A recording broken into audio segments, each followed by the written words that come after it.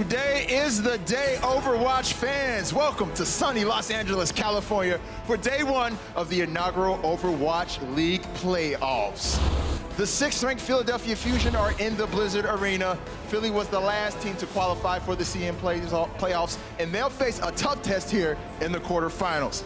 And that test comes in the form of the 3rd-seeded Boston Uprising. Boston is in their team room getting prepared to kick off their first ever Overwatch League Pro season. So buckle up and let's get into it.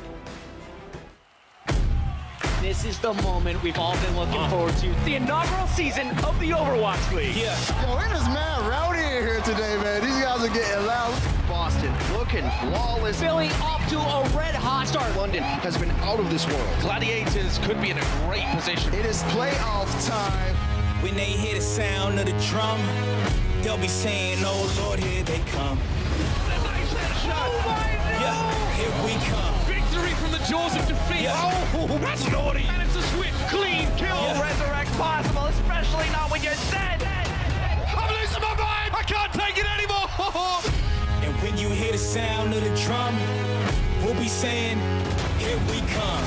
This playoffs are about to go Yeah. down. Here we come. Money, cash money, billionaires. Let's go. Here we come. Is this happening? You better believe it. Here we come. Here we come. Yeah, here we come.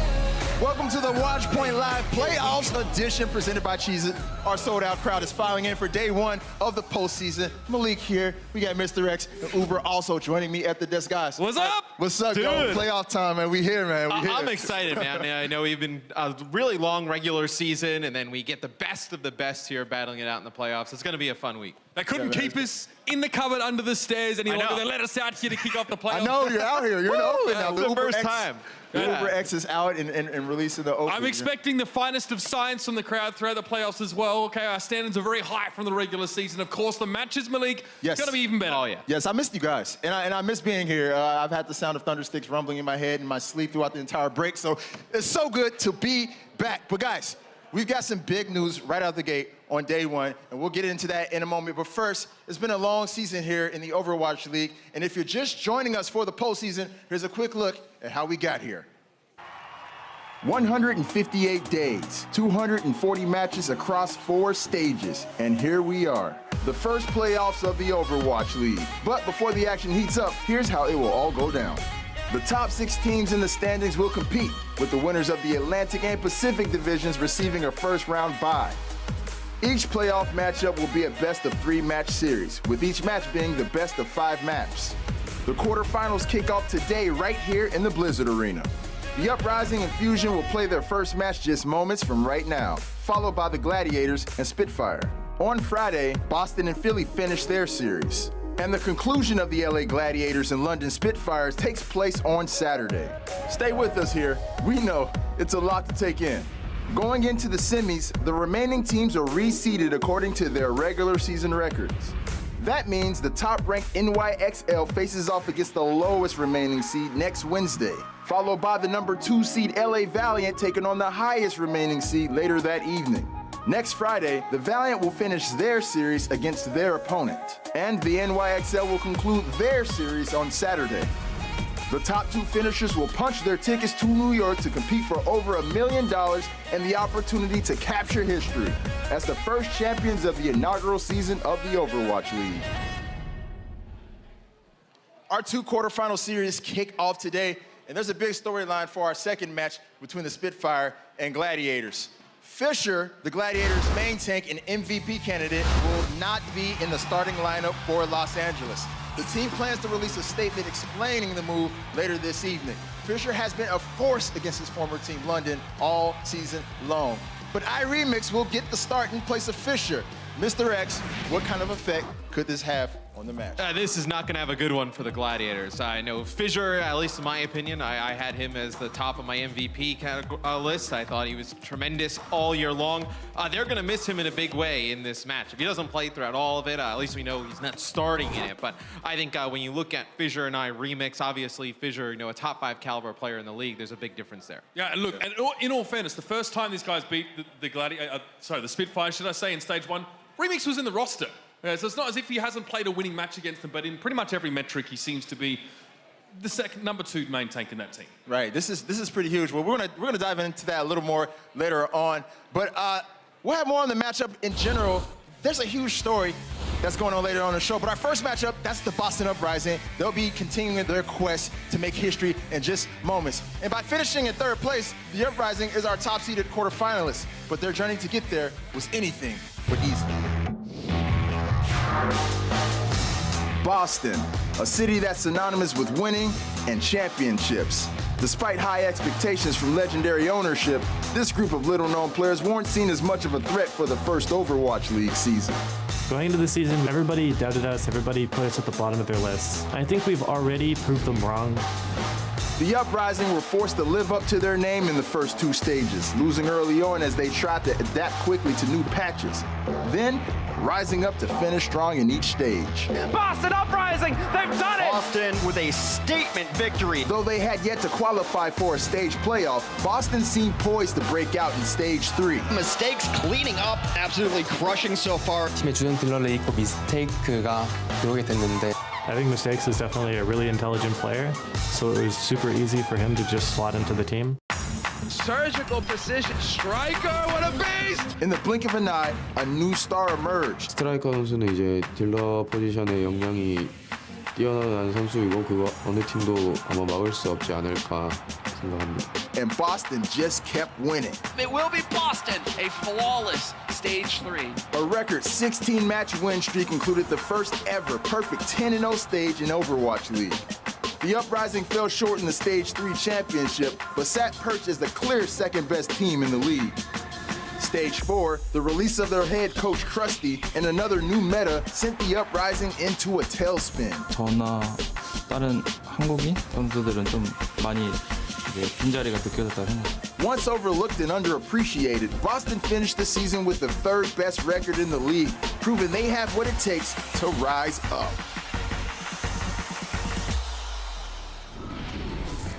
Striker broke out as a star for Boston in Stage 3, but he quietly put together a top-level DPS season for the entire year. He led the league in final blows and was 2nd in eliminations per 10 minutes. Boston will continue to lean on Striker as they look to make a postseason run. But Mr. X, we mentioned in that piece that Boston has gotten off to kind of a slow start with each patch. So what can they do to alleviate that going into the postseason? Well, I think here in the postseason, you're going to see a lot of Hanzo play. The new Hanzo in Stage 4 was played with the Scatter Arrow Hanzo. Now we're going to see, the Stormbow come in. A lot more damage coming out of Hanzo players. I think Mistakes needs to be the one that steps up and plays this Hanzo role at a high level. You have Striker playing the Widowmaker. He's fantastic at it. I think you need that secondary DPS, especially when a lot of that consistent damage is going to come from your Hanzo players. Mistakes needs to be the one that steps up.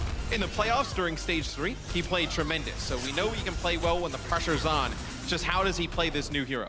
I mean, which would you say is the more important character between Widowmaker and Hanzo in this meta? Is it definitely Hanzo? Is he like the... I think Hanzo's great to put down consistent damage and break barriers and whatnot. Just put pressure on the other team, just forcing them to move back. But Widowmaker here on the land client, when she's able to just get those insta-picks and give you an advantage in fights without any ultimate usage or whatnot, I think it's huge. Widowmaker still, for me at least, is going to be that top hero. Right. Well, Boston was 2-2 against the Fusion in the regular season, Uber, but what is their biggest advantage over Philly in this series? Well, I think pound for pound, if you look across the roles and the players on this particular team, it's very hard to see where Boston have a distinct edge. Yeah. But I would actually say it comes in the flex support role. First it was Neko, but then AimGod came into the team. I mean, you already had a very solid player with flex support, and then you bring a potential upgrade in over that. We've seen the stats, of course, on a player like Boombox, and they've been good. Not great, not terrible, pretty much middle of the road. Now a lot of flex supports are getting traded into play another tank or something similar like that, and I believe AimGod has the flexibility to bring to bear. Here's a Zenyatta head-to-head between them. Not huge differences in general across both of the players. AimGod actually has more deaths than Boombox does. Boombox, I think, his secret weapon flexing off of Zenyatta will probably be Soldier 76. He's had incredible moments on that role. Wow. Will we see that, though? I'm not too sure. Probably not. You know what? I was actually surprised, too, when they switched AimGod in for Neko, because I thought Neko was a superior support player in the league. But then the AimGod came, they didn't really even miss it. Initially, he made a big impact. I think AimGod was definitely considerably better in that position off the bat. Then, as the games got harder for Boston, those stats started to even up a little bit. Right. Well, let's take a look at the map pool for match 1 of this series. And it's not an ideal pool for Philadelphia. They don't have a higher win percentage on any map today. And Boston is 4-1 this season on these maps versus the Fusion. As always, we should still see a lot of Widowmaker on both of these maps from both of the teams. And that should be exciting since they have 2 of the best Widowmaker players in the league in Carpe and Striker. We talked about how Striker should remain Boston's primary Widow in this new patch, Mr. Rex. Do you think Carpe should still play Widowmaker, though, for the Fusion? We talked about playing Widowmaker, and it sounds like alluding that he would play Widowmaker here in the playoffs. And I know Carpe is just a tremendous player on that hero. I know a lot of my friends from other games and whatnot. The one player they know in Overwatch League is Carpe. They're like, that guy is just crazy. But they also are able to put EQO on the Widowmaker, which opens up Carpe to play Hanzo. We've seen him play Hanzo on King's Row, and they don't lose that much when EQO plays Widow. Obviously not a large sample size compared to somebody like Carpe, but the stats are still pretty good. I mean, you see here, Striker, we consider him a very good Widowmaker up near the top in the league, and EQO's numbers, look at me, just blowing him away across the board. Obviously not as much playtime on the hero, so his moments when he plays it are very good. That's why the stats look a little bit inflated. But still, he's able to play it at that high a level. Wow. Well, you know what? I think Double Sniper could be an advantage for the Fusion. But Uber, what's the individual matchup that you're looking forward to for the Philadelphia Fusion to find success in this series? Right, well, I definitely don't think that the DPS matchup is necessarily going to be enough to carry either of these teams over the line. Right. One of the most interesting matchups is actually going to be between the main supports, i.e. the Mercy players of these 2 teams, Kelex versus Neptuno. This is a really interesting stat comparison here. Neptuno has less deaths than Kelex, but way more blaster kills. He's squeezing a lot out of that particular hero. Neptuno very busy with the healing. Both these players are about similar values. Kelex is the kind of player who goes for risky resurrects. He really tries to turn the team fight on his own. This can often put him in compromising situations and put his team further behind than they already are. That's definitely a spot that Philly can capitalize on. Interesting. You know what? I'm just going to be interested to see how Mercy's adapt to this new Hanzo anyways, because I feel like if he's tearing down tanks, like, she's going to be left exposed quite a bit. Yeah, I mean, you can't really sit behind a Reinhardt shield anymore and hope to stay alive. So, Storm Arrow has been decreased in its damage per shot, but it still shreds those shields. You need to be a little bit more mobile. Right. Well, sticking with this 3 seed versus 6 seed matchup, it's time for our deep dive, brought to you by Cheez-It Grooves, deep flavor, deep crunch. And we're diving deep into the VODs from the Fusion Stage 4 win over Boston today. I tried to do my Golden Boy thing there, you know. You did a good job. I feel that. You enjoyed that, though. That's fine. We're going to do some spelunking. I think jump in your bathysphere, and let's jump into the last time these 2 teams actually went head-to-head. Remember that big winning streak that Boston went on in Stage 3? It was Philly that ended it at the start of Stage 4, and it was on the map of Dorado. Now, this is the debut for Sato and Hotbar in this match, and they're playing a dive composition. Gamsu's on the Orisa here, but look at the dive in the high ground. Philly play aggressive and they leave Gamsu out of position. Orisa doesn't have verticality. She can't traverse to the high ground. Carpe goes in, no kills yet, but EQO is unnoticed in the backside. He jumps in and finds mistakes, and then Philly switch gears. They jump back on now over towards Striker, and they pretty much erase him straight away.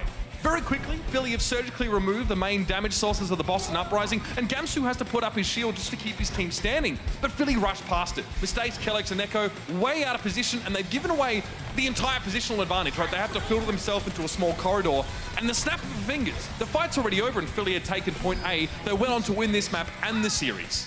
Wow, very surgical by the Philadelphia Fusion. Good looking out on that, Uber. That was Cheez-It Grooves deep dive from our guy Uber here. And if Philadelphia wants a repeat of their success from Stage 4, they'll be relying heavily on their MVP candidate, Carpe. And while his in-game persona screams savage assassin, Carpe is actually a pretty quiet and humble dude with humble beginnings.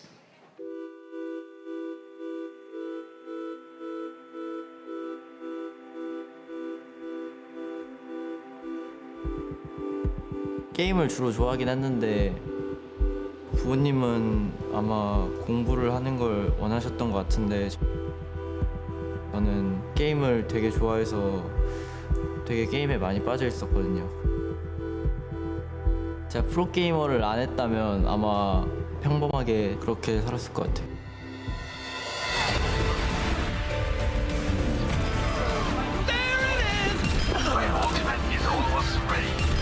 Carpe looked like Chuck Norris in a room full of petty criminals there. Oh, he's the most valuable player to his team in the league.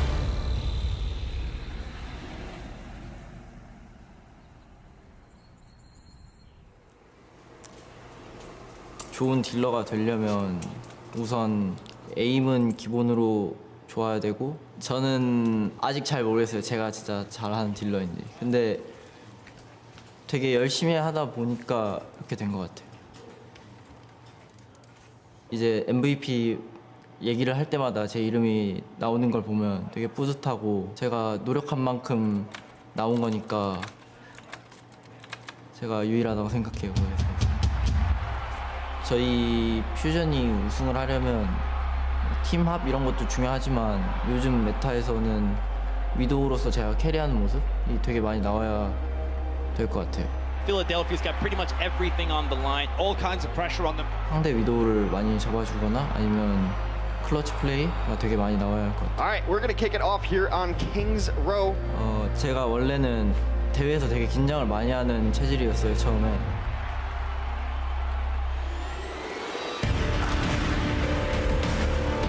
Widowmaker can change in a blink of an eye. 처음에는 좀 시작할 땐 좀 압박감을 느끼다가 이제 좀 잘 풀리면 이제 팬들도 환호해주고 이러면 이제 Carpe with the 2 monster kills and he continues to do the damage. 이렇게 많은 감정이 왔다 갔다 하는 그런 것 같아요. Even Carpe smiling. Look at that Hex. Carpe just running game on these kids right now.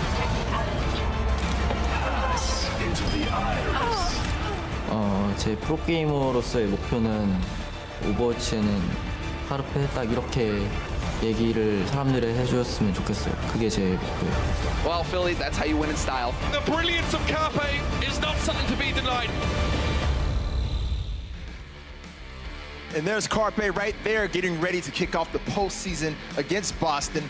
Carpe has definitely carried this Fusion team all season long, and your eyes are not deceiving you there. Carpe has the same exact number of final blows as his opponent today, Striker, with 9.53 per 10 minutes. So they were tied for number 1 in that category on the year. Carpe was also 4th in the league in solo kills. And here we are in the Blizzard Arena as fans are making their way in for today's first match between Philly and Boston. We'll then see the 4th seed Los Angeles Gladiators taking on the London Spitfire. The Gladiators and the Spitfire have played 3 times this season, with Los Angeles winning all 3 matches. We mentioned LA will be without Fisher, at least to start in this one. That could be huge when you consider how big a factor Fisher was in the Gladiators' long path to the postseason.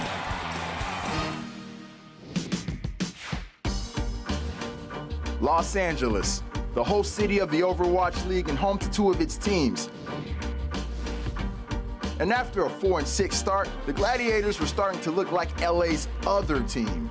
Looking to overtake their crosstown rival Valiant and make a move in the standings, the Gladiators acquired Fisher from the London Spitfire before Stage 2. This guy, Fisher, has been added to the team. The guy has been absolutely fantastic. Adding Fisher to the team made us have like a really strong, reliable main tank. The greatest benefit he gave us is being able to shot call on the spot. Nice job, Fisher. Yeah, great. Number. Solo carry. The new main tank's impact was instant. And the team with the slogan Shields Up began stacking up wins behind Fisher and their DPS star Surefour. Oh, another one. Surefour going wild on this Widow. He's like that guy that you can expect same performance every time. After 2 6 and 4 stages and their first stage playoff appearance, the Gladiators were no longer LA's second team entering Stage 4. Gladiators come back with a big reverse sweep. That is going to be massive for their playoff hopes. Their rise continued in the season's final stage, bolstered by the flex tank rotation of Void and Bishu and good old-fashioned teamwork. What's up, front of you guys?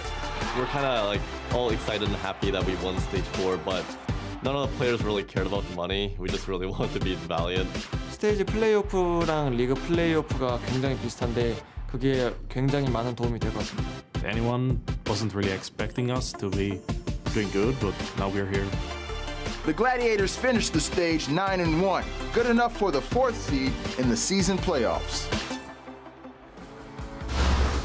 And here's a look inside the Los Angeles Gladiators team room as they prepare to take on the Spitfire. Not present in the room is main tank Fisher, who, as we mentioned, will not be starting for LA. iRemix will be getting the start at main tank for the Gladiators. Mr. X, what is the drop-off from MVP candidate to iRemix? It's huge. I mean, this team with iRemix was 4-6 in stage 1, and when he was playing all of the time. I think, look, Fissure is great at initiating fights. He's great at staying alive, creating space. You're going to have to see that all on display from iRemix here today. The Gladiators going to have a chance against London. They've been very strong against London throughout the year, but when you take out a guy like Fissure, who's an MVP candidate, it's going to be a lot tougher. Okay. I mean, this is not good for the team's chances in general, for the Gladiators. Like, I don't really know the reasoning behind it. We can't really speak to that. Right. But you're probably taking out the most important player, not only the star player, but the glue of this team. I think if you put him up against Remix, you actually notice that Remix is quite an aggressive main tank player. We've seen, him obviously scoring fairly highly in eliminations in general. What's important to me is those deaths per 10 minutes. A main tank must stay alive. It's something that Remix definitely struggled with a lot more than Fissure, who was able to get in and out a little bit more efficiency. Fissure obviously getting a little bit more value out of his jump pack kills is maybe not a huge deal. Per 10 minutes, 500-600 damage difference is quite a lot for a main tank player. Is there a silver lining to having iRemix in over Fissure? Maybe like from a communication standpoint. I mean, he did play with Bishu for a very long time. They had very good teamwork, but still, I mean, Bishu has put together a very good resume with Fissure in the lineup, so I really don't know. Yeah, so the other side of that is it might be hard to bring Void into this team instead of Bishu. You might need both, because obviously Void comes in, he'd be, one of the only players on that roster then sort of primarily speaking in Korean. Fissure obviously can do a little bit of both now after his time on the team. Right. So, I'll be interested to see what kind of permutation the Gladiators come up with that works best with all their tanks. That's a good point. Hopefully they have something up their sleeves or shields, or however the Gladiators want to put it. Up their shields. Let's take a look at the map pool and win percentages for the first Gladiators versus Spitfire match. Junkertown and Hanamura favor Los Angeles, but London may have the edge on Lijiang Tower and Kings Row. We've talked a lot about the new patch, Mr. X. How can the Spitfire use it to their advantage to get their first win against LA? Put Prophet on Hanzo. We haven't seen him play a ton of Hanzo. He played Brigitte a lot in the previous stage, but from what we've seen from him in the Overwatch League, it doesn't matter what hero he plays. He always ranks among the top. I mean, there was a point where he was in the top 5 in a lot of categories in both Tracer and Genji early on, and I know he said he was playing some of the new Hanzo himself, during stage 4, getting ready for this moment. I expect him to come in and play it, at a world-class level. That's what you expect from Prophet. I feel like as the Overwatch League had gone on through the year, he became kind of like undervalued in how talented of a player he is. I think if London can kind of put those pieces around him, you're definitely going to see it on display today. Right. Prophet, he jumped on the new hero Brigitte in stage 4 and actually led all Brigittas in healing per 10 minutes. But Uber, so many great individual matchups in this series. What is one that the Spitfire have to win? I think, one of the positions that they need to win is definitely when it comes down to the flex support role. And that's probably one of the hardest ones for London to get the advantage on. I'd say you've got number 2 and number 3 respectively here as flex supports in the Overwatch League. Bidoshin obviously definitely favoring a bit more damage done on the Zenyatta role, angling more in the Jonak direction perhaps than Shaz. But Shaz is known as quite the sniper when it comes to Zenyatta. Bear in mind as well, we're seeing a lot of single support compositions on this current patch, so those players might get turfed into playing Roadhog or any other sort of tanks, even another DPS mix up in there. We've also seen Shaz play DPS before. We've seen the Genji out of this guy even. So there's a lot of flexibility there. London definitely want to try and dominate in that regard. Yeah, and to his point, we've seen Bidoshin in the past play some Sombra, Roadhog as well. So if they want to flex him onto a DPS, they definitely can. Interesting. Well, we'll see who gets the better of that support matchup later on today. And coming up, the Watch Point predictions, King Mr. X puts his title on the line against his casting partner, Uber. Definitely official. Definitely what? What was that? Definitely official. Definitely official. Well, these guys are going to tell you who's going to get the W in our first 2 postseason matches. We're just moments away from kicking off the Overwatch League playoffs right here in the Blizzard Arena, which is a huge moment for the players from all the teams who qualified for their first ever postseason. For me, competing in the first Overwatch League playoffs means everything. Whoa! Space with the 3K self-destruct! I want to send a message that I'm a top-level player. It's like a huge opportunity to prove myself and show that I can still be one of the best. Neptuno, the bloodthirsty support, takes down Sebu's side. Means a lot to me, really. Back in stage 1, we really didn't think that we would be able to make it in. Makes me really proud of me, about my work, and my teammates. That'll make the difference. Zone comes up with the goods. It means everything. It's just like a culmination of everything that I've done. Yet again, Note delivers the goods. 되게 큰 영광이고 그리고 많은 노력이 들어있다는 것을 표현합니다. Carpe does dunking everybody, one after another. I've had a lot of success and a lot of unsuccessfulness, and I think being able to here just proves that I'm still a strong player. Sure4 doing a great job on this Widowmaker. 저에게 오버워치 리그 최초 플레이오프에 진출할 수 있다는 거는 첫 시작이 좋다. 단추가 잘 껴진 것 같아요. Huge stick from Sabiomi, takes down 3. Competing in the first Overwatch League playoffs means I get to play more on stage, and that's something I cherish a lot. EQO is just having the time of his life right now. 기대가 남다르고 또 재밌는 경기력이 나올 것 같아서 기대가 많이 됩니다.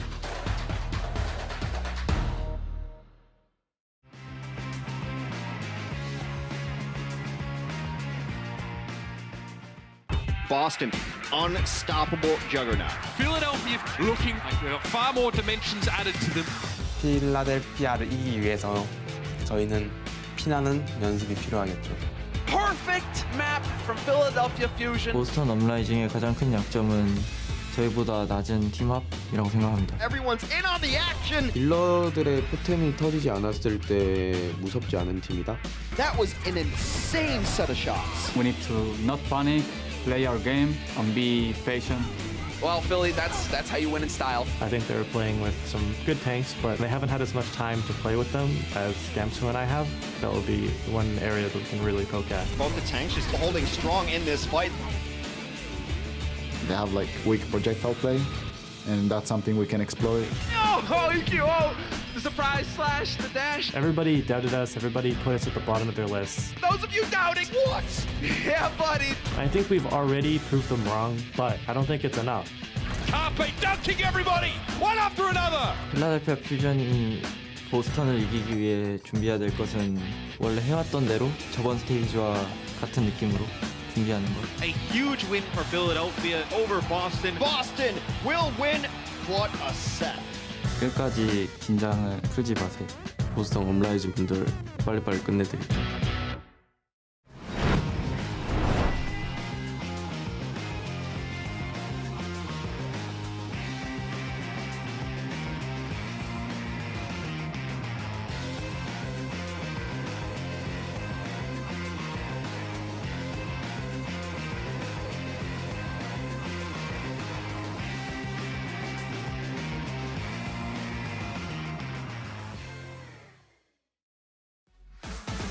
Here are your predictions for today, everyone. It looks like our Uber X casting pair is in perfect harmony here on day one. Both guys like the Fusion over the Uprising and the Spitfire over the Fissureless Gladiators. I probably would have taken the Gladiators over London if I knew Fissure was going to. I tell you, it might actually be coming home today for London. We'll have to see. It's going to be tough for the Gladiators. Indeed. Well, that does it for Watchpoint Live Playoffs Edition, brought to you by Cheez-It. It's time for some playoff action. The postseason here at Overwatch. Stick around. The matches are just about to get going.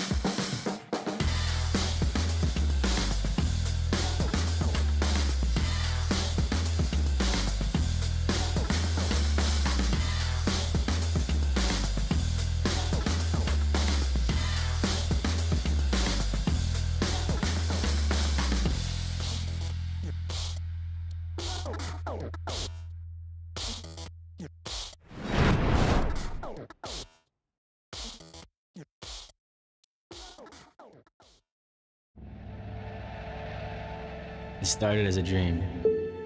The dream. It's a dream. An abstract vision, far in the distance. To become a world champion in the Overwatch League.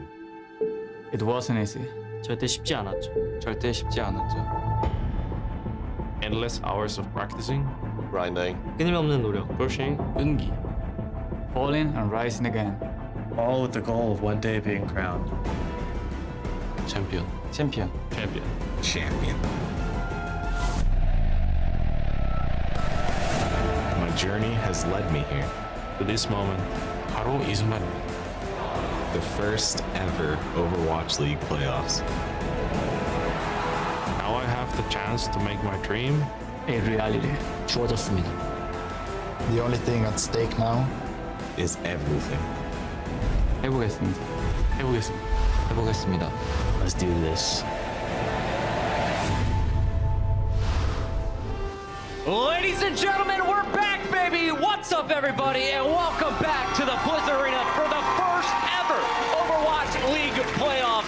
Today is a historic day, and we're so happy to have all of you with us, not only here in the arena, but those tuning in online, and for those for the first time tuning in on a television set this season. That's right, ladies and gentlemen, we're everywhere today, and I'm your host, Chris Puckett. I'm joined by two very sad soccer fans, but still my favorite Brits. We got Brett and Sideshow. Welcome to the desk, fellas. Thank you very much, Puckett. Yeah, it's a sad day, but fortunately, we've got some quality Overwatch to cheer us up. So we're going to be starting to play us off with some absolute bangers today. Yeah, I'm not sad anymore. You couldn't possibly be sad with the Overwatch League Inaugural Season playoffs about to kick off. It's going to be nuts. It's about to go down. Now, guys, we've been waiting 3 weeks for this moment, so let's start the day. What are you looking forward to most? Starting with you, Josh. I'm most excited to look at these elimination matches. When everything's on the line, when the pressure hits these guys, we know we're going to see weird stuff. We kind of know where all the teams are at when it's like the regular matches, 2 a week, but when it gets down to it in these elimination games, we're going to start to see some weird stuff. It's going to get weird. Brett, what about you? What do you want to see today? For me personally, I'm excited to see what these teams have got going on once they've had a bit of time to prepare, right? We've had a couple of weeks off. The teams have been scrimming. They've hidden some strategies, so I'm excited to see some interesting, more innovative strategies unfolding before our eyes. Today kicks off the playoffs, and of course, we're starting in the quarterfinals. Before we get to those matches, though, we want to remind everyone at home that later today, we'll be announcing the T-Mobile Inaugural Season MVP. It's happening right here on the show. We're giving out the award today. That's right. You guys helped us decide the winner online, so make sure you hang out and find out, is it your favorite player walking away with that beauty up there? Isn't she wonderful? It's going to be fantastic. Now, Bren's Sideshow, you guys had some picks. Bren, who'd you go with? For me personally, I went with Striker as my T-Mobile MVP. You went with I went with Striker. I'm not going to lie. The guy, I feel like, was phenomenal across the entire season. He had a ridiculous performance, almost single-handedly carrying Boston. Can you fault me for that? Sideshow, what about you? I didn't go for anything crazy. I went with, obviously, the favorite. It's got to be the guy from NYXL, Jonak. He's my league MVP, the T-Mobile MVP, my pick for that. We'll argue about that a little bit later. For now, though, let's take a moment and remind everyone how the playoffs are going to work. It's a little bit different than what you watched during the regular season. Here in the postseason, we're mixing things up, a little bit more matches. So let's take a look and find out how the format will work out throughout the playoffs. 158 days, 240 matches across 4 stages, and here we are, the first playoffs of the Overwatch League. But before the action heats up, here's how it will all go down. The top 6 teams in the standings will compete, with the winners of the Atlantic and Pacific divisions receiving a first-round bye. Each playoff matchup will be a best-of-3 match series, with each match being the best-of-5 match. The quarterfinals kick off today right here in the Blizzard Arena. The Uprising and Fusion will play their first match just moments from right now, followed by the Gladiators and Spitfire. On Friday, Boston and Philly finish their series. And the conclusion of the LA Gladiators and London Spitfires takes place on Saturday. Stay with us here. We know it's a lot to take in.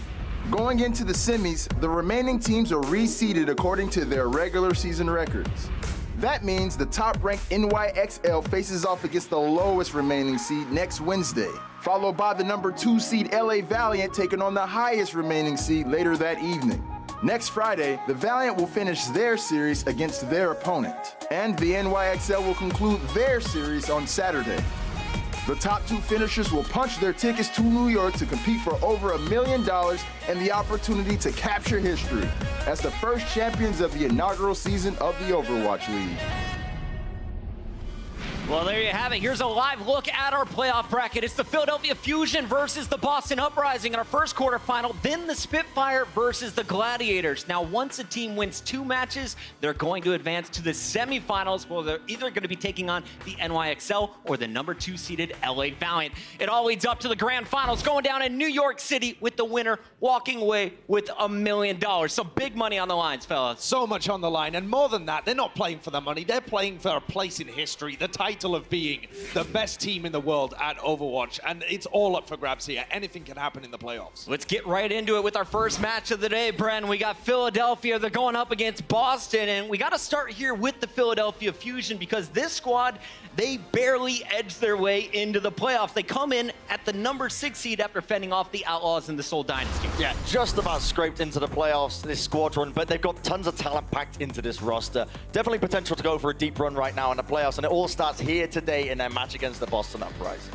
Now, throughout the season, we've seen the potential of this team. They've been as high as number 2 on the leaderboard throughout the regular season, but right now they're coming in at the number 6 spot. Josh, how is this team looking coming into today? Well, you've got to say that the Philadelphia Fusion have all the potential that they possibly need. For me, they're the most exciting team in the league to watch, because when they're playing at their best, when they're at the highest high, they just run off this incredible emotion. They are so good at being able to create chaos and play scrappily, and their DPS are so sublime. So when they're playing well, they're absolutely great, but they're very inconsistent. So it depends which Philadelphia really turns up today. I'm so glad you mentioned chaos there, Josh, as well, though, because the shining stars for this team for me is the DPS. Carpe and EQO, mainly Carpe, they really thrive off this chaotic energy and making sure the game just goes erratically as possible with no structure to really allow them to pop off on whatever roles they can. And they are just so good at just that. Like Philadelphia, the amount of games they've won off the back of these 2 players, really playing well, but in particular, Carpe, this guy, you never really know when he's going to be playing super well and when he's just going to turn up and single-handedly carry the team on his back. Yeah, absolutely. Carpe is unbelievable, and EQO as well, but the guy, the X factor for them is definitely this person right here. And when you look, okay, there's some numbers here that maybe don't look as impressive until you realize that's out of 125 players that have played DPS heroes, and he is 4th and 6th in final blows and solo kills. In terms of just a player that can take over a game, Carpe is your guy for the Philadelphia Fusion. So we know the X factor, right? Carpe's the guy to get you there, but let's talk about the team. If the whole team wants to see success today going up against the Boston Uprising, what do they need to fix? Because they were not playing crisp at the end of Stage 4. They definitely weren't. And I think most of the issues for the Philadelphia Fusion come down to their communication and their calling. Because they do have a mix of languages that they have to communicate in. And there have been times where they take poor fights that they probably shouldn't do. And they just look sloppy and uncoordinated. Yeah. I think also they're a pretty emotional team, right? Absolutely. When things are going well for them, this can be great. It's a bit of a double-edged sword because things can be going excellently for them and they just ride that momentum and carry on going. But when they get in their own heads and things start to not go their way, they crumble and their mentality falls apart. So I want to see that in this break, they've restructured, they look coordinated and on top of their mental game. Those are the 2 keys for me. All right, well, we talked a lot about Philadelphia. Let's show some love for Boston. First off, any Boston fans here in the venue? I see a lot of orange.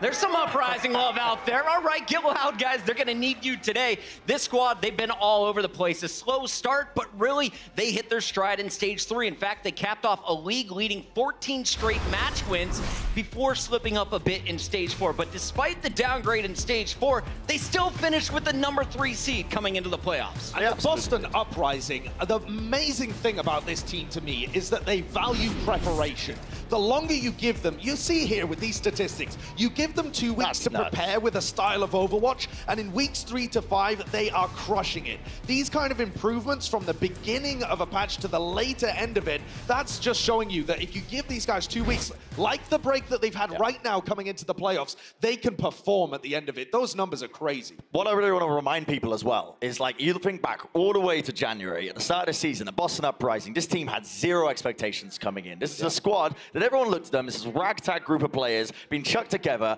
Nobody thought they were going far. Now they're the number 3 seed in the playoffs, mate. That is a ridiculous run. This is the only team to go 10-0 in a stage. It's the only team to beat New York Excel twice in a row as well. Not twice in a row, but twice in general.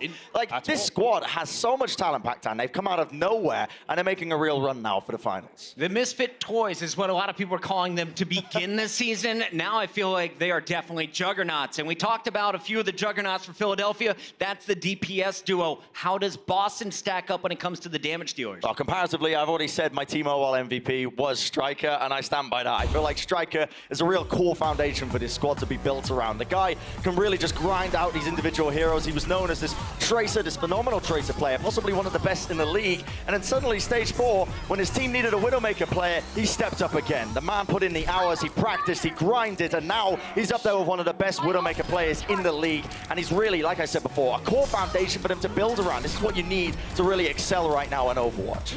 And as much as we talk about Striker, and he is a valid MVP pick, I think the guy is truly phenomenal. It's his partner in crime, Mistakes, that I'm going to be looking at. Because Mistakes has had a very tough job this season. He's come in and he's filled a DPS position that he wasn't expecting to. He's had to take on heroes that he wasn't comfortable with. But this is now the playoffs. This is the point where he has to step up. He's up against Carpe and EQO, a deadly DPS duo on the Philadelphia Fusion. And this is now the point where he has to more than carry his weight. He has to be this sublime DPS player for the Boston Uprising alongside Striker and give as good as he gets. We've seen the highlights and lowlights of both of these teams throughout the regular season, but now it's playoff times. This is the first quarterfinal matchup, and remember, this could go to 3 matches between the teams. So in this match in particular, who has the advantage today, Bren? We're going to take a look at the map statistics for this one, Puckett, because they show a very overwhelming result to the one side here. If you look at the Boston Uprising, they're excelling in almost every single map being played today. In fact, every map being played today, with the exception of Dorado, where they're drawing against the Fusion. So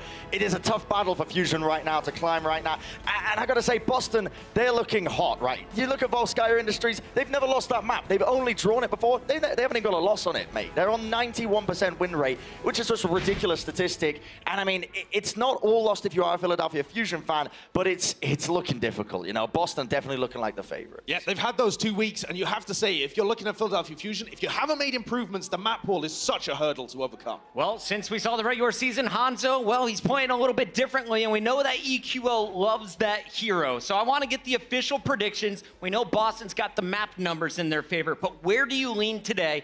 Official prediction, match number 1, starting with you, Josh. I think when you look at the Boston Uprising and they have the map pool advantage, when they have the time to prep, they're looking good. And it just seems to be in their favor in this match. I'm going to go with the Boston Uprising to take this match here. It doesn't mean that I think they're going to win the quarterfinals necessarily. Philadelphia Fusion could still come back. But today, right now, Boston have the advantage. Bren, you agree with this man? I mean, I got to preface this by saying if Philadelphia Fusion take it today, I feel like they can potentially just run away with the entire series across all of the matches they're going to be playing in the future. But this is one of the most difficult matches they have to win today because of the maps, because of everything that's against them right now. So I'm also going to be going with the Boston Uprising today. I feel like they are going to be the favorites in this match here. Both of my analysts are going with the Boston Uprising, but they also thought England was going to win earlier today. So Philly fans, keep that in the back of your mind. Enough from us here at the desk. Let's send it down to Malik to meet our teams.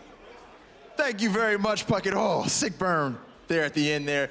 Guys, both of these teams have worked very hard, and it's been a very long road filled with highs and lows throughout the entirety of the regular season. And coming into the league, both of these teams have many doubts thrown in their direction. But now they are Iron Brooklyn and bringing home a championship. So ladies and gentlemen, make some noise. It is time for the first matchup of the day. We got the Philadelphia Fusion going up against the Boston Uprising. Philadelphia, true to their city, scrap it out. Boston's so close and they got it! Along the elements to create the perfect storm for the Uprising. Here it comes! Oh, we love it, Hotber! Oh, he's a rebel without a cause! This is so huge! Striker, he gets there just in time! What a brawl! What a play by Carpe! That's massive! And they're just going to take the fight straight to him, Philadelphia Fusion. They're not going to let him get set up. Daddy's home, ladies and gentlemen! And here comes your Philadelphia Fusion starting lineup. Coming up first on DPS, Carpe. Also playing damage, EQO.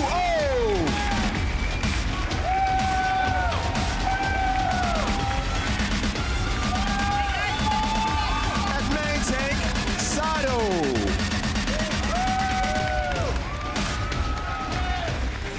On support, Boombox.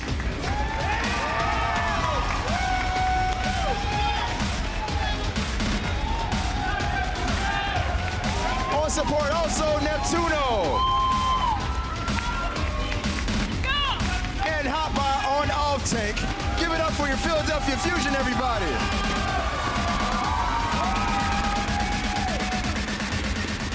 All right, guys, feel free to have a seat. Now,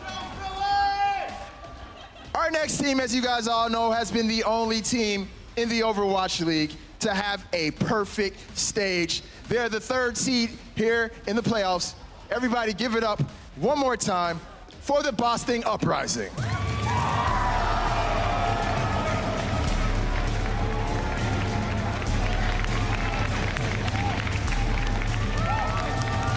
Up first on support, Kelix.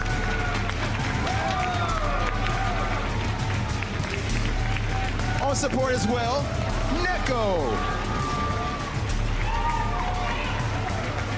On off tank, Nope.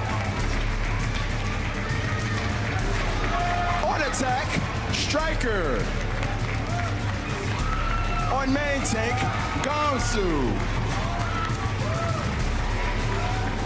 And on damage, Mistakes. Give it up for the Boston Uprising.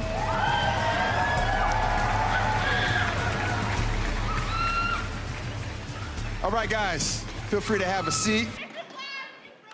I don't know about you guys, but I'm ready for some playoff action. And I know these two Super Bowl town teams have a lot of fans here, so it's gonna get really rowdy in here, so let's not waste any time and get right back into the action with our casters, Similar and Hex. Thank you, Malik. Yes, Hex. Yes, this is it, buddy. The moment we've been waiting for, the playoffs of the initial season here. I'm really looking forward to this set too, because I think I know a little bit about the Overwatch League. I've watched a little bit of it, and I have no idea what's going to happen. Nothing would surprise me if it goes 0-3 one side, it goes 0-3 the other. We go to game 5. None of it would surprise me. I think these teams are both that close right now. Well, so then I guess we're allowed to make wishes tonight. You know, just like, hey, game 5, please, boys. Yes. Let's go the distance. Always set the tone, because these are two evenly matched teams coming out of it. I mean, the desk has had their moment to talk about it, give some predictions. Yeah. I agree wholeheartedly with the desk. Boston are going to take this tonight. I guess that is it. The only one who disagrees with it. I just think, okay. You're a Carpe fanboy. All right, admit it, Hex. Just embrace. So when I look at these teams, they're structurally very similar. They both rely on their damage dealers to win games. It was Striker in stage 2 and 3 carrying Boston on his back. And then Carpe all season for Philadelphia. But stylistically, these teams could not be any more different. Boston is methodical. They've got a plan A, B, and C. And Philadelphia wants to go in there and just create chaos. Plan numero uno. Yes. So Carpe hit headshots. Otherwise, oh wait, hold on. That's all we got. I'm knocking Philly, but it's true. No. They do rely heavily on their DPS duo. Carpe in the lead really makes the plays for this team. But they would also say that they're scrappy. They do want to just create chaos. They want to make sure that your plan doesn't work, and then if they lose someone on the way in, they win 5v6s. So it's just about sowing discord in the other team and capitalizing on it. Yeah, that's going to be the big thing when you've got a wrecking ball like Carpe who's just plowing through everything. Okay, fair enough, Philly. It works. Now you're going to have to make it happen here on the playoff stage. Whole different can of fish here, because this is where it all matters. You've got real money on the line. You have the prestige of making it to the Barclays Center in New York. This is what these players have been fighting for all season long. So this is the culmination. This is where it all comes down to crunch time. I think it's really important for Philadelphia to come out strong here. They're an emotional team. They're a momentum team. If they come out and get crushed, it's how do you bounce back from that? How can they rely on the rest of their team to pick themselves back up and get into it? Whereas Boston, I think it doesn't matter. They shrug off map losses very easily. Philadelphia, if they come out strong, will be fine. But when I spoke to these guys earlier in the week, I'm like, on a scale of 1 to 10, how much pressure are you feeling? And EQL looks me dead in the eye and just goes 0. Well, yeah, that's his name. He's emotional coefficient 0. Isn't that the whole thing for this guy? He feels nothing. He is dead inside. There's only a slight, brightness there, little spark when he's standing victorious over the bodies of his foes. That's where EQO actually, may crack a smile. That is where he is happiest. So Josh mentioned that we might see some strange stuff. We are on a newer patch. So the meta game, the game within the game is what we refer to when we say meta, has evolved, and we're going to see a lot of different compositions. I guarantee what we will see on every single map, though, Widowmaker versus Widowmaker. Watch Carpe versus Striker. That duel is so important. That's what it all rides on, although don't take anything away from my boy Mistakes. Mistakes is definitely going to be looking to do some damage. He has truly embraced the Junkrat. We see some standout performances from him towards the end of stage 4, where he just was annihilating everything. So we need to keep an eye on him as well. The DPS duo here for Boston, not to be taken lightly either, even if the focus a lot of the time is on the Philly DPS duo. Well, Boston is running a tank-heavy composition. It means they got 3 big bodies down there. It's Orisa, Junkrat, and D.Va. That's really just to go static, and then you want to get poke damage from your snipers, being the Hanzo and the Widowmaker. Striker does open it up with a kill on Boombox. One of the supports down means there's a lot of pressure now on Neptuno. Yeah, he's got to step up. He's looking for the res, pulls it off, lives up to it. Neptuno, one of the most consistent when it comes to reses on Mercy, bringing his teammates back to life to continue the fight. That's what he's all about. EQO still working on the angle here with his Hanzo. Not quite finding the kills. Neptuno is god of the fearless res. There is a tire out, and Carpe is able to actually kill that tire. And here comes the dragon. Mistakes goes down to EQO's ultimate. Yeah, perfectly done. Might be able to get the res off here, though. Yep, sure enough, Kelix will be able to revise Mistakes, revive him. So we will have him back in the fight. Hotpo with the DMAC on note, though, means that a lot of damage is going to fail to get mitigated. Mistakes trying to chase Carpe out. Not quite going to find that kill. Carpe still alive over here, just remaining as a thorn in the side of the defense. A Graviton In's gonna lock people down in there. Where is the cleanup? It does come through. Philadelphia will wipe Boston off of the map. They will continue to push all the way through point A. Get some extra time on that clock. Yeah, fairly decent push coming in there from Philly. 2 minutes. You know, that's a pretty quick work. Not the fastest that we've seen, but it's nothing to be ashamed of. So that's gonna give him some room to work with here going into the second point of this map. Payload making its way forward. So Boston now. No changes on their side. They're going, oh, no, never mind. We will have Gamsu shifting things. Yeah, you need to run a Winston on this map now because you need the high ground. So you can't really run Orisa anymore. She doesn't have the high ground mobility that you need. That's why you see D.Va and Winston on this map taking over that high ground. They're also adding in a second support, Neko's off the Roadhog. And now this is a much more standard composition that we're used to seeing. No, we will have the res on Boombox.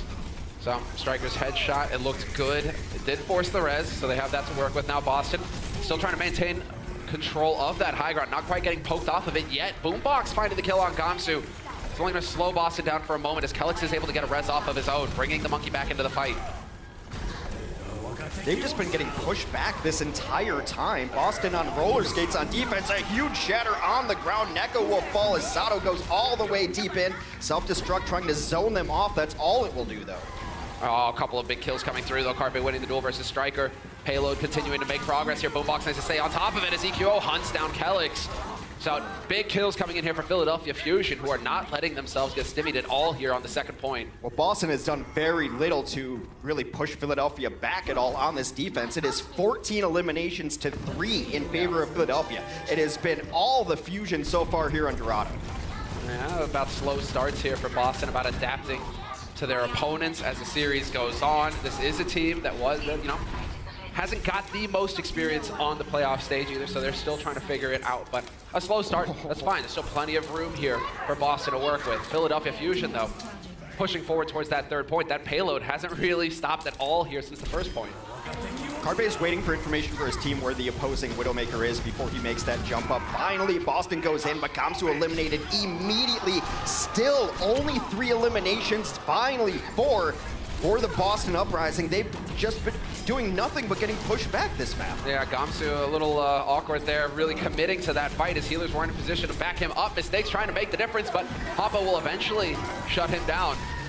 So Philadelphia Fusion, so long as they keep a presence on that payload, they can get a whole bunch of free push, but they're deciding to take the fight to Gamsu instead. And he's got Primal. He's not worried. He's leaping all over the place. Decent for Gamsu there. Doesn't look like a lot, but he did get the Transcendence ultimate used out of Boombox. However, the rest of the Philadelphia Fusion have all the ultimates that matter. Resurrection and Valkyrie up, and Earthshatter comes down again from Sato. Looks like it caught Striker. There's the combo that you're looking for. Hoppa!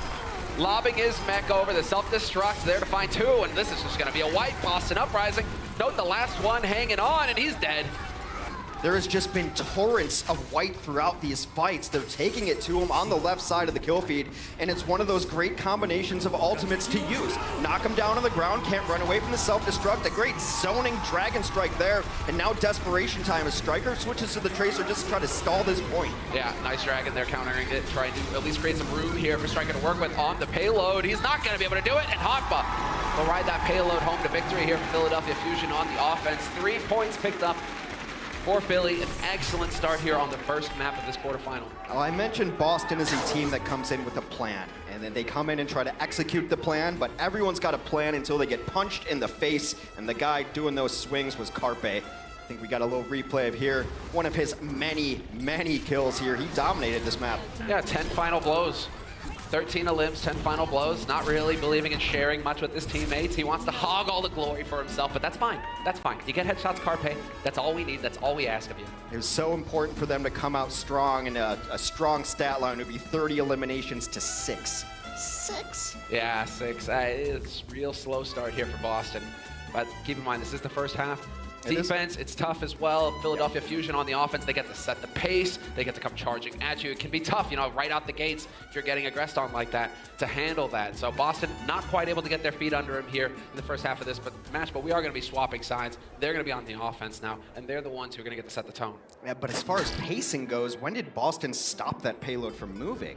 We've seen this with teams, though, where they start, they keep giving ground. They're like, oh, no, wait, we can't fight now because we lost this guy, we lost that guy, or we just aren't in a good position. And so they keep giving ground, and they never really find that opportunity to just commit and take a fight. Exactly. They never find the oomph or the moment. And you have to wonder how much nerves comes into that, and maybe it's a communication issue. But Boston told me as well that their communication is largely in preparation. That one thing happens, they know what the next thing to do is. So they prepare rather than communicating on the fly. They know this happened, so this happens. They've kind of got this algorithm, this flow chart that they run through.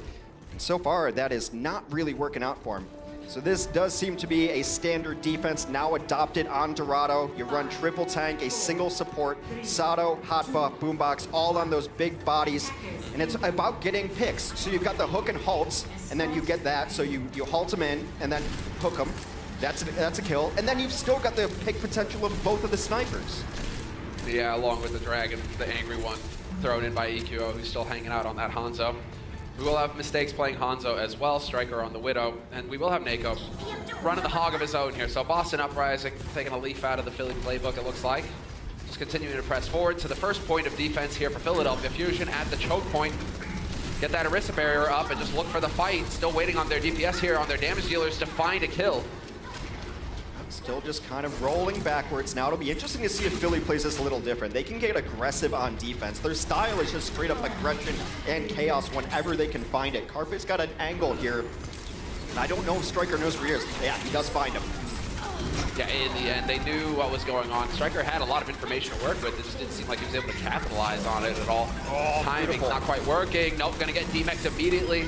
And I mean, yeah, he'll get killed immediately by Carpe as well, but that means no Diva, no D-Matrix here to mitigate damage for the Boston Uprising. They are going to get halted here, or at least slowed down for a little bit. Mistakes with a shot on Sato, but we'll get rezzed up immediately by Neptuno. Well, that was an interesting Valkyrie from Neptuno. His life must have been in danger to use it in that situation because it seemed like that fight had already been over. He will use it to bring back Sato. Sato will fall again, but the rest of the kills come in for Philadelphia. Now, the question is, Sato is going to have a hard time reinforcing here. Orisa is a slow hero going to get back, but he's got his ultimate up. That damage boost is one of the most fight-winning ultimates you can have in the game. What is this duel going on here? What? Striker! No, come on, you gotta commit to that fight. You gotta end his life. Now Carpe gets to live. He'll get topped up again by his healers, and Striker has to back all the way off. Bit of a missed opportunity, perhaps, trying to play it safe. Sometimes you need to go for the throat, though. And, well, Dragon gets thrown out there by EQO. He will get the follow-up on Striker. So Striker actually doesn't have to worry about anything anymore. Supercharger is out, so much damage coming through. That is the bongo on the ground, giving everyone a damage boost there, and they will clean it up. It has been completely lopsided so far. Update on the eliminations, 41-9, and they're gonna stagger. No, waiting to finish that kill, so his respawns are a little bit later. Longest fight of Carpe's life right here. I bet he wasn't worried for a second. He was fine. Yeah, tough break there for Striker. That's a kill he really needs to just lock down. Might have opened things up there for Boston instead. Well, Boston continue to just get slammed in the face. They have not figured out how to work their way through past this Orisa barrier. EQO more than happy to melt theirs. Whenever you see a shield, you're going to see Stormbow come out and just try to melt that shield up over the top. Doesn't get anyone, but puts Neptuno out of position, and Striker capitalizes, takes down the Mercy. Yeah, dropping dangerously low here, Philadelphia Fusion. The whole hog getting thrown into the bunch as well, and the Dragon. So Boston Uprising finally able to break this defense. 50 seconds on the clock. Might be a chance here. Yeah, Boombox just looking to delay things a little further. It's not gonna happen. He gets the DMAC though. Mercy lives are always so valuable because she's the only hero able to resurrect somebody, but when you're only running a single heal, it's even that much worse. That fight was over the moment that they got the Mercy kill. Yeah, Neptuno. Still, solid defense here from Philly. They did a better job slowing down the Boston Uprising than the Boston Uprising were able to do to them. Sub 3 minutes here left on the clock now for Boston Uprising to work forward towards the second point. We've seen the changes come through here from Philly Fusion as well.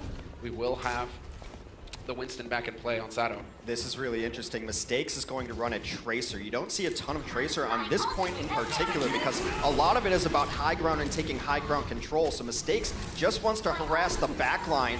It was his main. He used to play only Tracer. That's how he came into the league. Of course, when you had a Tracer like Striker, you didn't really need Mistakes to play it. So he's very comfortable on that hero. They get the kill on Kelix early on. That is enormous. That kind of is going to slow down this push. Well, you outlined it for us earlier, Hex. I mean, so much healing and the ability to res your teammates as well. If you lose your Mercy, it's pretty much it. Done so unless your DPS can come up with the big plays.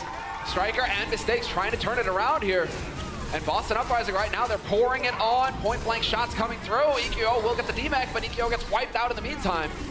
It's going to be close. Neptuno's back in there, and of course Neptuno gets a kill. He's the most aggressive Mercy in all of the Overwatch League. Philadelphia has stabilized a little bit. They're going to have to give up some free push, and I think they're going to back all the way up. They don't really want to go into high ground, and also you want to regroup with your team. You don't want to lose anybody out here late. As far as ultimates go, the next couple people to have them will be the tanks for the Philadelphia Fusion. Sato and Hotba are going to get there. Note already has his, and we'll see if this Pulse Bomb can find purchase. Oh, well, that's going to be frustrating here for Mistakes. He's already used that pack, and Sato's just going to go ahead and camp it as well. Mind games there with the recall. Doesn't back out, but we lose Gamsu to Carpe in the meantime, so Mistakes, he's really just trying to farm that Pulse as quick as possible, and now he has it to work with, so looking for that big ult play from him now on the Tracer. Striker had an uncontested angle for a second, but EQO spotted him. Now Sato is on his back in the back lines there. Mistakes does find the stick. Will take down Carpe. Sadly for him, though, Neptuno's in position to get the res. So cancels that out. No res for this next fight, but Sato getting the kill on Striker. We lose Nako as well to EQO, and that's pretty much going to snuff it here for Boston. Philly Fusion now just going to collapse and wipe out the rest of this team unless they can back off, and no. Kelix, no way out for him. We'll see if they can DMAC Note and then stagger him late. Sato is playing with fire right now, but he's living in the defense matrix. He will go down. They will take out Note. That's a late trade, but we are quickly running out of time here, Semler. There's 30 seconds left to get this final point. We're in the last push. This is it. The final push coming through. Note he's up, he's running back. We've got the trance to work with here for Nako, so that area of effect healing. Ultimate ability. Gamsu's got Primal online as well. So let's see, EQO, a bit of a passive angle, really gives him quite a few shots to work with here. And while Boston just trying to sneak their way through, you've got Mistakes and Gamsu working together as a duo right now, and the rest of the team just waiting for the signal to go. They've done such a great job of shutting down Striker without having to use Carpe. Carpe's been able to do whatever he wants. It's been the rest of Philadelphia really on Striker duty. Oh, beautiful shot on some Mistakes there. New ability comes in, coming in huge. Yeah, EQO with the plays there. Snuffs Mistakes. Now they don't have to worry about the backline here. Philadelphia Fusion, they can focus on shutting down this push, trading out the kills. Neptuno with the res, Kelix as well, and EQO just styling on him at this point. He's got the dragon straight onto the payload. Trance is there, but Note's still going to take quite a bit of damage from it, dropping dangerously low, gets DMAC'd. Has the self-destruct though. The self-destruct will get him a new mech back on the point with full health. Meanwhile, Sato has taken Neko out of the fight in the backline with his Primal Rage. He's got himself another support in his sights. He's just disconnecting the healing from the rest of the team. Yeah, Kelix can't get in a good position right now, and yep, eventually does get clipped by EQO. All of that off the back of the Valkyrie Winston, just hunting down these backline healers. Overtime Wick is burning right now. Note and Mistakes, the last two alive here for Boston, and Note gets DMAX. No self-destruct this time to save him. It's looking very good here for Philadelphia Fusion on the first map. Nako the last man to run his way back in, but that will be it. 3 points to 1 for Philly Fusion, and an excellent start for them here in the quarterfinals. Dominating the map with nearly 3 times the amount of kills, 61-23. That was all our boys in orange right there. Map 1 goes Philadelphia's way. We'll be back with map number 2 after this break. The Overwatch League is brought to you by T-Mobile, America's fastest network ever. Omened by HP, the official PC and display of the Overwatch League. And by Intel. Intel Core i7 powers the Overwatch League.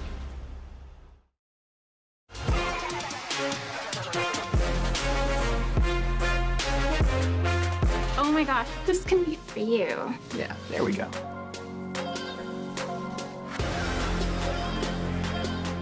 What? i7. Core i7 8700. Oh, so cool. I'm like shaking right now. Holy crap.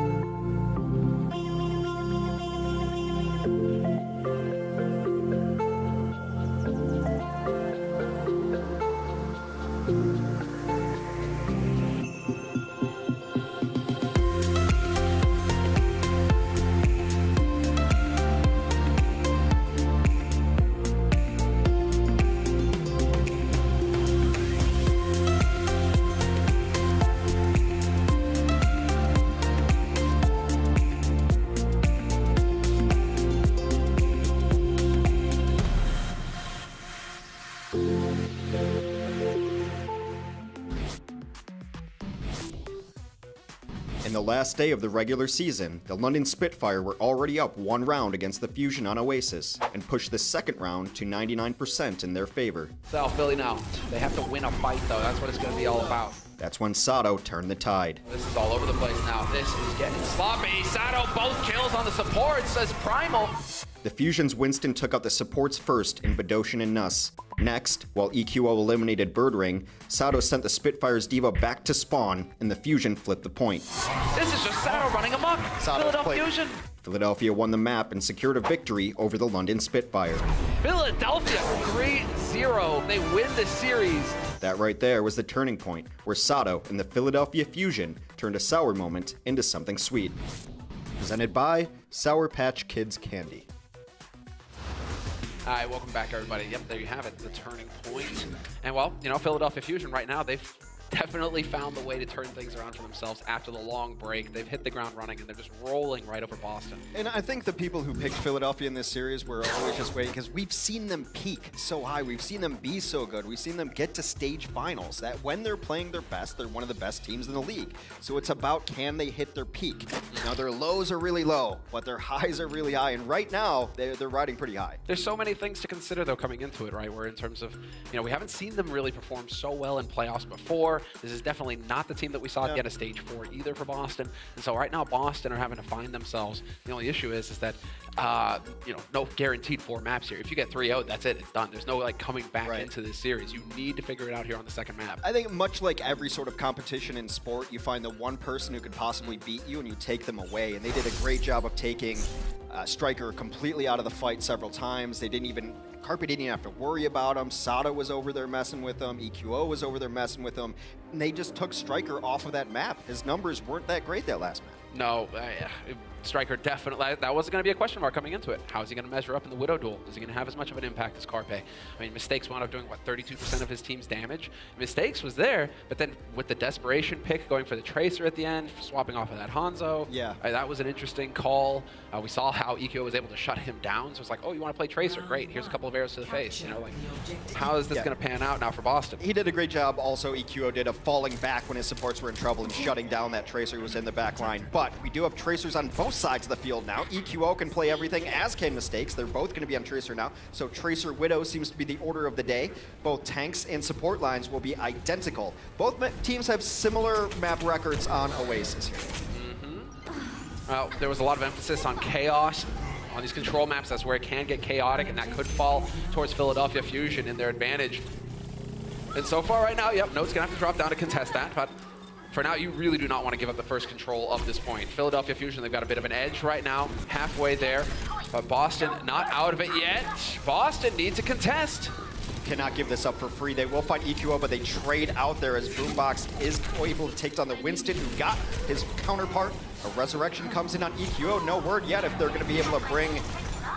They're falling back to life. They do. Both teams at full force, and now it does seem like Boston has the advantage. Yeah, we're seeing the turning point here as Kelix and Nako still alive, keeping their teammates healthy. Hale, and right now it's going to be Boston Uprising lookalike. Yes, they will pick up the point first. So it's a percentage gain for them, and it's on Philadelphia, rather, to reset now and get back into this fight. An extremely patient first fight for Boston. They gave up a lot of percentage. They weren't worried about it. They were dropping bodies down. They were getting in the correct positions that they wanted. Then they got a couple kills. This is kind of Boston style. Be methodical. Don't make rash decisions. Everybody play together as a unit and we'll be fine. Collapse there, but it is going to be the focus on EQO here. Mistakes more than happy to take this duel. No way for him to get out, and Nako the one to find the headshot. Okay. Still, Mistakes going to be happy about that. Nothing really here to stop him from pushing forward, although getting hit by a Venom Mine reveals him to Carpe. Not going to change, not going to matter, as his team are there to work with him. Really nice chase there as well. The Venom Mine didn't really matter. The rest of his team was already getting the kills on their counterparts, and because of these early couple fights, there will be a small advantage in ultimates, but now we're entering the ultimate phase of the game, where both teams will have nearly every ultimate available to them. The question is, how effective are they going to be? And one of the ultimates I can definitely swing a fight, because it comes online so often, it's going to be that Pulse Bomb from either Tracer. Can they stick it on a key target? Kelix or Kelix or Neptuno being the high value ones, those Mercies, you want to remove them. Boombox wouldn't be bad either. And well, there you go, forcing the trance. Striker wins the duel versus Carpe, though, with the headshot. It's looking like they're going to have to back off. Not happy about that after committing the trance into this fight. Now they need to back up Sado. Sado trying to get back over here to stick with his team, trying to salvage something here, Philadelphia Fusion, waiting for Carpe to get back into this. And yes, he will get rezzed up by Neptuno. But now we're up to 80% here for Boston Uprising on the point. They've committed to this fight without committing to it, and that's a problem because they only really have one last fight because of the percentages you just mentioned. 90% here. Now they lose even more people. A half-hearted attempt at retaking the point will end up costing Philadelphia this first stage unless a miracle occurs, and I don't see it happening. I don't see it either. Neptuno has popped the wings to try and get back into this faster, and it's just, they can't get a body onto the point to contest. Philadelphia Fusion closed out on the first point of Oasis, 100% to 0. And there's Boston Uprising showing up. It's just so crazy how different these two teams looked on these two maps. You want the numbers of this one, 15 elims to 2. Yeah. 2. it was a bit one-sided for Philadelphia Fusion on Dorado to kick off the series, but now, yeah, it is definitely Boston showing up. Big plays, and I guess, you know, Mistake's gonna be happy. You know, now he gets to just start on Tracer. None of that fluffing about on the Hanzo. Straight onto Tracer. Like you said, one of his strongest heroes that he can go to. Yeah. Definitely came out ahead in that duel versus EQO, it seems. It was what he played on the team that came before this league, but you saw on that clip right there, that is how you play Widowmaker in the Overwatch League. You take crazy angles where they don't expect you to come from, and then you connect on your shots. You got the opposing Widow, knock some heads right there. So now we've got a Hanzo McCree against a Pharah Hanzo. All right, these are kind of interesting compositions. We'll see how they work against each other. Oh, I'm excited, because now you've got two answers perhaps for the Pharah. Could get some shots through. A lot of this is going to be riding on Striker, and there's Mistakes who's going to be playing the hit scan. This is all over the place here for Boston, but they are showing how versatile they can be, and that's a big kill. Striker with the headshot on Neptuno. No mercy here for Philadelphia Fusion. Their DPS have to come up with big kills now of their own. Just picture perfect Hanzo play there, using all the abilities to the maximum capabilities, using the Sonic Arrow to find where they are, then using the Storm Arrow to finish off those kills. They're just going to leap about with the mobility. And now contesting on the point, Philadelphia Fusion is running a bigger tank composition with Zarya and Reinhardt. But Boston with control. That was such a dirty halt right into the pit as well. Sato and Hoppa got to take the long way around, but a great dragon to force Boston Uprising out of position. Striker dies. Gamsu didn't have much health to work with either. And now he's just going to get a hammer to the face. Get out. Sato running him over bodily. And there we have it, Philadelphia Fusion flipping the point at 35% for Boston.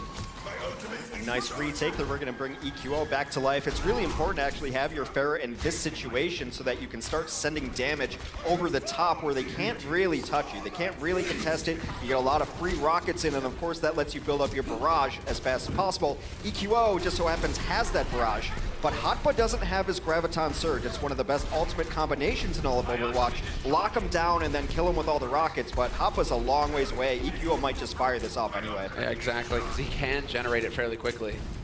So, looking for the knockback, not quite gonna find it, unfortunately for him. Mistakes able to dodge it. Mistakes with the Deadeye up, would just love exactly to get an instant here to lay some damage into EQO. Gets given the chance, boom, drops EQO low.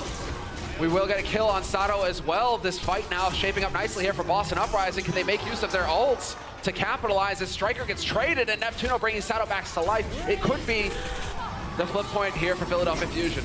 So that resurrection just used on Sato means that EQO's death will be permanent for the moment, but they're just going to make sure that they continue to win this fight. As Carpe comes through in the clutch, he's gotten himself about 5 kills in the last 15 seconds. Yeah, we talked about the very strong start here for Boston Uprising on this map. 19 final blows for Boston to 14 for Philadelphia Fusion. So Philadelphia on the second point here have really come alive.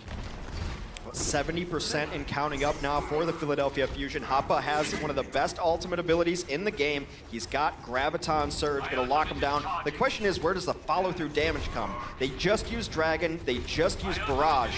They're gonna have to just use Primary Fire on it if they even choose to use it. Decent energy, there's the grab, straight into the wall. Instant melt onto Note, gets deleted. Nako not able to get the trance off in time there to save it, and so that's a bit of a wasted ult for him. Overcharger getting thrown in by Gamsu as well, the Supercharger rather, the Bongos. And well, right now Boston not quite getting the value. Sato hanging on by a thread, but with the bubble he'll stay alive. Not the same here for EQO. Dueling dragons on the point, double dragon back into the video game world again. They are gonna get a couple of kills. They tried to get away from this by dropping into the hole. They did not. Now this one is just scrappy, and that's how Philly likes it. Valkyrie online for Neptuno, he pops it immediately. Shattered, not finding a target there for Sato, and we will get Striker. So he's out of the fight here. Boston Uprising, they're losing bodies. Gamsu overwhelmed, no more barriers to hide behind, and then it just falls apart from there. Boston Uprising now on the edge of getting run out of the second point. Philadelphia Fusion will tie it up here, 1-1. And we're going the distance on Oasis. We're gonna go to Garden next, which happens to be Pharah v Pharah, but let's see what Boombox got done here. His Zenyatta has stepped it up in the playoffs. Quick look. There it is. Just good positioning, out of harm's way, getting the discords on, hitting shots, and then deals with the threat on his own. If you want to be an Overwatch League level Zenyatta, you have to be able to deal with flankers by yourself. Your team can't always come back and PO for you. You're safe in the back line because they're all up front, you're keeping them healed up. Someone's going to come after you. Are you going to win that duel against a Tracer? You have to sometimes. Yeah, that's when you have to step up. All praise Jonak. The god Zenyatta. All Zens try to model themselves on him just because he is so dominant in that duel. This is what I was saying. You're going to see Pharah and Mercy on both sides of this. It's just what this stage has always been on Oasis. The variant here is that Striker for Boston is on the Widowmaker. That should be able to help out in this Widow duel. Carpe's on the ground on the Tracer of all things. So interesting little wrinkles in these compositions. Carpe still kind of flanking right now, looking for an angle, looking for somebody to get out of position here. And there it is. Neko with the pick on EQO. Got a little bit of a helping hand from Mistakes with the rocket. And so, Boston Uprising with an edge going into this fight, the initial one. And if they can get control of this point, that'll set them up nicely here to take the lead. So, they start getting percentage on it, and it's on Philadelphia Fusion now. Striker, the moment he notices he's not in a Widow duel and there's a Tracer on the ground, will go to one of the newer heroes in Brigitte here, able to completely shut down Tracers, stuns, bashes, healing all over the place, good control. It's a smart switch from Boston, noticing the composition, and Carpe notices and counter switches. Now he's on a Widowmaker instead, so... Yeah, it means that Mistakes is going to have to be a little bit careful here. There might be an opening for Carpe to catch Mistakes unawares, where Mistakes isn't quite sure, isn't aware that the swap has been made. Well, now they know. Neko's dead. Kellick's looking like he'll be able to get back in position to res that up, though. And yep, that hit, but that's going to cost Mistakes his life as Carpe, damage boosted, takes him out of the sky. Mistakes will be down there. There is a Valkyrie popped from Neptuno, but Sato still will fall. Kellick's popped his Valkyrie as well. So much healing on the point from Striker as he's bashing away, giving all the heals to his teams, and everyone's popping ultimates. Oh, just bold plays coming through there from Neptuno, getting the res off in the middle of the chaos. EQO commits and finds the best target possible. Mercy is dead for Boston Uprising. Man advantage and a healer advantage now as well for Philadelphia Fusion. 60% and counting for Boston, but that's pretty much looking like Philadelphia now have an opening, but it's not happening. They aren't able to capitalize. Gamsu takes down Neptuno in turn. Oasis in general, and this stage in particular, are insanely difficult to retake back once you have lost it. It's so hard to completely evict a team off the point and take it back. Sato's making his best efforts though, and just now, Philadelphia will take control of Garden here. Whoever wins this stage of the map will take the map home. 83% though means Boston is only one decisive fight away from tying up this series. We'll see if they have it in them here. Because this is also one of those points where it can just last a long time. You can get into the 99, and then it's just who is eventually going to win this fight and take it. As far as Philly are concerned now, it's their job to hold as Boston Uprising are trying to set up for the play. Mistakes has got Barrage online. And yep, sure enough, doesn't wait for it. Perfectly done. Neptuno and EQO dead. Boston Uprising setting themselves up here to get into this series in a real way. That's a map-winning Barrage right there. Takes down the Pharmacy on the other side. Farah and Mercy both down in that fight. And Mercy down being the more important part of it. Going to be difficult for them to get back in here with any sort of good fighting force. Sato's going to be the one to try to get on there, but he doesn't have Primal Rage. Should be at least one more fight because they're only at 85%. They will be able to touch the point here. Yes, they will. But like you said, lacking some tools perhaps, unless EQO can come up with a magic barrage of his own. He's nearly got that online. Gamsu getting caught in a room. That's no fun, but Boombox, that's the Tracer, or I mean, that's the Transcendence Forest. Keeps Sato alive. We lose EQO in the mix, however, as Kellick's is the one to find the kill on him. And now Boston Uprising, they've set themselves up. Can they lock it down here and tie up this series? 1-1, Sato cut off from the rest of his team, eliminated. And this is looking good here for Boston. Can they hold on? Self-destruct comes up, but that means you're off of the points. Boston Uprising will take Oasis. We have a tied up series. Yes, this is exactly what we wanted. Yep, and it was a little dicey there for Boston. First map, second map, they come alive, and now we're gonna go the distance. Perhaps it is not gonna be a sweep for either of those teams. We're gonna be taking a break, and then we'll hear what the desk have to say after that. The Overwatch League is brought to you by Dolby. Go inside the action with Dolby Atmos. Cheez-It Grooves. Deep flavor, deep crunch. Cheez-It like never before. Powered by Spotify, the music of the Overwatch League.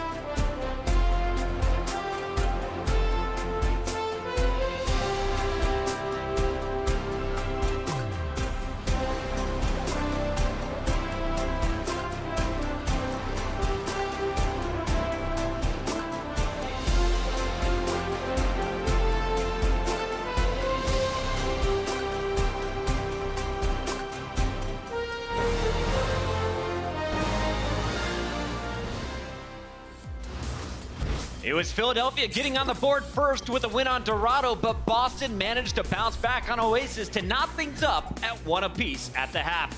Welcome back into the Blizzard Arena, everybody. It's Puckett here at the desk. I'm joined by the Brits. We've got Bren, we've got Sideshow, and fellas, so far, a very tight-knit match. We got a 1-1 series on our hands. Yeah, very exciting stuff. You know, must-win map for Philadelphia in that first map. So now they have an into the series at least because they were even when it comes to the map win rate. So exciting stuff so far. And it looks like Semler might get his wish of a map 5 because these two teams are so tight. Even in the maps where theoretically Boston should have an advantage, like Oasis, still went right down to the wire. So we've got a great series. So let's take a look at how we got here. Going back to that first map, Dorado, as we mentioned in the pre-show, not the best map here for Philadelphia, but when you look at all of the maps, this one they had the highest win rate on. Yeah, they really did. Absolutely. 60% win rate for Philadelphia Fusion as well, comparatively to Boston 60%. So this is the most even match for them, and they did come out swinging. They did not leave Boston any opportunity to really defend themselves. It was full momentum all the way. They were running this double sniper composition, just really exploiting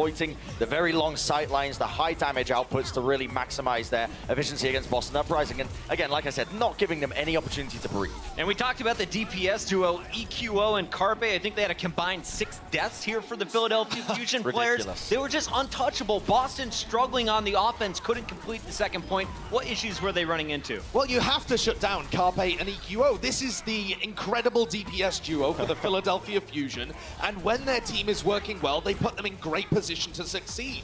For the Boston Uprising, this is the danger, that if Philly start to get snowballing, you're going to be in a real difficulty. But on Oasis, they managed to reset the tempo and come straight back into it swinging with a slightly different twist. The Tracer coming back into it here for Mistakes really helped them out. And I love this as well because we saw Mistakes back on the Tracer. This guy used to play this hero all the time, way before the Overwatch League as well. This is what he was most known for in the European Overwatch scene. And now he's bringing it back out once again. Boston Uprising showing their flexibility. And it was a close match for Philadelphia. They were coming back into it. Carpe just seems to be able to play almost every hero under the sun.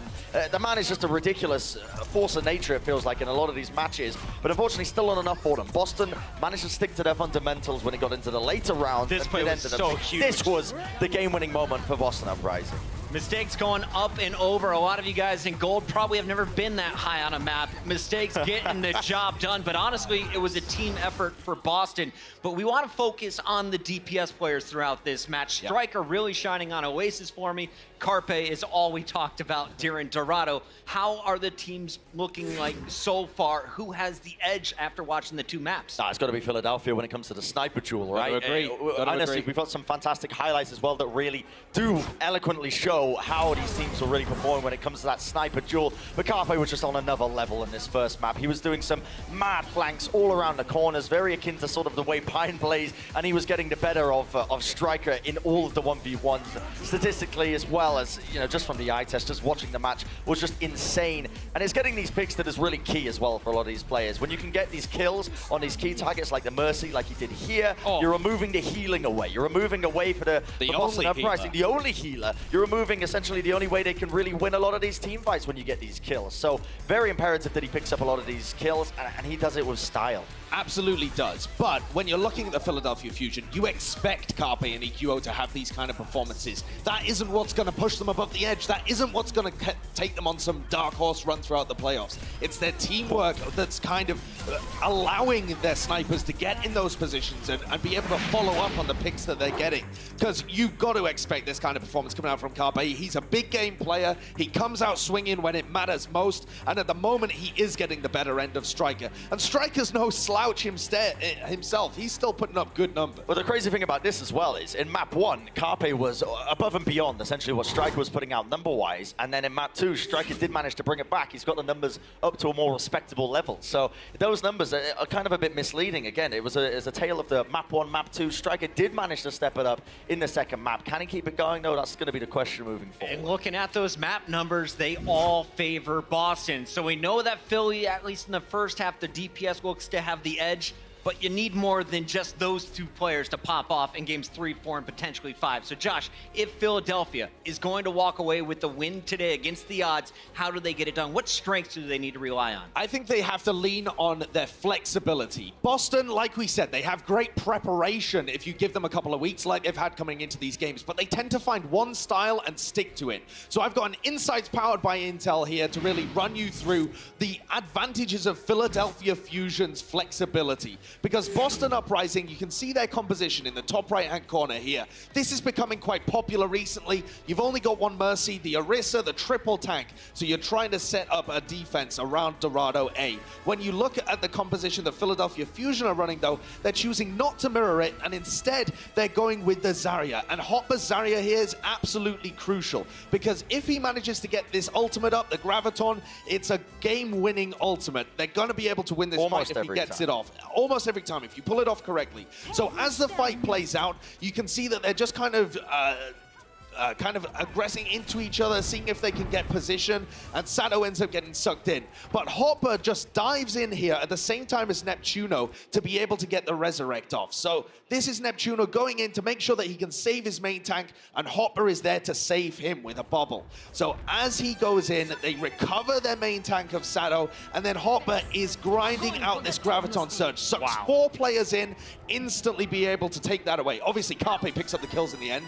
Of course, he always does. But it's Hopper there that wins the fight for them. And it's not just Hopper playing well, it's the strategy that they've got. So in these next few maps, I want to keep a close eye on the Boston Uprising. Do they only have one thing in their playbook for these maps? If they do, Philadelphia are eventually going to find a way around it like they did on Dorado. But if they've got a few different looks to throw at them, that's where the Boston Uprising can get scary and end up taking this match. The tanks are the core of the team, but I can't wait to look forward to the DPS matchup we'll see in the second half. For now, though, we want to show some love. We got a lot of Boston fans here in the venue, a lot of Fusion fans here in the venue, but also out in Philadelphia, we've got a packed house in downtown Philly at Xfinity Live. They got over 500 people supporting their team. So we'll see, can they cheer out enough to get their squad a win?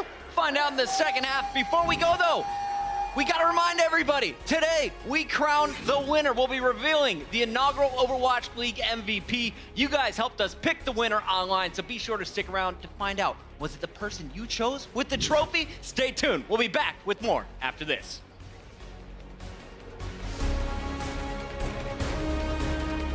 The Overwatch League is brought to you by T-Mobile, America's fastest network ever.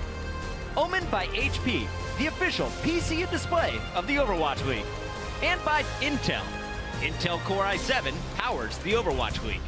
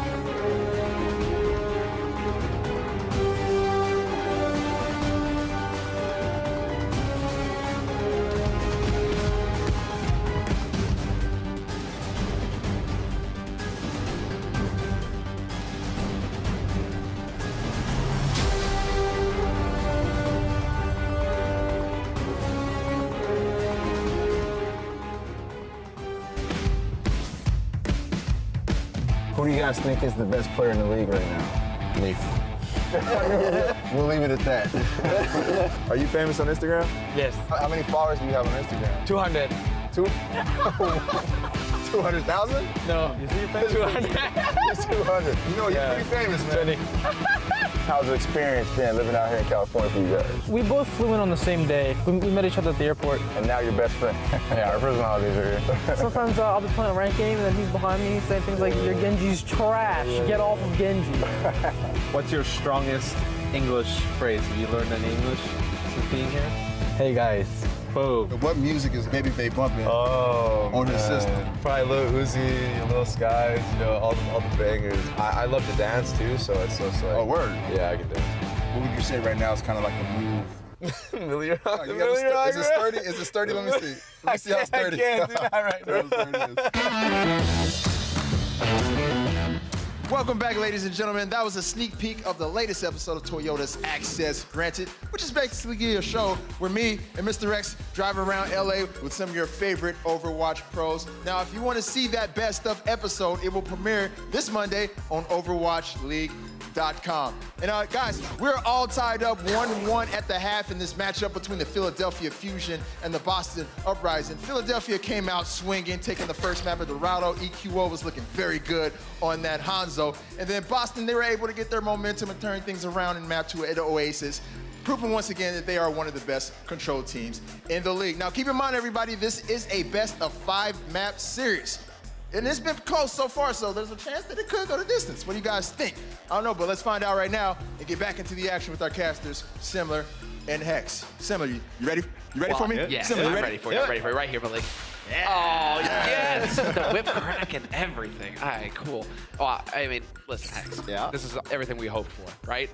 First map was looking a little grim there. Boston definitely cold, and you're thinking, oh man, are Philly gonna run away with this? But no. Now we're tied up 1-1 in maps. It means that we're gonna get at least 4 maps out of this series. This is everything we want. It was a best of 5, now a de facto best of 3. We're going Eichenwald next, which we haven't seen, I think, since stage 1. It's been a long time since we've seen Eichenwald. And this is almost a must-win for Philadelphia because map 4 is Volskaya. And we mentioned Boston has not lost on Volskaya. Ever. They've drawn it once. That was the worst they've ever looked. They drew once. So Philadelphia has to go against the Kings of Volskaya in map 4. So Eichenwald, very important for them to stay alive in this series. So this is going to be a must-win, but they definitely looked good, at least on the payload to start. Dorado, they were looking real good there as far as strat is concerned, as far as their 2 DPS damage dealers were concerned. You know, that Carpe EQO duo. They have to wake up again here. Now it's hybrid. Now you have to capture a point before you get to push that payload. Right. But still, I mean, right now, this should still be a map that we can see some good things here from Philly. Yeah, I would think on this type of map as well, and just how it's designed, is that you'll see one composition on first and then a second composition on second because that high ground is so weird, and even a different composition onto last. We do have a substitution incoming here. It is Poco replacing Hotba. And this is interesting to me because Philadelphia generally runs a couple of tank duos. Poco plays with Fraggy, Hotba plays with Sato. I think this is the first time that Poco has played with Sato before. This might be because of his Zarya prowess. Now that's looking a little bit ahead because on the last point of this map, you want to run a Zarya. We'll see if that is the case. He does lead a lot of the statistics or is high in a lot of the statistics on his Zarya play. So maybe preemptively looking to get to that last point.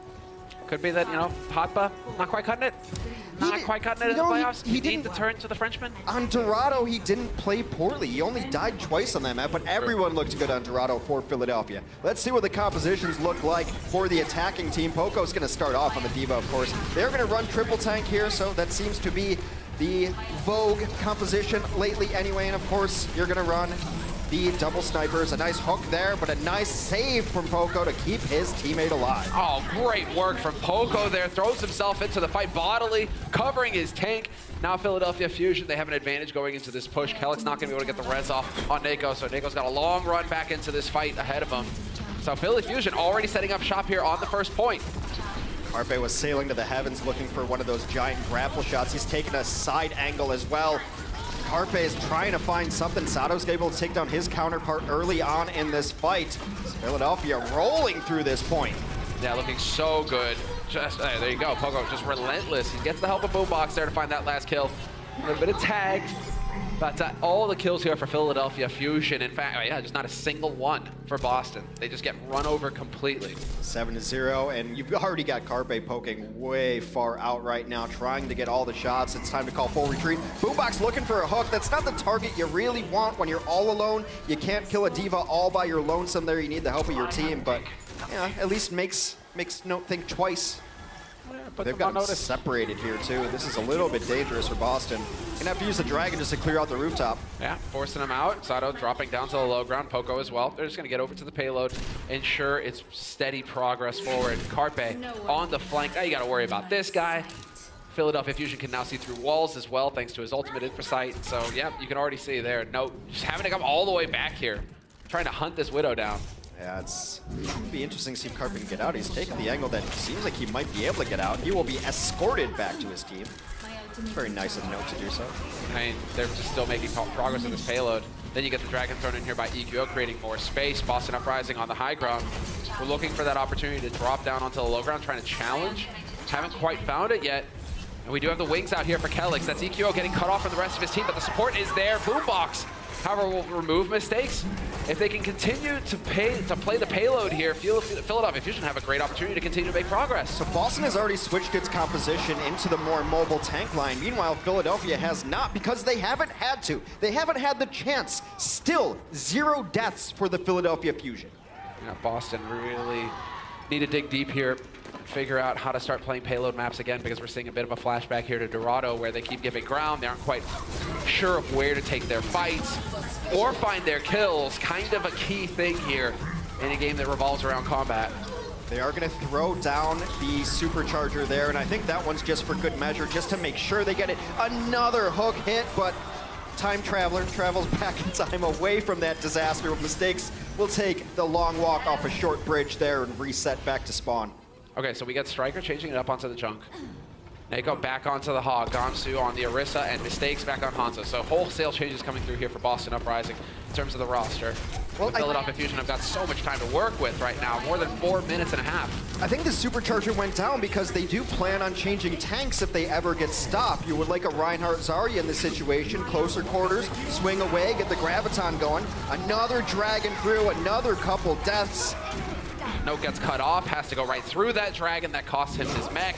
EQO finally will go down. That's 2 kills here for Boston Uprising so far, but you got 21 of them for Philadelphia Fusion. They're relentless. You saw the stat there. Boombox had only played 2 minutes of Roadhog this entire season, but he's hitting nearly 60% of his hooks. It's not too shabby. He can be proud of himself. 4 minutes. They have to get out here to contest. Mistakes with the blinks. We'll be able to set up a little bit of a point here. Nope decides to follow suit. Neko getting forced back. He's dead. Never mind. EQO is the one to find that kill. Gamsu hanging on by a thread, but it won't be for long. We already get Poco thrown in the self-destruct. No kills, but that's fine. Striker with the tire finds Sato, but this is still a situation here that could shape up nicely for Philadelphia Fusion. Although, as I say that, the kills roll through here for Boston, and it's looking like finally Boston will figure out how to put this to a halt. Yeah, it's just so difficult on these last points where the respawn for the defenders is so close. You've got to continue your dominance. You have to ace these kind of situations. They're unable to do so. Retreat is on. Sato might stay on this Orisa because the supercharger is up, and it is such a game-changing ultimate, especially in this kind of position where you can sit it around the corner. See EQO trying to carry here at the end. He gets himself a couple of late kills. It's not well, I mean, he's got 8 final blows right now, so he's looking all right. We will have the self-destruct thrown in. Carpe with a perfect angle, doesn't even care. Another dragon cutting the team in half. And yet that's not going to be enough here for Philadelphia Fusion. Sato all by his lonesome, although he does have EQO to back him up, and EQO just trying to chuck arrows in. Point blank finds a kill on Note. Still hanging in here, Philadelphia Fusion. Neptuno with the wings out is trying to open it up. Boombox getting damage posted. He's going to run right over Striker with the whole hog. Now that payload's right on the brink. 3 points ready here for Philadelphia Fusion. They just need to lock down this defense. Another dragon in. The dragons have been coming hot and heavy from both sides. They got to stay on the cart, though, here. Only a couple meters remaining. EQO is crushing this right now. He has 18 limbs, make it 19, 12 final blows. That was a godlike Hanzo performance. He just ran game on him. And the rest of his team following suit. Sato with 8 final blows, Boombox with 7. I mean, it's just, Carpe's only got 5 final blows, but that's fine. Because the rest of his team are there to pick up the slack, to do the damage, to bring the hurt. 36 kills total for Philly, 7 for Boston. So pretty much flashbacks to Dorado here. Boston just not able to get their game plan going on defense. Unless Boston changes something on Eichenwald, I really think we're headed to a Game 5 because of all that we've said about Volskaya, and maybe Philadelphia can close out Volskaya if we go there. We still have another half of this map. I don't want to look too far forward there, but that was Shades of Dorado, where Boston never got a chance to fight. They got pushed back entirely. They were finally able to stabilize at last point, but just barely. And that's just because the defender's advantage of being able to walk outside of spawn and the fight's 2 feet away. Meanwhile, the offense is respawning a couple miles away, it seems like, on the walk back there. But wow, this has been such a strange series so far, so back and forth, so dominant performances. Philadelphia's looked a little more consistent, because at least they took a stage on the control map. They did, exactly right. It wasn't a 2-0 clean victory on Oasis for Boston Uprising. There was a bit of a hiccup there. So Philly right now looking like the superior team, but this is, like you said, a series of 5 maps, and so Boston are not out of it yet. We're going to get to change sides now. Philly Fusion going to be on the defense, Boston Uprising on the offense, and Boston going back to their roots, perhaps. Maybe. Hard to read these early compositions from the offense because they're in spawn. They can change heroes at any time. But Philadelphia is going to add a little bit of interest here as EQL will take up the Pharah. Now, Pharah can be good on this point because of the architecture. You see the building right there in front of you. You come up over the top and hit rockets right into spawn. You see this tower here now. That's where she wants to live. Use that to her advantage defensively to duck out of the way of damage.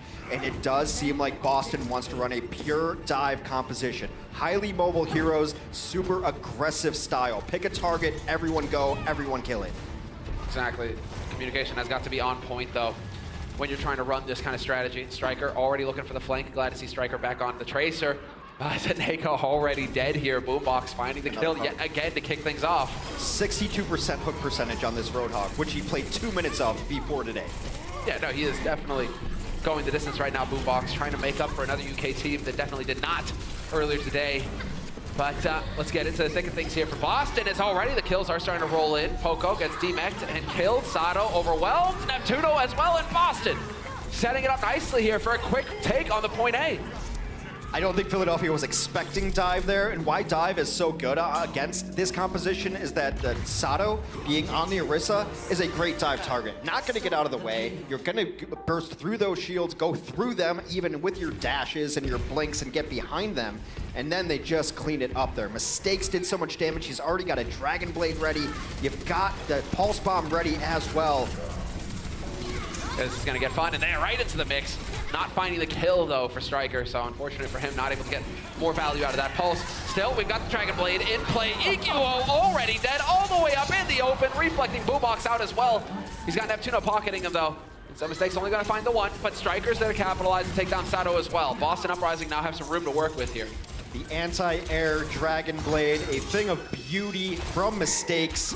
Another one of his better heroes, this Genji that he's always knows his mechanics on it. He's mentioned to us before. I'm good mechanically on the Genji. It's just about knowing when and where to do what I need to do. Philadelphia knows this dive's been a problem. They're going to switch to one of the better anti-dive heroes in the game, and a Brigitte, EQO will play that. That's pretty much the goal there for Brigitte.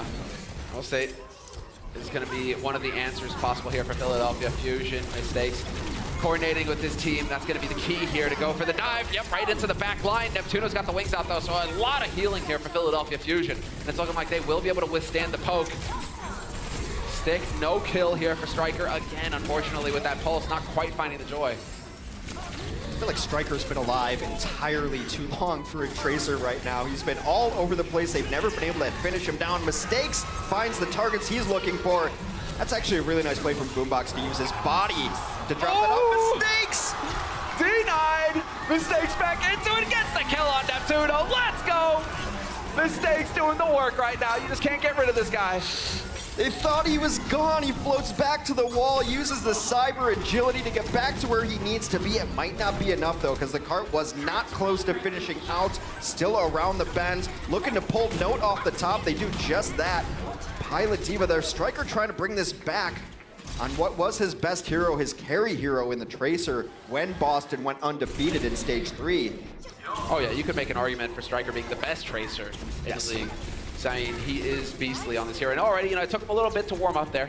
But he had a little bit of a stylish pulse bomb kill there on the end, you know, just making sure that Poco was on notice. They're going to switch Mistakes off of the Genji onto Hanzo, and you do this because you have the Brigitte on the field, and she can be such a pain for Genji and Tracer to deal with that you want some sort of poke available. Poke, long distance damage, knock down some shields, just do what you can to make the other team uncomfortable from a distance. Nice attempt there from Carpe. It was bold, it was ambitious, but it isn't going to pay off this time around. And there we go. Note removes the supercharger immediately. Boombox, though, that he's still going to find the high-value target. That's Kelix getting blasted out of the sky by that whole hog. So Boombox still just hanging in here, no problem. Neptuno with the wings out is going to float his way past. We've got 2 kills coming in for Boston, but Philadelphia looking like they're going to be able to put an end to that push. Neptuno was hunting there, and now Carpe on his own Tracer. I mean, we think so much about Carpe lately as a Widow because he's had to play it, but also a dominant Tracer in the early stages of the Overwatch League as well. Neptuno gets himself in position to do what he loves doing most, using his blaster onto the enemy team. He gets the opportunity, doesn't pass it up. He's like, oh wait, there's a low HP guy. He makes his opportunities. There you go, you're dead. Battle Mercy all the way. EQO finding the kill on Striker. That's the headshot. Kelix gonna get the res off. And Carpe still poking on the flanks, making sure that they can't get too comfortable up here, Boston. And while Striker, he's gone for the swap over to the Widow, finds the headshot on EQO, but of course that's going to get deleted as well. The Pulse not going to connect here for Carpe, and so Carpe really just kind of the one-man army over here. Mistakes trying to hunt him down. This is some of the most entertaining Overwatch we have seen all season. So many different switches, counter switches, compositions coming in just this short period of time. Sato's going to switch now onto the Winston to try to deal with the high ground, try to deal with Striker for the most part, because they don't have a counter Widow. Someone's going to have to deal with them. Someone's got to touch this card. It happens to be Poco. But now I think this one might just be enough for Boston. They will be able to mop it up, grab that second point. The Eichenwald wall will be knocked down. Still, they are not going to make it faster than Philly Fusion. So as far as time is concerned, the bank 2.5 minutes here on the clock for Boston Uprising. Philly got all 3 points with 2 minutes 17. So Boston, they need to be impeccable here with this final push. They have to get it over with as quick as possible. And they have quite a few ultimates to work with. Mistakes with the Dragon. Looks like he's waiting for his opportunity here. Striker has swapped over to the Junk as well. In these tight corridors, Junkrat just with all those grenades he's throwing in. The area denial is fierce. Sato had just switched to Winston. He's going to go to Reinhardt, which is pretty expected on last. Poco might stay on this D.Va. I thought that he might be going to Zarya in some of these situations, but also D.Va can be good to try to deny some of these ultimates coming in, and especially against a Junkrat, you try to eat up some of that damage. Zarya also good against Junkrat, but what Zarya can't do is chase down targets like that as Poco finishes 2, pushes them off. And we are nearing about the 90-second mark for the Boston Uprising to finish out Eichenwald. So far, we're getting an excellent performance out of Poco. Haven't got to see too much of him on the main stage recently. Showing that he has, he hasn't gathered rust. In fact, he's still shining bright, Hex. He is still a star to keep an eye on. He's looked great so far. He's been the focal point of this team and how they're playing right now. The Dragon will come through, not eaten. A Dragon will cross the other path as well. Nago going to commit the trance, making sure that nobody gets overwhelmed by it. And Carpe, man on a mission in the back line, looking for the squishies. Oh, no, with a double kill on the self-destruct, though, that's going to ring some bells. Philadelphia Fusion. Now they're on the ropes. They've got to figure out how to stop Boston from picking up all 3. They have to back all the way up here. They want to be able to get one more fight and stall out this card. All you really need on the defense is maybe 2 kills. EQO switches to Genji. Carpe is on the Tracer still as well. Poco there with the delay, trying to hang in there. Doesn't quite get the self-destruct, and they are going to push it. Boston Uprising keeping bodies on the point. Philly fan in the front row there, that says it all. There was a chance there for Philly. Could have made it happen, but they weren't quite able to keep a body on that point to contest. So they will finish with a minute remaining. The time bank, of course, now in favor of the Philadelphia Fusion, who completed the map a little bit faster. 2.5 minutes in their time bank. 1 minute on Eichenwald. I think if Boston wants to run dive, then you can get 2 attempts at it. But if you run something a little slower pace, then you're taking it all your eggs into one basket there, and that you got one kill. Well, Note is going to be our player on the screen there. He's got a replay. This is going to be, I believe, the self-destruct, or it might just be a chase down here. Oh, yeah, he's going, look at this. This is the kill. This is the one that really turned the tide here. This self-destruct. Yeah. Right through. Sato caught charging. Yeah. Not able to get his shield up in time. You can't put your shield up while you're charging there, so maybe a little happy accident there. I don't know if Note really saw him charging away, then decided to self-destruct there, but hey, you take it. Sometimes you're good and you're lucky. Yeah, better to be lucky than to be good. Is that how it goes? That is the saying, but Something I was doing my own twist on it. Yeah, true. Just building on that, Hex, you know? This is why some of these sayings, they stick around for a while, because, hey, relevant. It's like poetry, it rhymes. Hey, but you know that you're a poet, so I don't get it. Never mind. All right, Boston. We will have a little bit of a change coming through. In fact, the Sombra, just zipping forward. Super quick, translocates out though, and after getting a spot, a little bit of information gained exactly for Boston Uprising, and now we will get the change right back over to the Tracer. So we will have that dive online here for Boston. Really not a whole lot of time to work with though. Less than 40 seconds on the clock here for Boston to get some progress on this first point. I mean, the question with dive against Pharah is how do you ever really deal with the Pharah Mercy in the sky? Mistakes was the one to do it last time. He was able to get a blade up into the sky and really pressure down that Pharah. So far, trades have come out favoring Boston so far, but both of the Mercies fall. All of these kills permanent. Boston's going to take this point. Wow. Remarkable stuff from Boston. It doesn't get any cleaner than that. That is perfect. Boston Uprising running right over the defense, even quicker than the first time around on offense. Excellent work here for Boston, and so that is so valuable going into the second half when Philly will get the swap on offense themselves. Philadelphia is going to switch compositions right away. The Pharah Mercy did not work out well for them. The question now is where do they choose to contest? You can choose to contest right outside this door. That would stop the progress and make it a lot easier to be able to match this time. And exactly, look at that. They already have it, defense. Orisa barrier down, trying to hold him at the arch, or at least contest early. Striker waiting on the edge. Could see an opportunity here for Blink. Pulse combo, decides to back off.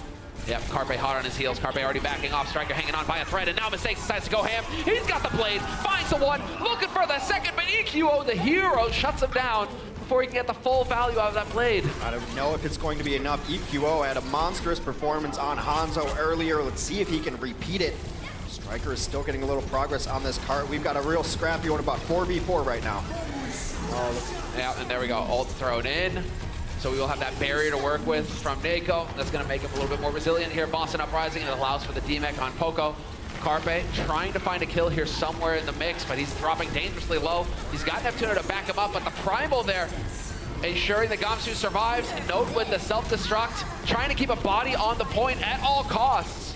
Carpe is going to punish him and not let him get back into mech, but the trades are still working out rather well for Boston as Striker returns to form again. They will continue to push this one. Mistakes had switched to the Sombra to get back to the cart, maybe thinking that they needed another body there, but now he's been on it and doing enough work. They almost have an EMP ready.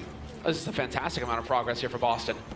So far, so good. Mistakes decides to reveal himself, takes a little bit of a poke. He's perfectly comfortable on the Sombra as well. Plenty of experience on that hero. So, the attempt from Striker, no joy with the pulse. And yet, Boston Uprising, they are at the doorstep of picking up a second point here. All of it in overtime. They cannot leave the point. They have to keep on top of it. Mistakes with the EMP, though, going to make life very difficult here for Philadelphia Fusion. EQO trying to hang in there, and he will survive for now. EMP, no shields, no abilities, no problem though, as they are able to still ride through this right now. EQO comes in on the Brigida. That might be enough to start swatting them away. Yeah, exactly. He gets that bash combo onto the Lucio. Nako dead, trying to run back in here. Kellick's on the Soldier, hoping he'll be able to make it back in time. Mistakes has to translocate out, and that will end it. They've been in overtime for so long. As soon as that body leaves the point, that's it. It's done for Boston. And so Philadelphia Fusion will hold them at the gates of the second point. But that's excellent work for Boston. With only a minute on the clock, they get so much progress out of that payload. A fantastic push there. And you saw the mop up at the end from EQ swinging around. It will really crack that fight open as Carpe hit a pulse bomb on the opposing Mercy. Mercy out of the fight. That's so much healing power. Gone. Kellick's got deleted there. 2 minutes and 32 seconds. For the Philadelphia Fusion offense. We'll take a look at this specific pulse bomb right here. This is what really stopped the bleeding. Takes an angle over the edge, sticks it. You're not running away from that one. Oh, that's a tough one. Carpe, man. You talk about the all right, you have consistent players, right, who are constantly there, just whittling away, but it's the players who come up clutch. The moments where everything really matters for your team. If you are able to come up with the clutch plays to make the difference, that's what determines, the star of the team. And Carpe. I wouldn't even necessarily call Carpe consistent. There's been times where he disappears, and those are games that Philadelphia loses. But when he is kind of the embodiment of this team, when he is on, there is no one better. Philly, that's what they rely on. Let's see, is it going to continue here? They have quite a bit more time to work with. Philadelphia Fusion, they'll be on offense now. Boston on defense. 2.5 minutes here for Philadelphia Fusion to pick up the first point and make it to the door of the second. So far, EQO has kind of dominated this Hanzo duel, let's say. So it'll be on Mistakes to try and change that up now. He's got 36 eliminations and 22 final blows. He is leading the server in both of those statistics. Shots just raining in. I mean, he's just trying to melt the shield at this point. It's a bit of a standoff. The Orisa shield comes up so quickly off a cooldown, and so EQO's got his work cut out for him. Fairly straightforward stuff. Looking for the headshot, gonna find it. Gamsu dropping low, and they are somehow able to hang in there. Boston Uprising barely surviving. EQO hanging on by a thread, and that opens it up for Carpe to find the kill on Mistakes. I think they would have got the Roadhog at a couple of those spin headshots, but second burst, same as the first, is Boombox. It will take down Neko finally. That is the Roadhog out of this fight. EQO has done so well to build these dragons up as quickly as possible. Does a great job of spotting out the Widow too. He's playing with fire though right now. They need that. That's all right. He's fine. He can probably even save this Dragon Strike. Look at that. These are ridiculous numbers. A little bit less, but yeah, he's got 40 limbs, 24 kills, final blows for EQO. And even if you didn't know the numbers, just every time you look at him, he's just crushing. He's getting 3 kills every time we put the camera on him. I mean, he just needs to stay in Boombox's pocket, though. Because look at that. You hook even a tank, you're hooking him in. If you got a Hanzo in that line, that whatever you hook into that Roadhog is taking so much damage. I mean, EQO is loving it. And what? Self-destruct kill on Neptuno? It's okay because they're not even in overtime yet, but what this does allow is for them to set up exactly where they want to be on defense. Neptuno, no targets to Guardian Angel to, no one to fly to and get himself out of the sight lines of that giant self-destruct. Now Philadelphia, 30 seconds left, and this will hit overtime. It will, definitely. They got a long way to go. The Dragon thrown in. Excellent angle, going to force him into the open. Nice halt attempt. Nope, taking a lot of damage off the back of that. Counter Dragon, however, will wipe Saddle off of the map, and 20 seconds left here for Philadelphia Fusion. They need to come up with something here. 2 kills, make that 3 for Boston. Boston hold at the arch. Everything on Philly Fusion winning the next fight. Otherwise, it's over, and Boston will take the lead in this series. Now they're just going to camp this too. They've got Striker up front. If anyone steps outside of those shields, they're playing exactly where they need to be. You want it, come take it from us, Philadelphia. I love it. Guess they're going to be able to get a second fight out of this if they do happen to lose it. Boston, though, they are getting kind of caught out. Gamsu dropping dangerously low, gets overwhelmed by EQO.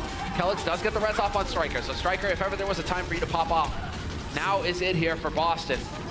EQO, though, with the walls, he's able to just spot out his targets, looking for the overwhelming kill, and he will eventually find it. Gets the follow-up as well, and EQO just running amok. Just going ham right now. Will eventually mop all of that up, but we are in overtime. If Philadelphia loses a single fight before they get it to second point, Boston will take the map. Keeping eyes on the ultimates here. The tools of the trade for Boston Uprising. Mistakes has got Dragon online pretty much for this next fight. And EQO just gonna throw his out there, trying to delay things as they try to make their way out through the choke points. Boston Uprising look like they will dodge it. Mistakes gonna trade with a Dragon of his own.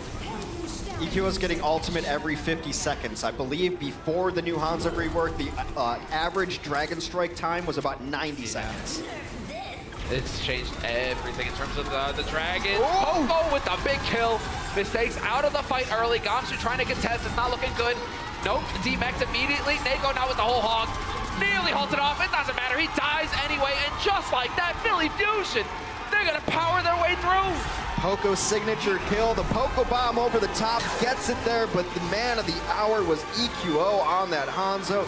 Absolutely dominant performance for him, and Philadelphia by the numbers should have won that map. 89 kills to 54.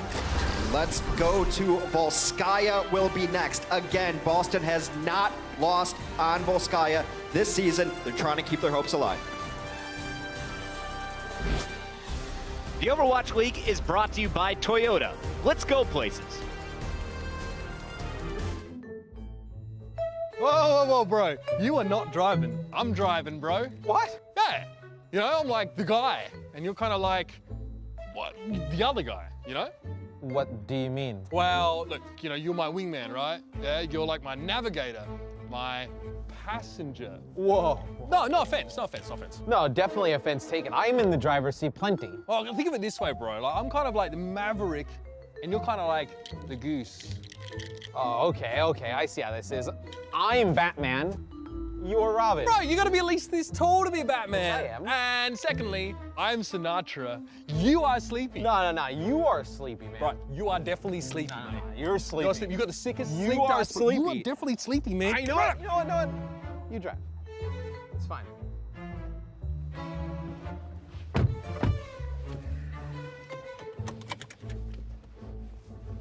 What?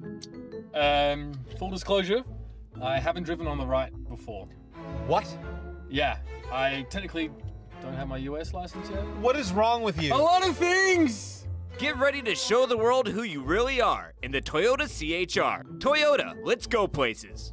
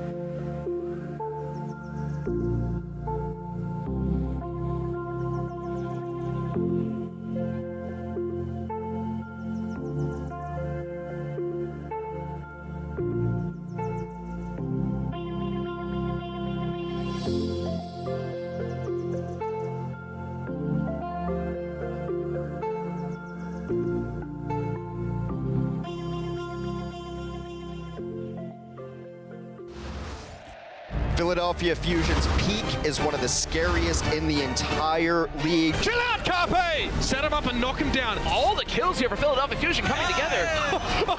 We didn't even see that. All right, welcome back from the break, everybody. This is it. Philadelphia Fusion, they have a chance. They're in the lead in this series. Before we get into all that, Hex, just have to remind you all, do not leave after the match. Be sure you stick around because we will be giving the first T-Mobile MVP award to one of the players here who competed this season after the match. So be sure you stick around for that. That's happening afterwards. Now let's get into the present, Hex. Enlighten me. Well, you say Philadelphia has a chance, and technically that is true. Anything is possible. Technically, at you're this correct, point. which I've been told is the best kind of correct. I don't know. I've never been correct about anything. But the map is Volskaya Industries. Boston, 10 wins, 0 losses. 1 draw. 1 draw. 1 draw. Yeah. It's That's just the a small blemish on the stretch. record for Small. not having 100% win rate on Volskaya. So, we're in a new meta. Things are different. There's been a lot of strange compositions, and it's been great because it's been counter pick, and you run this, I'll run that. It's been all over the place. This is how Overwatch is supposed to be played, in my opinion, or was designed to be played. A lot of hero swapping. Yeah, and a lot of rock, paper, scissors, and when are you making the swaps? Are your swaps clean? But we do have a swap coming on the side of Philadelphia that we're trying to figure out here. Because Boombox is out, Hotba is in. And this it could be the key to success here on Volskaya. Yes. I mean, right now, Boston could be wondering, excuse me, what? No Boombox? Hoppa's in? Triple tank? Big beef a possibility? The reason it's confusing is that you generally have a Zenyatta in a lot of compositions, and when you don't have a Zenyatta, you want a Roadhog. Boombox has shown he's more than capable of that. What this tells me is it's very likely we're going to see triple tank or some sort of strange thing we've not seen before, because they technically have 3 tank players in the roster right now. Yeah, exactly. So keeping us guessing, they will be on the offense. So don't pay too much attention just yet to what you're seeing. As far as the roster is concerned, them being in spawn, Philadelphia Fusion can change their heroes up to the last second. Boston Uprising right now, however, this is still sticking to their guns. So what we saw in Dorado, and so I mean, this is kind of, it seems like the game plan right now for Boston in terms of defense. It seems pretty standard for almost all first points we've seen so far. They're running the Orisa, Roadhog, D.Va, single support. And that's so much pressure on the Mercy. You get the Mercy, that should be just a fight-winning kill right there. Yes. But I want to see what Philadelphia's offense looks like with this composition. Hotba is on the Tracer for the moment, but I think they're just scouting. That's why Poco's out here early. He's trying to see what they have so they can make switches if they want, but seems like this is what they want to run in it. It's a D.Va, Orisa. Hotba is on the Tracer, so triple DPS. Wow. Okay, this is sick. This is cool. Now we're going to see a lot of hurt get poured into the Boston defense. I think running the Tracer there is usually to put pressure on the back line if someone wants to hold up front. But so far, Hotba's just been dancing around. They're trying to find the angle to come in. Poco gets pulled in and will get D-maxed by Neko. Immediately, yeah, Mistakes the one to find the kill. EQO takes down Mistakes in the trade, however. Trading it out. Who's going to be able to pull ahead here in this fight? That's going to be the question, as Note is able to get back into this. Mistakes rezzed up as well. Will bolster the defense here for Boston, and there we go. Hotba with the key kill, takes Striker out of it. The res has been used, so there's no Widow here to shut down Carpe. Carpe gets to run amok, and EQO as well. That's just beautiful. That's a great game plan to take down the opposing Widow. Carpe now just crushes a Carpe. EQO will clean it all up. And in an unorthodox strategy that we've not seen before on Volskaya on offense, the triple DPS comes through. Double sniper, Tracer comes in. And all right, I guess that's the answer. Look at the ridiculous numbers of ultimates they have to work with as well on Philly's side. So there is a definite chance that they can just roll right through onto this B defense. That is as clean as it gets. Hotba putting in hours on it, apparently. He's got Pulse Bomb ready, gonna have to recall now, so you might not have a chance to really get the Pulse home he wants. You generally want recall up before you try to get that stick in there. But everyone's so close right now. Almost eats the Dragon, gets out of there just in time. That was the perfect Dragon to deny him the Pulse, but he may be able to get the follow-up. Yep, hunts down Neko. It's not gonna help things here for the defense. 2 players down already. All the ults getting thrown in here by Philly. Hoppa, the only one holding on to his Pulse. Just doesn't want to get greedy, it seems. Could try and go for the choke point at the spawn if he wanted to, but he's looking to try and take the duel to Striker instead. 1 tick picked up here for Philadelphia Fusion. Make that 2 ticks, and Boston Uprising caught on the back foot. Not able to stabilize just yet. Gamsu's going to get blown up. Neko's going to follow suit, and right now Philadelphia Fusion are running away with it. Note, last second is there to save it, just buying a little bit of time with this self-destruct, but he gets run over, and this is pretty much going to snuff it here for Boston Uprising. The defense They keep trickling in one after another. Surely it's not enough. No, it should not be. They need a miracle here. You need to start seeing some kills out of Boston if they have any chance. They've done a really good job of delaying this at the very least, but finally Philadelphia rolls through with 5 minutes and 22 seconds on the clock, and I love this for so many reasons. You can't beat Boston at their own game on Volskaya. It's not going to happen. It hasn't happened before. They run something different. Man, they just rolled over them. Completely different. We have a replay coming up for Hoppa as well. We really took this map by storm on the Tracer. Just dominated right from the get-go. The courage it takes to go and try to check Striker as well. One of the best Tracers in the entire game. And this is one of Striker's best maps too. He used to run all over Volskaya and win this map by himself. This is just, I love this strategy. I love the call to just like, guys, we're not gonna win Volskaya playing their game. So we gotta try something different. It worked out beautifully. Yeah, tough break for Striker, though. I mean, yes, he used to run roughshod over every opponent as Striker on this map, but it's been so much Widow, it's been changing it up, and, you know, he needs to get comfortable again, perhaps, not quite finding that flow. Hey, let's not get ahead of ourselves here, though. It is not over yet. It was a remarkable first half there for Philadelphia Fusion on the offense. 5 minutes, 22 seconds in the bank for them. Now we change sides. Boston Uprising will take a crack on the offense here. And Philadelphia Fusion, well, again, sticking to their guns in terms of defense. Yeah. This really does seem to be the baseline defensive setup right now for these teams. Well, you've got 3 natural tanks in there now, too. And not to disparage Boombox's Roadhog by sure. It was completely fine, but now you've got 3 players who are normally playing on these tank positions, so this makes the world of sense if this is the defense that you want to run anyway. Now the question is, how does Boston try to deal with this? Does Boston run a triple DPS? And we haven't seen Volskaya in a bit. Maybe this is just how Volskaya gets played. Of course, these teams have been playing against each other in practice and in scrimmages. Maybe they figured out something that we have not. Not quite seen yet. It's a possibility. We will just get the Sonic Arrow out there to start things off. And yep, looking like Boston Uprising. They've had success. We saw it on Eichenwald with the dive. It's looking like they want to rinse and repeat. Gamsu straight in from on high. Looking to sandwich the defense here for Philadelphia Fusion, but he's getting overwhelmed so quickly, has to back off. Gets hunted down by Poco, who's going to keep him at large, and in the meantime, Carpe finds the headshot on Kelix. That's pretty much going to snuff it here for the Boston Uprising push. Now, Mistakes is going to get Sato, but Sato will be brought back to life because their Mercy did live through that. So this hold will be effective for Philadelphia.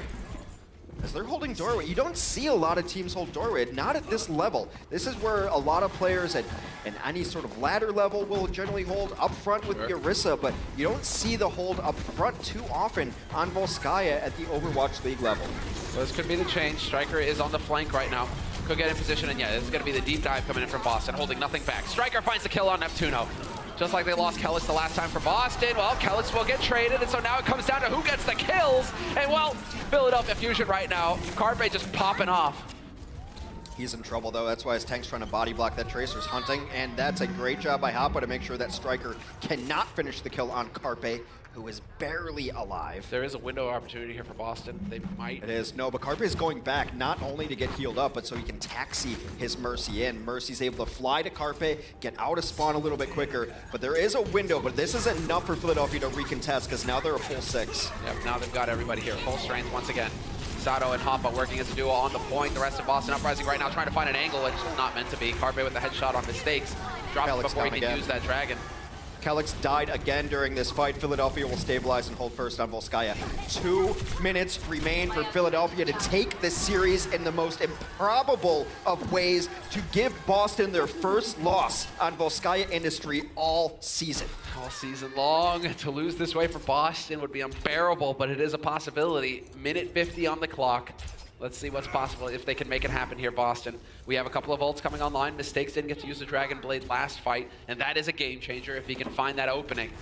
Has done so in the past, but Philly are spread out right now, trying to cover all of the angles. Striker out on the flank, but we expect to see from him on that Tracer.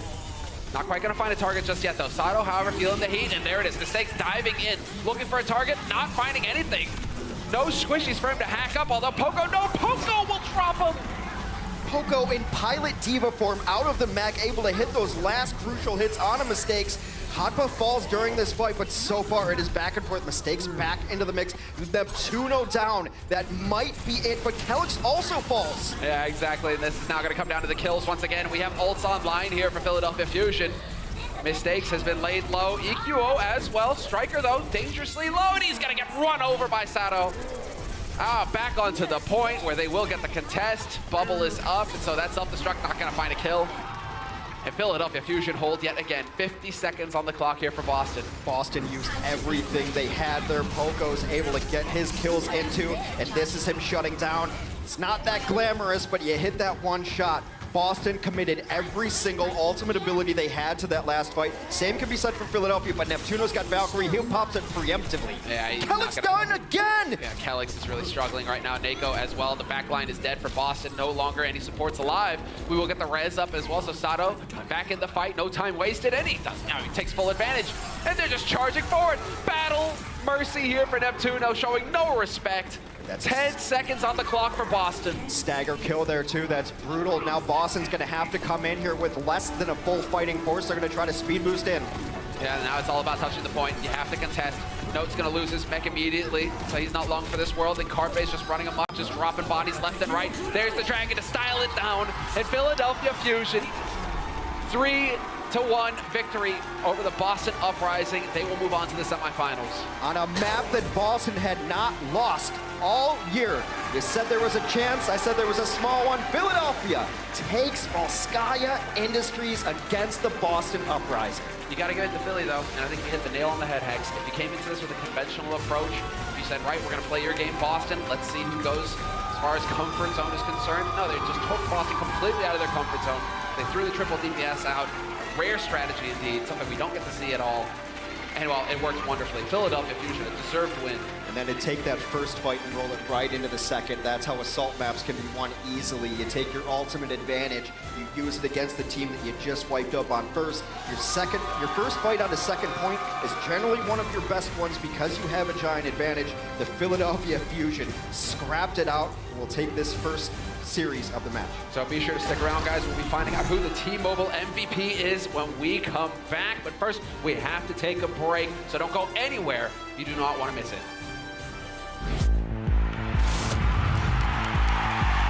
Are you ready?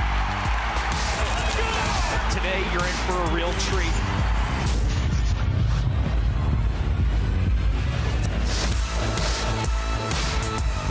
There's no stopping him. That is it. There we go. What a wild match.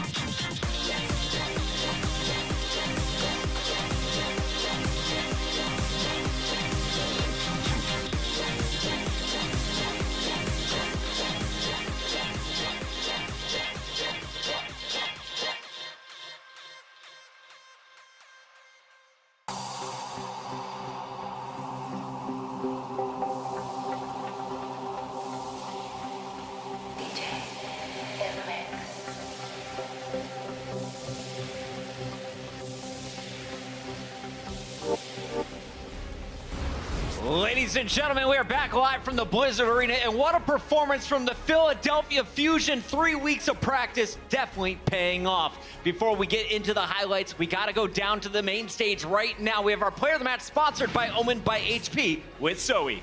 Thank you so much, Pocket. Please give it up for Carpe and his team, the Philadelphia Fusion, taking this first one. Now let's talk a little bit about the match we just saw.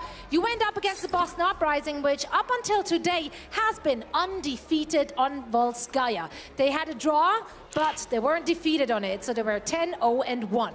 What was the preparation like against a team which showed such a good performance on this map before? 저희가 원래 볼스카에서 스크림 성적이나 이런 게 좀 별로였는데 그래서 좀 새로운 변화를 주고자 핫바를 넣어서 트레이서도 시켜보고 되게 특이한 걸 많이 해봤어요. 그래서 이게 잘 적용이 된 것 같아요. Before the match, when we were scrimming on Volskaya, I felt like our team didn't have a lot of good results while we're scrimming. So when we're playing the match today, we tried a lot of different things, new things, like using Tracer on the map and stuff. And I feel like that really paid off and worked really well for the match. It sure did. Now, we said it time and time again, you guys are a momentum-based team. You're emotional. How does that affect the game today? And do you think it has an effect on your next game against the Boston Uprising?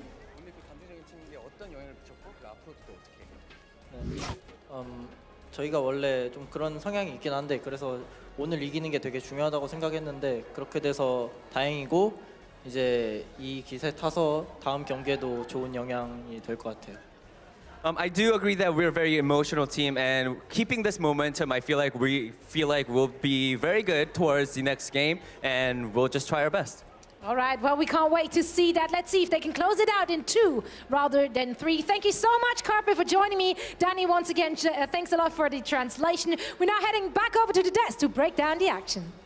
Thank you so much, Zoe, and give it up one more time for Carpe, another player of the match MVP award. Ridiculous stuff we have seen from the star DPS player, but this was not an individual effort in the second half. Philadelphia Fusion went a very tight Eichenwald, and that's where I want to start, Brennan Sideshow. Let's go back to game number 3. Talk me through some of the compositions, the lineups that the teams were showing us. I think it's been really interesting this first game of the playoffs because you take everything you knew about the Overwatch League regular season, throw it out the window. They have done their prep, and it's a new kind of style that we're seeing. A lot of this solo support where you only have one healer of the Mercy, and normally the Zen player ends up playing the Roadhogs, and it's very momentum-based because you have the 2 snipers that can get picks at any moment. Somebody can be removed from the board. But the Boston Uprising, going back to their bread and butter here at times, the dive compositions, with Striker being able to go onto the Tracer, a hero he's one of the best at, if not the best in the league, and mistakes picking up the Genji at times, but it just wasn't enough. Wasn't enough, wasn't it? And the dive composition, like when you run these high mobility heroes to try and abuse the fact that Philadelphia are a lot more stationary, you think that might work out in their favor. And Boston, they had a good showing on Eichenwald. Again, very close game between them. But Philadelphia Fusion, I feel like what they've shown in this series, in this map at least, that they are very good at adapting on the fly and changing their playstyle in little ways, little tweaks that Boston are not necessarily as great at when it comes to recognizing that and making the necessary adjustments off the back of a lot of clutch mechanical plays. And I really want to point out Boombox on the Roadhog, right? That guy was absolutely insane. He's your healer. He's a Zenyatta normal. It's crazy, right? You would think that a player like that, you're not really able to pop off as well, but the guy was putting out ridiculous numbers, but alongside EQO as well. On this map, on Hanzo, EQO had 32% of his team's damage. That's a ridiculous number when you got a Roadhog on the team as well. Like, normally you expect something like 20%. The entire team played incredibly well. Ridiculous finish by Carpe as well to finish off that third map. Now we go to match point for the Philadelphia Fusion, and we were all surprised here on the desk to see both of your Diva players. You had Poco and Hoppa in, but Hoppa was on the Tracer, boys. Literally nobody would have expected Hoppa to have this good a Tracer, or even a Tracer at all. We've never seen it in his entire career, and the guy just comes out and destroys on it, honestly. He was going toe-to-toe with Striker, who we consider one one of the best, and they ended up with the win. This is unbelievable. This is the kind of preparation that Philadelphia Fusion have come into the playoffs with, and this was the unknown. You know, we haven't been looking at their scrims and really studying the teams and going and watching every move they're making and the coaching staff and stuff like this. That happens behind closed doors. Right. And they have made huge progress with this Philadelphia Fusion team. They look like a bit of a dark horse at the moment. They're doing so well. We have to reiterate, though, the fact that they have won on Volskaya Industries. Philadelphia won this series out on Volskaya Industries. Boston Uprising were undefeated on this map, completely. They were 10-0 on 1. They had one draw, and that was the closest they came to defeat. These guys were so good at this map in particular. In Philadelphia, they come out with the preparation, they come out with the victory. Now, for anyone who missed the start of the show, we got to remind you, this is going to be a best of 3. So it's the first team to win 2 matches. Philadelphia now halfway there, but we're going to see the rematches again on Friday. Boston, they're going to have to win back-to-back matches on Friday if they want to move into the semifinals. What do they need to fix if they want a chance next time around? I think there's 2 big things for me. One is their defenses, because they just got rolled every time they were trying to defend a map. They just got snowballed backwards. They couldn't find their footing. The other one is when you're playing these single healer compositions and it's only your Mercy able to heal, you've got to have a better performance, I think, than what Kellex has been having. That's not just down to him, it's how he's been defended as well. But Neptuno was outplaying him massively. He had more than 3 times the deaths, Kellex, and Neptuno as well, because you got to add a bit of style into it. Got 7 kills. On 7 kills with the Mercy. That's not supposed to happen. Pretty ridiculous stuff. Brian, let's talk about Boston. Yes, you lost today, but you do have another chance. Who was shining today? Who can you rely on again in the rematch? Again, it's got to be Striker, the guy I said is the MVP. Honorable mention as well to note on his Diva play. He's always been consistent. Actually, a very underrated Diva player in general as well when it comes to that off tank. So I feel like there was no real issues there. However, Boston, what I'd like to see from them is adaptability. How well you can quickly adapt to different changes. Like, you know, like Harpe was saying in his interview at the end there, they just threw Hotbar in on the Tracer and it threw Boston off guard. They had no idea how to play around it, no idea how to really deal with it, and it's stuff like that that you need to be quicker in dealing with as the games are going on. That's what I want Boston to focus on for the future. That's going to do it for our first quarterfinal post-game coverage, but it's now time to find out who will take home the title we've been talking on and on about. Who is the inaugural Overwatch League MVP? Who's going to be taking home the award? It's time to find out. We got Malik on the floor with our T-Mobile trophy presentation. Thank you very much, Puckett. And what's up, Blizzard Arena? How you guys doing? Doing good? Now, we've seen some amazing skill this season, but in the end, there can only be one pro that takes home the Overwatch League MVP award, sponsored by the good folks at T-Mobile. You guys, the fans, helped us decide who would take home the trophy and the right to call themselves the best player in the Overwatch League, and the ballots are in. So, without any further ado, I present to you the inaugural Overwatch League MVP.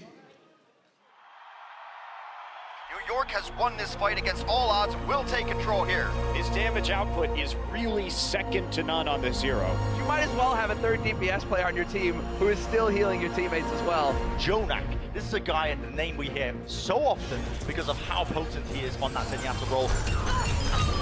Jonak has got these angles dialed in for these volleys. He is definitely the assassin Zenyatta, knows where to get those volleys in, does tremendous damage, gets the support from his team to allow him to do so as well.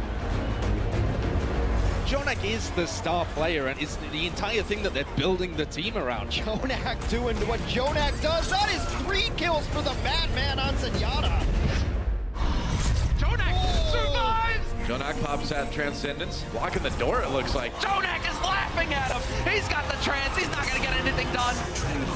Running for his life, but Jonak right there. You can run, but you can't hide from this guy.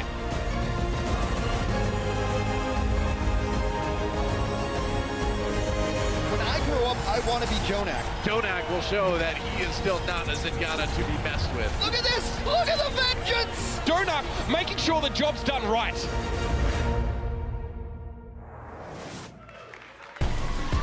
Ladies and gentlemen, give it up for the deadliest Zenyatta in the league, your Overwatch League MVP, Jonak!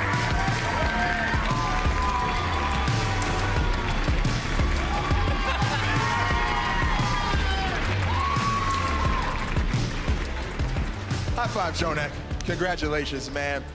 Now I have to know, right off the bat, how does it feel to be the first ever Overwatch League MVP? 오버워치 리그의 첫 번째 MVP가 되신 조한 선수 소감 말씀 부탁드릴게요.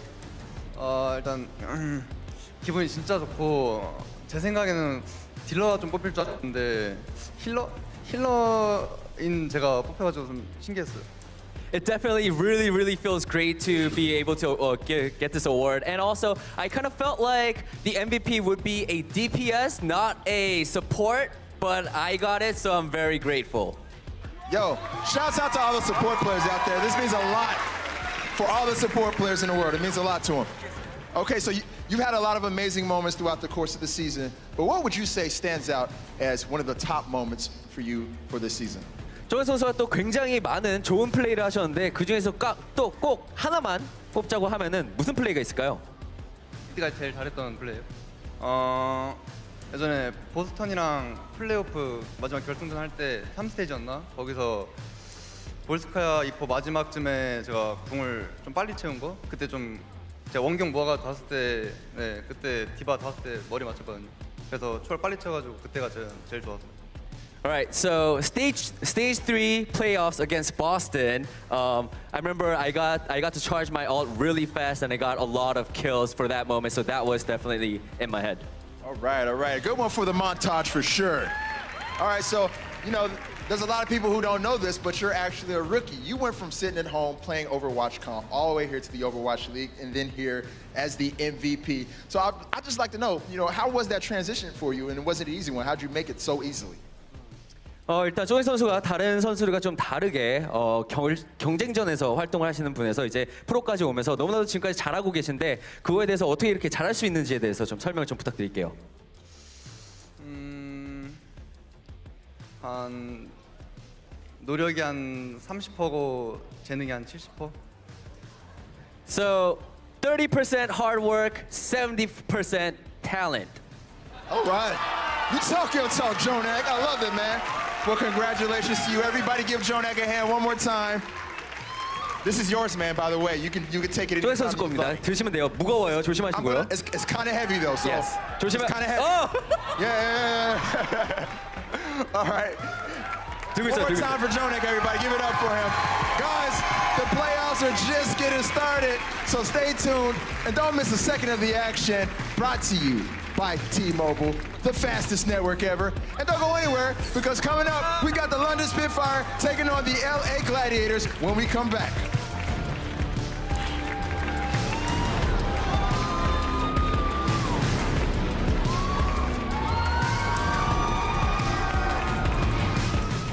Only one Overwatch League Pro will take home the Grand Finals MVP award, and T-Mobile is giving you a say. When the finals begin on Friday, July 27th, cast your vote for the most deserving player by tweeting their battle tag along with the hashtag OWL MVP.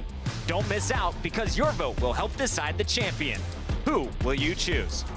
Don't miss the first ever Overwatch League playoffs live in Los Angeles at Blizzard Arena. Tickets are on sale now at access.com.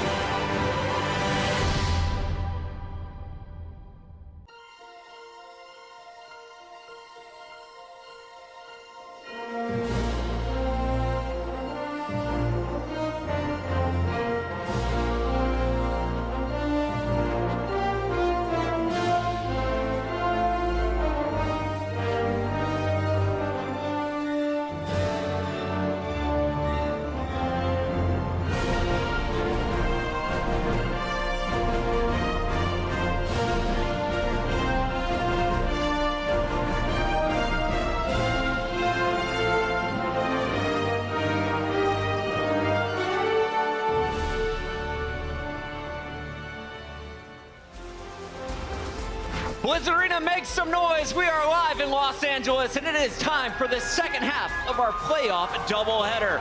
Welcome back to the desk, everybody. It's your host, Chris Puckett. There we go. Alongside Brennan Sideshow, we got the Brits here in action, breaking down all of the games today. We're coming off a big one here with Philadelphia taking the first check mark in their matchup against Boston. But this next matchup has everybody hyped. It's the showdown once again between London and the LA Gladiators. This rivalry's been so fun to watch the entire season, and I have no reason to think that this should disappoint. Coming off that great game against Philly and Boston, this one I think should be even better. This one has been so tight throughout the regular season, but before we get to the match, guys, we want to remind everyone at home how things are working here in the postseason. Now remember, each match is a best-of-5 maps, but it's going to be the first team to win 3 maps today to take that match.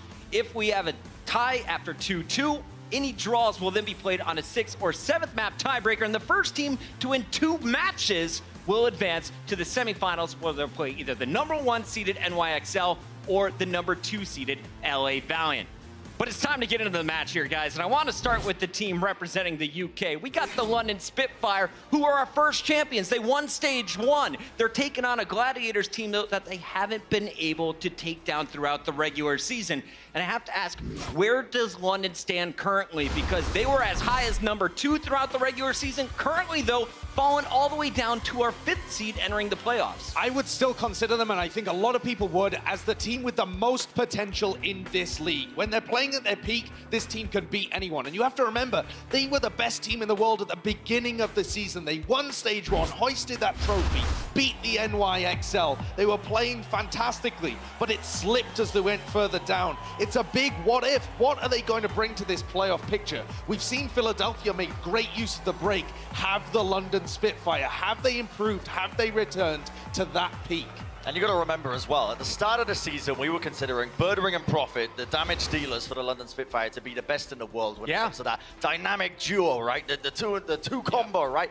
And they haven't seen the best of results in recent times. They haven't been performing on the same level, but we know it's there. The potential has always been there. The question is now, are they capable of reaching it now? Because they were awesome in Stage 1. They absolutely were. They were phenomenal. And I think Profit has actually kept it up the entire season. Profit is such a great player. I feel he may be the most underrated player in the entire league because people just simply don't notice that he's a beast. He plays every single hero and plays them to a ridiculously high level. He has been racking up stats, been an MVP candidate. He has combined so well with Gesture on the main tank, but it's Birdring, the guy that he plays alongside, that the question mark is on. Can Birdring reach the same heights as he did in Stage 1, where he was so fantastic? We're expecting Birdring to pick up the Widowmaker. It's such a crucial hero. We talked about that all the last match as well. If Birdring's not stepping up, there's only so much Profit can do. I want to see both players at the top of their game once again. The dynamic duo, can they reach their peak once again? That's the Spitfire, but we got to talk about the Gladiators, because in this matchup,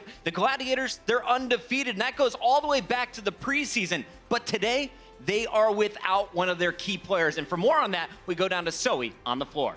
Thank you so much, Pocket. Yeah, the Gladiators issued this statement a little earlier today. In that quote, they said, effective practice is necessary in a new meta in order to perform well in the playoffs. And they followed this up with the announcement that iRemix will be playing on that main tank role over Fisher for their first match of the playoffs. And they believe that this will give them the best chance of actually winning the games today.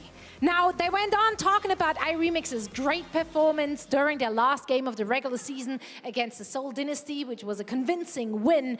However, I think it's needless to say that this lineup change will potentially have a huge impact onto the match today. But let's hear it from the desk. How do you think that's going to influence the match? This is huge news, fellas. Without Fisher, your main tank, the guy that really generated all the positive momentum for your squad, where do you go from here? What does the Gladiators, what do you do now without this man in the lineup? I have so many question marks, Pucker, as to this decision, because Fisher added so much to this team. They were sitting before the addition of him to roughly around 40% win rate when it comes to that. And as soon as Fisher gets put into this lineup, now they're sitting up with a much higher win rate, above 50%, so they're winning the majority more of their games. So this is actually a huge change for them. He drastically transformed his team with his addition. He provided shot calling, provided clear structure in terms of having a core member to build around. And now, iRemix, all this pressure's being put onto this guy's shoulders for the playoffs now. So big question marks being raised in my opinion. And like Zoe was saying, we have actually seen iRemix recently. He subbed in and played against the Seoul Dynasty where they came out with a win, and he looked okay, right? But he's trying to replace Fisher, right? Fisher is an unbelievable main tank. And we're showing the highlights of Remix, and he plays pretty well, and he played at the beginning of the season. But guys, you've benched your superstar player here in Fisher. It's unbelievable. So there must be some strategy, some reason behind it. The Gladiators are remaining very tight-lipped about the entire thing, but we'll be able to tell at the end of this match whether it was a decision that ended up working out well for them, because this just seems like madness from the outside. Philadelphia, look at your gameplay today. I say props to the coaches. Maybe the Gladiators have something up their sleeve, but on paper, this one does not add up. So fellas, clearly there's going to be a difference in your main tank play. The Gladiators are going to need someone else to raise up and step up if they want to carry this team to a victory. Who is that guy? For me, it's Hydration. I think he's been doing a really good job flexing onto different heroes, and he has a particular pocket pick of the Doomfist that he likes to bring out. His Pharah is absolutely fantastic, but it's the Doomfist that's interesting because nobody else in the league really plays it to the same kind of level, and the Gladiators have created a lot of interesting strategies around it. And that's one of the things that the Gladiators do so well, is they know all of their pieces and the heroes that everyone can play, and they like to make interesting strategies that throw other people off. So I think they're going to be coming into this with something weird prepared. Brendan, you agree with Hydration here? I do agree with Hydration. I love it. The newest patch that we're going to be playing on here, the version of the game has some Doomfist upgrades, so I'm hoping to see some Doomfist myself. You know, it's a personal favorite hero of mine. Well, talking with the Gladiators yesterday, they don't seem to be fazed about the lineup they're bringing in today. So let's make it official, boys. Where do you go here for our second quarterfinal match? Is it London Spitfire, or are you going with the hometown squad of the LA Gladiators? I think it's so important to remind everybody that London Spitfire have never beaten the LA Gladiators. Absolutely, yeah. It's a weird bogey team for them. They just couldn't do it the entire season long. And I was definitely going to go with the LA Gladiators in this match,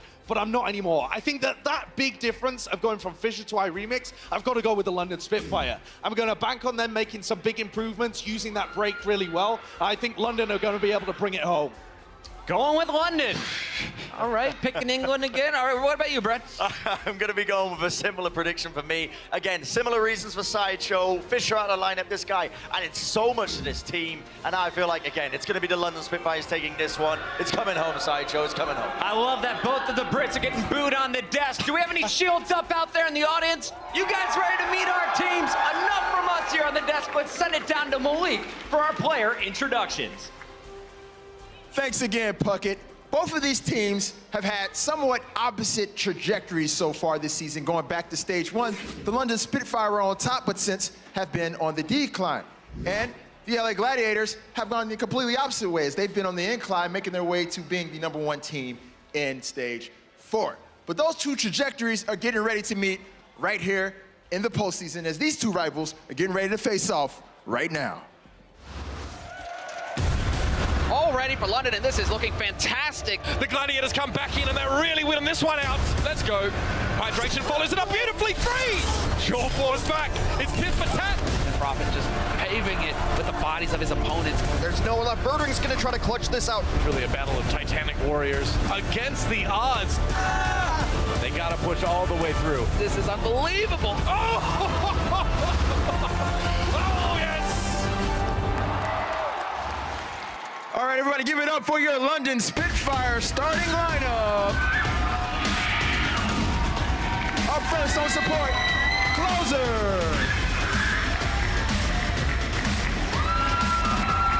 On support, Badoshin.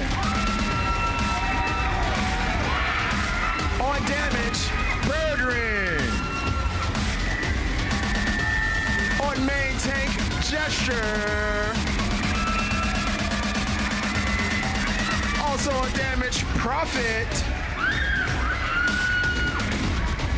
And on off tank, Fury. Give it up for the London Spitfire. Make some noise, everybody.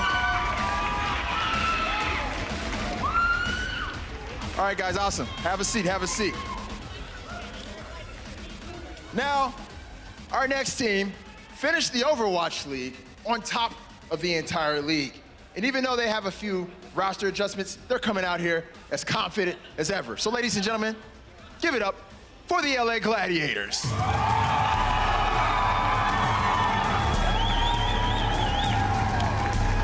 And here comes your starting lineup. On support, Shaz. On support, Big Goose.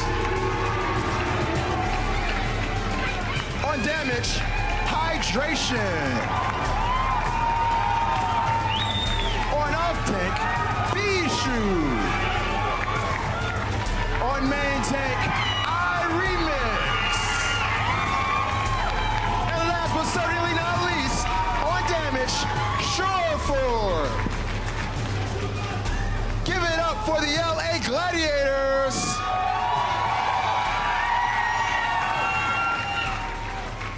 All right, guys, have a seat.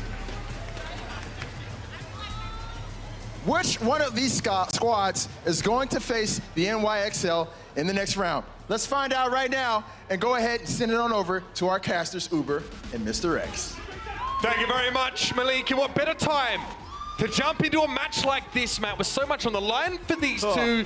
It's been an interesting day in the news, especially for the Los Angeles Gladiators. Yeah, I mean, obviously, Fissure not in the lineup. This is a LA Gladiators team. We saw a lot of this roster back in stage 1 when they finished 4 and 6. And when they never played London. I incorrectly said on the desk that they beat London in stage 1, which is obviously not true because they didn't play. So this roster hasn't won against London. Right, which you have to think, I know they're pretty confident, in taking Fissure out and putting I-Remix in. I don't think you make a move like that unless you feel pretty good about it. So we'll see how they play today.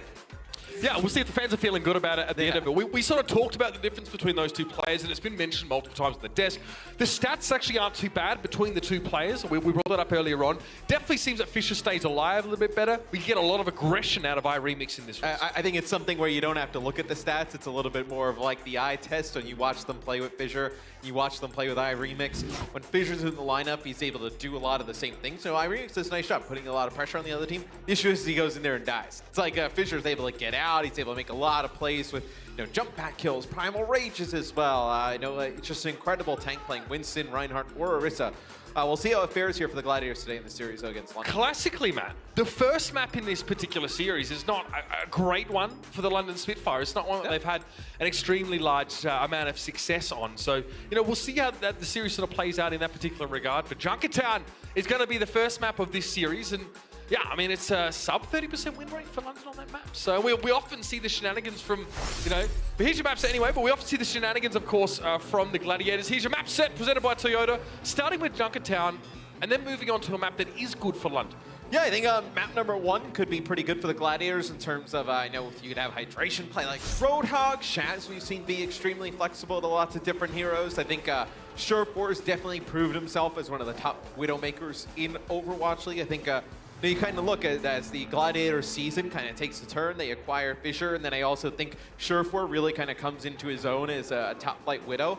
But London is, you can put London right next to Philadelphia as like one of the scariest teams early on here in the quarterfinals of the playoffs. In that, if London is playing well, they have all the talent to go all the way, win the entire thing.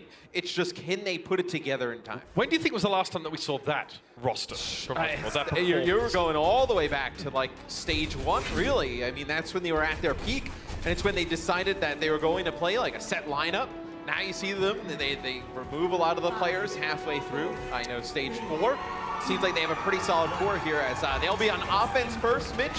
Fury on Diva, Gesture playing Orisa, and then you have Bedosian playing Roadhog. So you're going to go with a solo support, double snipers here on offense for the London Spitfire. London fighting for that rematch against the New York XL.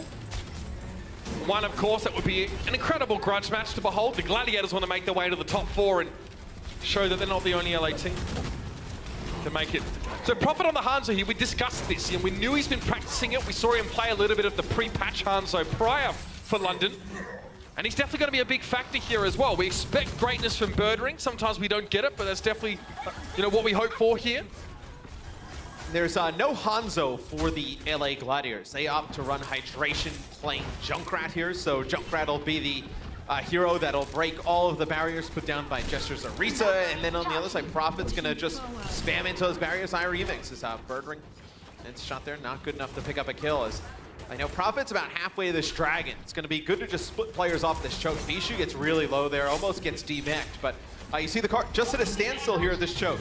Yeah, and you can see here that Shaz is trying to hold down the right-hand side, but Bedosian has some backup in the form of Birdring. Shaz is being healed for the most part. You can see Big Goose's tether across the payload, keeping the Roadhog nice and topped up. Eventually, the shield pressure is definitely going to take its toll on the Gladiators, and that's another shield busted down. They're going to try and make some progress here. Dragon Strike cuts through, but no one was really sitting on the payload to be affected by that. It did push the Gladiators off, but the payload is still non-moving. It's a huge play from Bedosian during that as well. Hydration goes to use his Riptire, that Junkrat ultimate, and Bedosian lands a hook on a Hydration while he's in the animation, doesn't even get a chance to channel that big Riptire. That is a huge play there from Bedosian. Now the whole hog able to pick up 2. That really unlocks things there for London. As far as first point defenses go, though, you're not feeling too terribly bad about the Gladiators' time of halt there. Remix was very hard to shift on that Orisa in general. His shield up time was very good despite all the pressure that we're taking. Eventually, though, London come up with the goods. We can see how that goes down here. Bedosian, who just starts to go ham in the last moments. Yeah, this is what I was talking about. Right as Hydration's about to let that Riptire go, because the animation doesn't go all the way, the tire doesn't come out. Well, not only that as well, Hydration threw a trap at the ground, but Bedosian had crossed the point on the ground where the trap would have activated before its animation had finished, so he doesn't get caught in the trap either. That could have made a difference there, but we already saw the Riptire being queued up. It might have been tough for Hydration to adapt. So you know timing's on your side right there here, Bedosian. Yeah, he managed to walk ahead of it just in time. Halt. The self-destructing over the top. It's going to be the supercharger from Gesture taken down. Now, you get them 15% quicker now on this current patch. Maurice is managing to get ultimates a little bit faster thanks to a little bit of a tweak in the numbers there. So expect to see more of superchargers used and maybe even more frivolously so, as they're more frequently available. Bedosian looks like he's ready for a sea change. You'll have Bedosian play Zen. Closer will play still on Mercy, but he's got Valkyrie available. Prophet's the one who makes a change over to Tracer. They're going to go full-on dive. This is what London was so good at early on, Mitch, when we were talking. You know, when was this team at their best? It was in stage 1 when they were playing a lot of this dive. As soon as Prophet goes up towards the high ground, gets taken out right away. That's going to be Hydration up there, you know, with the mines and the Junkrat damage. So there's an entire assumed back and forth between hero switches that results in us actually seeing dive with Winston yet again. You could play Brigitte into this, but then teams often switch back to double sniper and pressure the Brigitte out. Then we might even, then we see a composition that's designed to try and break the double sniper. So we end up quite often with teams not being countered whilst playing this dive comp. Plus the Gladiators have this Riptire here as well, so they're not really feeling likely to switch off at this stage. With Prophet going down early, care of Shaz, a Birdring removed. I mean, they did end up using the Riptire there, though. When they were already up 1 player, the animation and Hydration's using it right as Prophet gets taken out by Shaz, so nothing you can really do about that. There'll be Fury switching back over to D.Va, just trying to get a mech back there. So you make that hero switch. As a lot of ultimates here for the Gladiators. You're going to have your whole hog, you have the Valkyrie, you're going to have Supercharger, and you have the Infrasight here from Sureforce. So a lot of ultimates for the Gladiators. If you're in London, you probably just have another push here where you can't really get much going because you don't have anything to work. Look, I don't hate the dive, but you're either diving into like an Orisa setup or into a Junkrat. Now, the Roadhog's playing with the Orisa here on the Gladiator side, so there's no real safe approach unless you get a nice early pick here. It's going to require some mechanical prowess from the Spitfire to actually find that first kill. The Gladiators have been forced now sort of into the lower ground, which is fine, but Shaz can turn this into a 6v5 with a well-placed hook. You can see now, Jester jumps in, doesn't really force Remix back though. They're going to try and dive on him here, but he's been healed by Big Goose the whole time. And Birdring gets caught out. After his deflect timed out, he was picked off. The Gladiators did end up using all of their ultimates there, and now you have a few coming online for London. You have your Transcendence, you're going to have a Pulse Bomb, Primal Rage, and you're going to have a Dragon Blade here. As Prophet just kind of lurking. He has to be careful not to get picked up by Shaz yet again down in that hallway. Well, you also got to be careful because if you stand still for too long as Tracer and you recall, you end up in the same spot you recalled from, and it doesn't get you back to safety. Then you have to use all your blinks and hope you don't get hooked there. So you can't really hang around the same spot for too long as Prophet here. He has to maintain mobility. But his dive comp from London hasn't found that first kill to start a snowball fight yet. And if you're Birdring, what is your goal here with the Dragon play? That you're not really going to be able to cut down through any of these tanks, right? I mean, Shaz playing Roadhog really beefy, or Orisa and Diva as well. You're really just trying to use this to get like the Mercy and the Junkrat, maybe be able to put pressure on Surefour all the way in the back. Interested to see how Birdring uses this Dragon blade. Historically a bad map for the Spitfire. This is not looking much different at this stage for Birdring. Fed to the Dragon Blade, maybe a chance to open things up here and now. He can't quite reach Surefour though. He drops into the Blade path. One more slash and the Mercy would have been gone, but Hydration meets Birdring at the ground with a Riptire, and now we're gonna have the Transcendence in over the fight. Yes, they've lost Birdring, but it looks like the Spitfire still want to try and forge ahead. A lot of healing being given out, but it's not quite enough for Big Goose to keep Hydration alive. Pulse bomb on towards Shaz, required a little bit more follow-up from Prophet, but he finds the frag.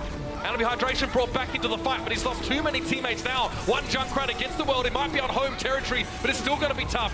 Surefour stands still, removing Prophet. Now it's two supports trying to deal with Remix on the payload. Nice little switch up there. Bidoshin gets the headshot on Remix with the right click. And the Spitfire, at least for now, can continue.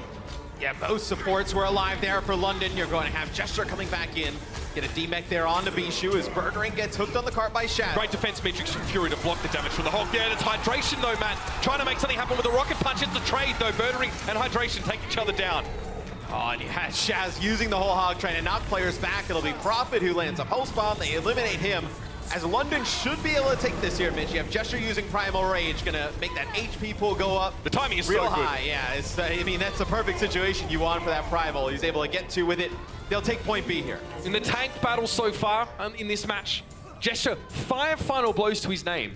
Pretty much the highest on his team. He and Bidoshin actually have the highest final blows for London. You saw the dive wasn't super successful.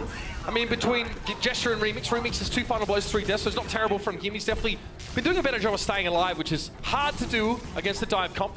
But now London switch gears. We're back to double sniper. And you see the double sniper come out for the LA Gladiators as well. Hydration did not play much Hanzo in the regular season. You see a self-destruct there used by Fury, just trying to create space. Surefour kills him before he gets back in his mech. I like that from Surefour. He breaks LOS so he doesn't fall to the self-destruct and finds the Diva while she's suspended in midair, dropping out of the mech.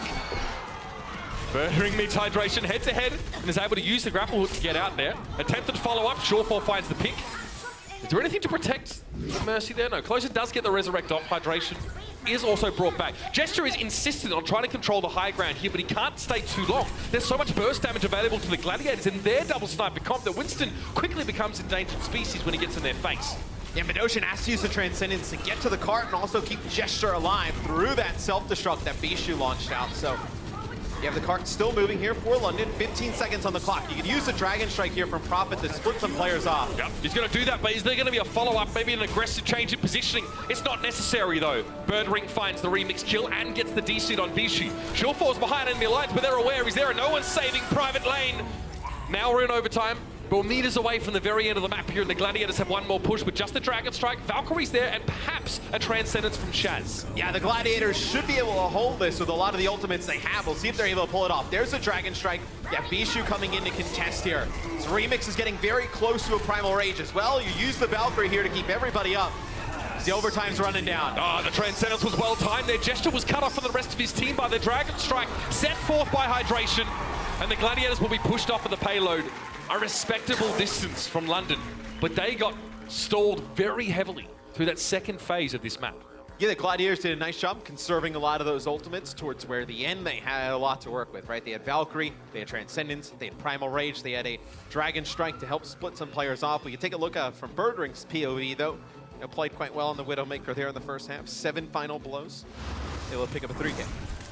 We see here the Widowmaker. This is after Birdring obviously having switched off with the Genji, which found him very little success earlier on, Matt. Let's talk about why the dive didn't work so well for London on that second phase. It seems as if they weren't playing against the Brigitte, but they were having to deal with the Roadhog, Orisa, and Junkrat to dive into. It's like, think about when we used to see Horizon Lunar Colony, right? And teams used to run like Orisa Roadhog with Junkrat and sit up on the high ground. It's kind of like what they basically did, right? The same type of setup where they set up on the high ground, the dive would come in, you would just get a lot of damage coming down from Junkrat and Roadhog. A lot of times their push really didn't even begin because Prophet was getting picked off on Tracer, trying to flank around the outside, getting over towards the high ground.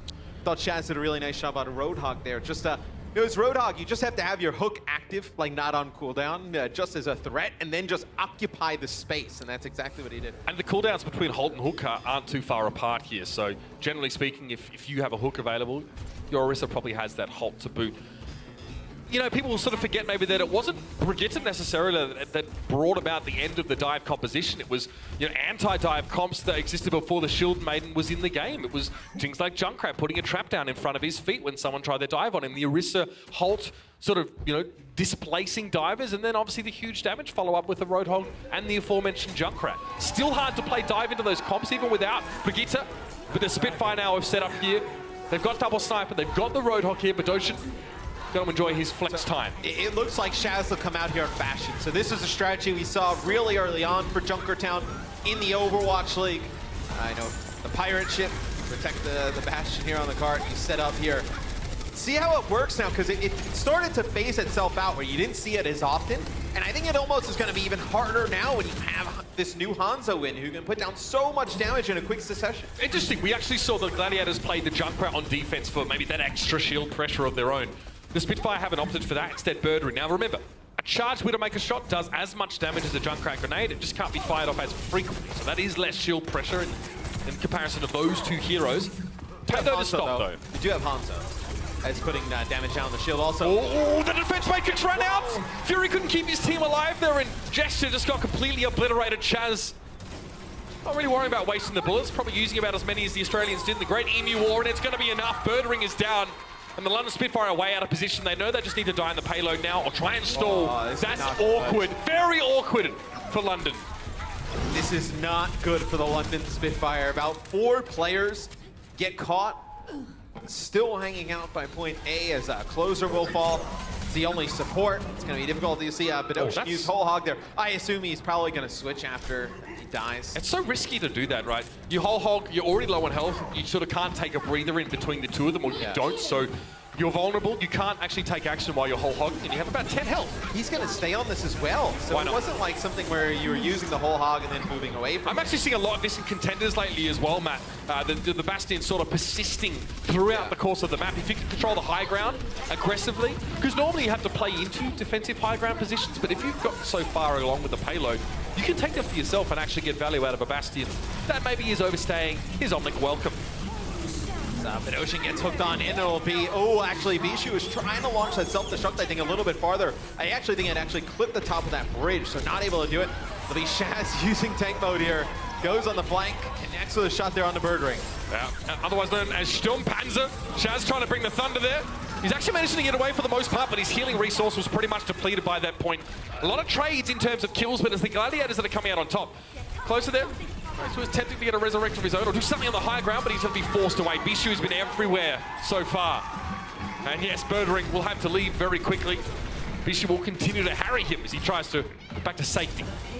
And I think it's really important the Gladiators got off to a good start in this series. Obviously, with a lot of things that have gone on today, where Fissure not in the lineup, a lot of pressure on iRemix, and no, it's good to see them come out and play good in this first game, right? His second half has been very good. Yes, get some of the nerves out, and you've seen them put together a very strong offensive attack. Their defense is pretty solid as well. I mean, they prevent London from completing the map, so now they still have this Bastion set up. This will be Prophet using a Dragon Strike. It should kill Shaz. Yeah. Bastion, not much mobility to get out of the way. Sometimes exit stage right isn't the right choice when that was the path of the Dragon. The Gladiators, though, still looking good in this fight. Hydration managed to get rid of Fury. Shaz is brought back into the fight now. Hydration's able to take a breather before getting desiccated by the Whole Hog from his opposite number in Badoshin. And now he's got room to roam around. Gesture's in deep trouble. He can't really use a shield to defend himself. Hydration's already in behind it. And the Gladiators are making very good time now. And we've seen this in the past. This strategy is hard to stop when the other team can keep that Bastion on the cart and keep it moving. A few times they've been able to kill Shaz, but it just gets res right up. That's a big pick there from Sherpor on the Badoshin. Deny some healing and damage as well with those Discords. I mean, you've got to know that the Gladiators at this point have pushed forward. Sherpor has all the real estate and all the sidelines. The Spitfire players are taking huge risks not exiting the spawn near to their Orisa. They don't have any shield protection. Then Bishu just sends it straight through. We call that a strike in the bowling business. Prophet is missing. And now it's going to be Badoshin trying to make a difference here on the Reaper. Closer tries to throw himself in the mix. But it's just a mercy. Tank mode, you better believe it. Shaz is going to unleash And Miloshi can't stand up to that one. And that was a dominant opening from the Los Angeles Gladiators in a match where many doubted them. It's a very good start. Surely going to bolster their spirits into the rest of the series. Yeah, and a player we didn't talk a lot about in that first map was Hydration. Leads the Gladiators in final blows. Also overall team damage with 27%. 1-0, favoring the home team so far. Let's see after the break if London can bring it back on a map that they're much more well suited to. The Overwatch League is brought to you by T-Mobile, America's fastest network ever. Omened by HP, the official PC and display of the Overwatch League. And by Intel. Intel Core i7 powers the Overwatch League.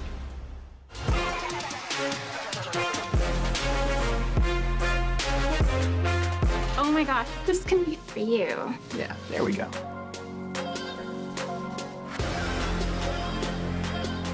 What? i7.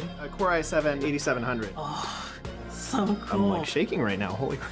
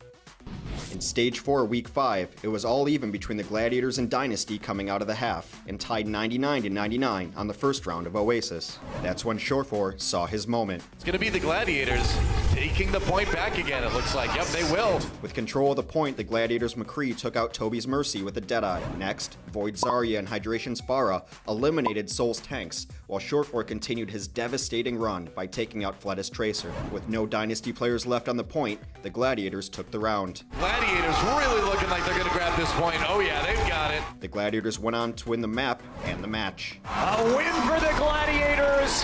They will spoil Soul's chance at the season playoffs. That right there was the turning point, where Shore4 and the Los Angeles Gladiators turned a sour moment into something sweet.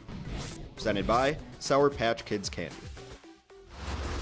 And welcome back, ladies and gentlemen, to the Blizzard Arena here in lovely sunny Los Angeles. And we are starting to get knee-deep in this series. First map already going towards the Los Angeles Gladiators. Some people thought they'd been limping into this one, obviously, with a substitution in the tank role, but Remix looked perfectly serviceable in that last map. He had a very good second half, actually, while the Gladiators were on attack. Matt, we're going to jump into Lijiang Tower next, which is a control map. And if you don't know what a control map is, we got y'all a video to watch and learn. Welcome to Lijiang Tower. This is Control. Two teams fight head-to-head for control of a common objective located in the middle of the map. To capture the objective, your team must stand within its range for a set amount of time. Capture percentage is continually given to whichever team is in control. The enemy will fight to clear your team off and capture the objective for themselves. Losing control will pause your progress. Now your opponent gains capture percentage. If both teams are on the objective when one of them reaches 99% capture, the game enters overtime. This extends play indefinitely until one of the teams is cleared off. The round ends when either team achieves 100% capture. Each round is played on one of the map's 3 unique areas. Control is best of 3, so whichever team captures 2 objectives wins. There you have it, ladies and gentlemen. That is Control. Something I thought was really interesting from that film clip is that on the Lijiang Garden map, there's actually like those little tables with pots on the point, but we never get to see We see all the players destroyed. They just get blown asunder, isn't it? But to be fair, like every spawn in like any Overwatch game just looks like people just like walking around like punching walls, Yeah, like just constantly. destroy everything. You know, like just walking around punching this. We do have a sub here for the Los Angeles Gladiators. You're going to have Void come into the lineup here for Bishu. So when Void comes in, you expect to see a little bit more Zarya gameplay. This also frees up Hydration to play, whether he wants to play like Roadhog, you want to play a triple tank, or I think you'll probably see him play a decent amount of Pharah here on this map. So what this does mean, though, internally for the Gladiators is that normally Bishu is the player doing a lot of the translation or passing hands of information, especially between his Korean compatriots. Now, obviously Fish is not present today. That would make Void the only sort of, primarily Korean speaker on this roster. So I assume that his time on the team has been spent obviously learning and communicating. We'll see if it manifests, if there's any difficulty there, but we know him as one of the, he was definitely heralded as one of the best flex tanks in the world for quite some time. And he has played with iRemix before. We saw they did play in the Seoul Dynasty match on Oasis, so we've seen them play Control with each other before in the Overwatch League. So we'll see how this goes here with Void in the lineup as the LA Gladiators. I think a lot of people are surprised they were able to take map number 1. Junkertown does at times like kind of a little bit of a coin flip, right? I know a lot of different strategies. It can be a swingy there. map. Yeah, very swingy. And I think when the Spitfire don't complete their offensive attack, that's where I think you saw the Gladiators have a real good chance to take it. We're on the Lijiang Tower, ladies and gentlemen, and the game faces are on. London, a map that they generally feel pretty good about. Their record is quite nice. See Hydration just holding off on the concussive blast till all the shields are missing. He doesn't quite find the pick. Converter, he's able to rappel across and find an opening frag on towards Shore4. One more rocket will get the job done, and that's clinical precision by Hydration to find Widow at such an altitude. But Birdring did his job by killing the other team's Widowmaker. There's not a lot they can do to deal with Prophet up in the sky. He's able to put down enough damage. You keep Birdring alive long enough to make an impact. So you will control the point first here as London grabs control early on. We'll see how long you stay on the Pharah. Pharah usually at times can be pretty difficult to attack into when the other team has control of the point. Now this is a concession from the Gladiators. Going the left-hand side means they want to deny Widowmaker's sight lines. They want to make it just harder for Birdring to pick them off as they approach. Prophet can do a lot here though, because this, this access way, this little causeway is a little bit close quarters. Prophet gets a lot of splash damage. If he lands consecutive rockets, he gets a little bit close for comfort there, but is able to pull himself out. And he can just peek in from this window. Yeah, when he peeks in from the window as well, you usually don't like it when the FAR is that low to the ground, but it also denies any sightline from Shortboar because Shortboar has to look through his window and he's looking straight at this pole in the center of the point. So there's no way he can see Prophet. And it's tough because as soon as the Gladiators push onto the point proper, they're once again exposed to Widowmaker's fire. They're once again sort of out there in the open and they have to deal with that. Neither of these teams have static shield tanks, right? They're playing a Winston who has a bubble that is temporary, and obviously Divas who can use Defense Matrix for a short window of time. So Poke is going to be quite nasty to deal with, and when you're the attacking team, you kind of had to advance through a lot of this early Poke damage, these salvos of damage coming down. You're at an inherent disadvantage against this Poke, especially because you can't just turn it aside with shields that you can, activate at your whim. This will be Valkyrie used there by Big Goose. It'll be a self-destruct that goes all the way through there from Fury, just trying to split some players off. So you do have this rocket barrage. That'll be Transcendence from Badosha, keeping everybody alive through hydrations. Now the Prophet's starting to use his barrage. He's able to put enough damage on for Gesture to finish off Shortboar. Very clever from Void. He realized he couldn't get in Prophet's face before the barrage took him down, so he ducked out of the way. He redirected his course back to the point to get healing and to help his team try and control it. It kept him alive a little bit longer and it kept the Gladiators in the fight. But now they're going to be pushed away yet again, and it's 95% on the clock. Gesture, it's Primal Rage time to see Big Goose and Shaz shunted right off the point. They don't have a choice right now. They pretty much need to submit to this and try and continue to do their job. Great damage turnaround though. Void fighting Fury and Gesture in that fight. Huge performance from the substitutes. With London, though, able to get it up to 99%, you basically make it a one-fight game in their favor. If they're able to just flip this point back, they'll be good to take this first round. Prophet will play Tracer here. So as soon as the other team takes the point, does not want to play the FAR anymore into this Widowmaker. So he'll play Tracer to go try and maybe get a pick. All I need is get a pick on a support, and they're good. No, but not that way. Shortboar found Prophet, and there's definitely a sense that Prophet has kind of been tasked with, handling Shortboar on his own. Switching to the Tracer. The Tracer struggles a little bit against Zenyatta at close range and doesn't do much to a Winston unless there's a Pulse Bomb ready to go. And even that Pulse Bomb's damage has sort of been reduced itself. So Tracer not as great at getting those solo kills on tanks anymore. Prophet definitely wants to find Shortboar as quickly as possible. I think, Shortboar is a great target. I think Shaz probably his main target right now. If you can force out that Transcendence a little bit early, then you give the support ultimate advantage back to your team, right? Because then Badosha and Closer will get their Transcendence and Valkyrie each. Then you can just push on to the point, just play around all that healing, and you see they jump right on Shaz right away. The Transcendence immediately coming out from Shaz. Most of the Gladiators are going to benefit from this and try and use it as a way to push into the rest of the Spitfire, and they found Badosha. Birdring though with the Widowmaker finally finds their pick on Shortboar, but they've lost Closer. No more healing available for London right now, and they've got to just try and rely on this shielding as much as they can. Big Goose now has to keep himself tethered to Big Goose to keep him alive for as long as possible. Shaz taken down. Birdring found him. Hydration now going to turn around with the barrage to try and make the difference, but he's cut down. Great shield placement from Gesture. His bubble, it appears in mid-air, it blocks and causes all the splash damage of the barrage to be turned back on towards Hydration. He's done with the barrage. He's switching now to the Predictor to try and shut down this Tracer. But it might not be enough time. The Spitfire are going to retake control here, and there's a Pulse Bomb for Prophet. Yeah, with a few players dead, you may have questioned why Gesture uses the Primal Rage. It keeps himself up, puts down enough damage. His supports come back. You have Valkyrie and Transcendence. They use the Valkyrie already. Badosha does have this big Zenyatta ultimate.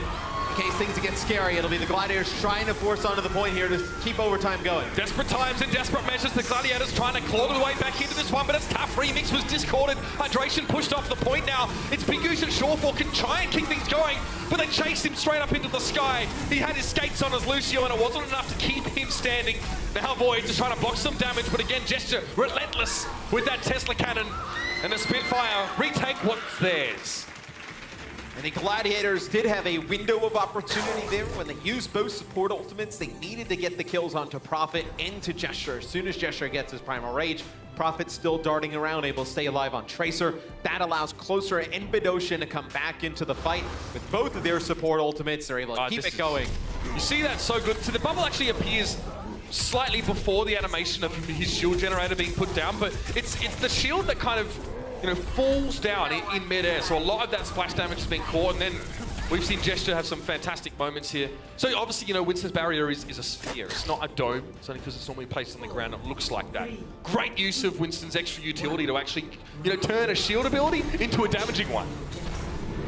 So now we will get a chance to see Birdring play Hanzo. We saw the Hanzo brought out from Prophet before as both Reinhardts make it to the point here. So, you know, they'll just kind of keep these shields up here, just trying to do some damage now when the Zaryas get into it. So, see who's can charge up their Zarya a little bit faster. Sherfor playing McCree here, able to pick Prophet out of the sky. Immediately going for the anti-Pharah selection now. McCree obviously going to be very effective against that Pharah here. Might not be enough to force Prophet up to the pick here. McCree is definitely vulnerable to a degree against Hanzo, who from very long range can pierce him. Sure, a very seasoned McCree player, unlikely he'll really give easy sight lines. And the Gladiators, because they're playing a composition that features Reinhardt here, do want to push up into this choke as much as they can. Remix just took too much damage to hang around.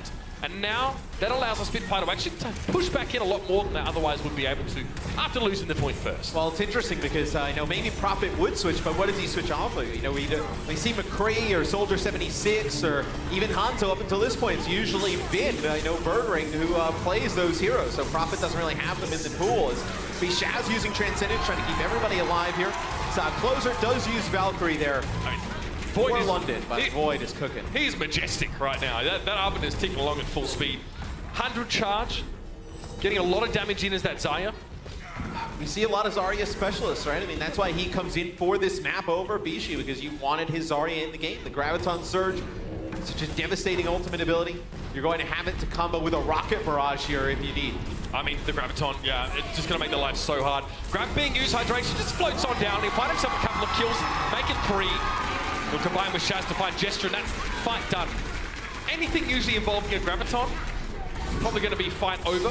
The Spitfire did part of the Transcendence and Hydration, that's very cute.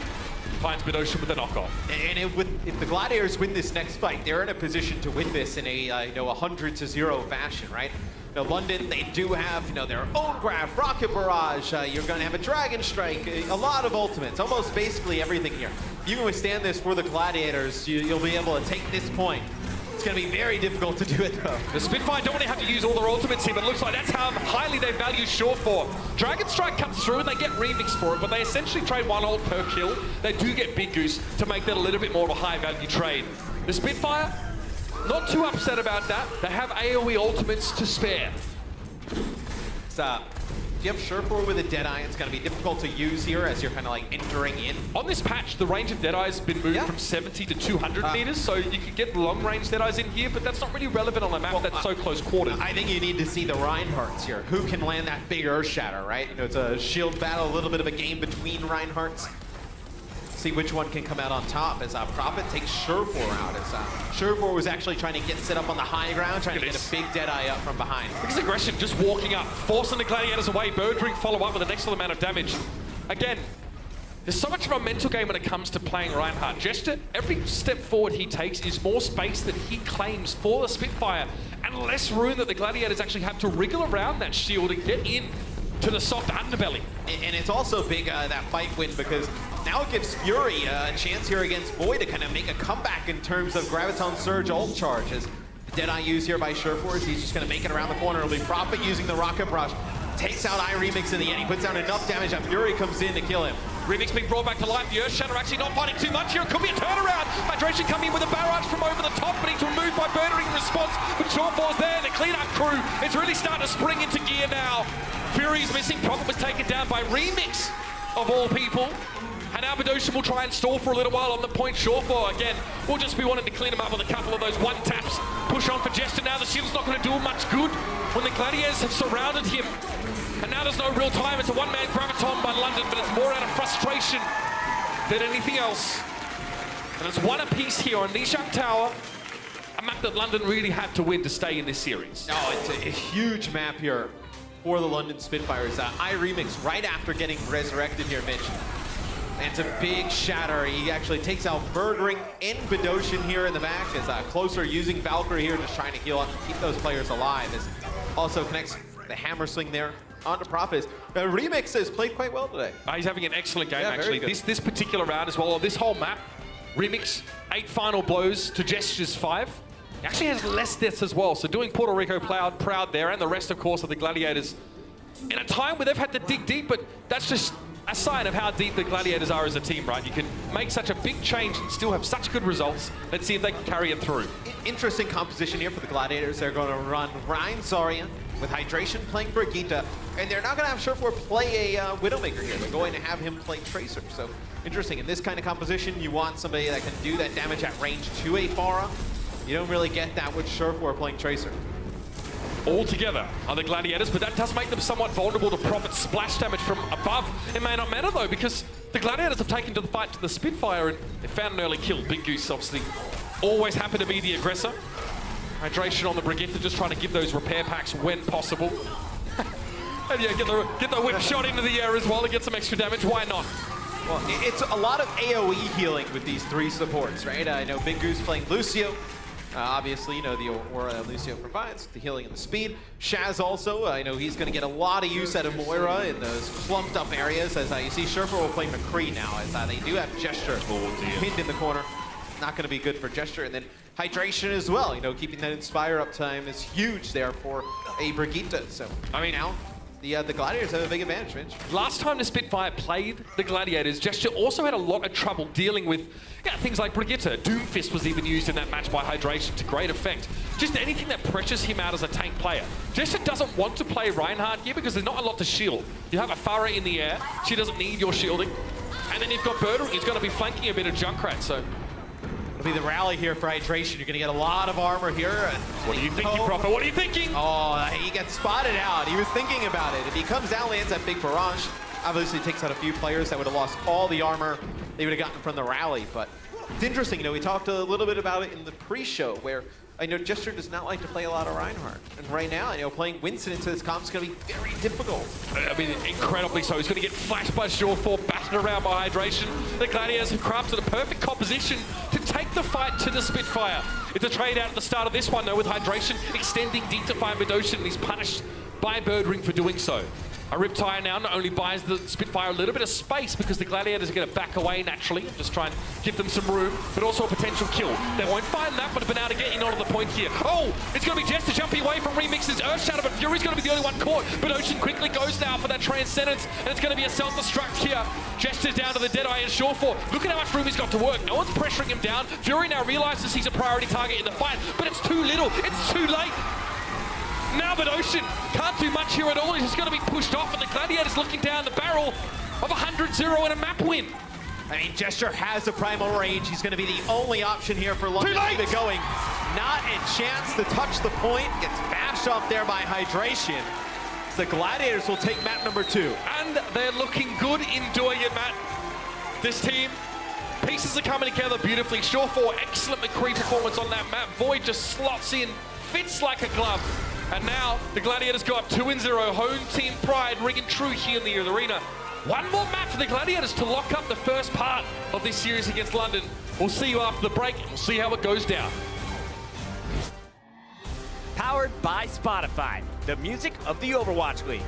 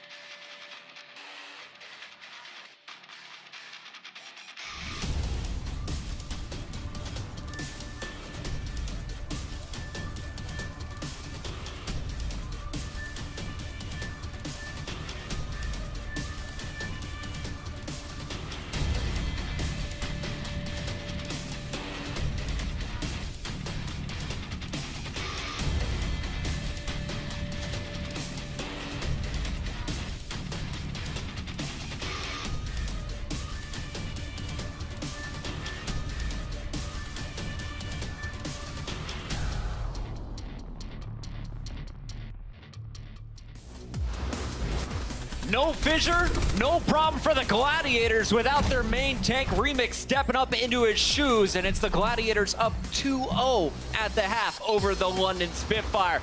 Ridiculous stuff coming in. If you ask any of the experts on paper, what does it mean missing fissure for the Gladiators? They would tell you, well, this is a clear win for London Spitfire. Both of our analysts here, Brennan Sideshow, said that in our pregame coverage and are looking kind of silly here at halftime. How you feeling, fellas? Well, I think it would still be close, right? Because originally we thought it would be the LA Gladiators coming out with it, but without their star player there, I thought it would start to tilt over to London. But at the moment, the LA Gladiators, I think the statement that they put out where they said they'd really been practicing with iRemix, he's been with them, they've tried to be really effective with it seems to have paid off. They're still looking very tight. Brennan, our Gladiator squad is up 2-0, and I'd love to go back into the game here as we take a look at the highlights from our first map. Junkertown came up, and this is a map that throughout the regular season, we saw all kinds of crazy strategies. What were the Gladiators bringing to the table throughout this first map? Nothing unusual compared to what we usually see out of them. Again, we saw the signature Doomfist by Hydration, which was excellent. We said we wanted to see a lot more of that. But all in all, it was just consistency from Gladiators. They weren't doing anything too flashy. Shermore, again, was winning the Widow 1v1s against Birdring. Birdring not having too hot of a game himself. I mean, Shermore, again, keeping him in check.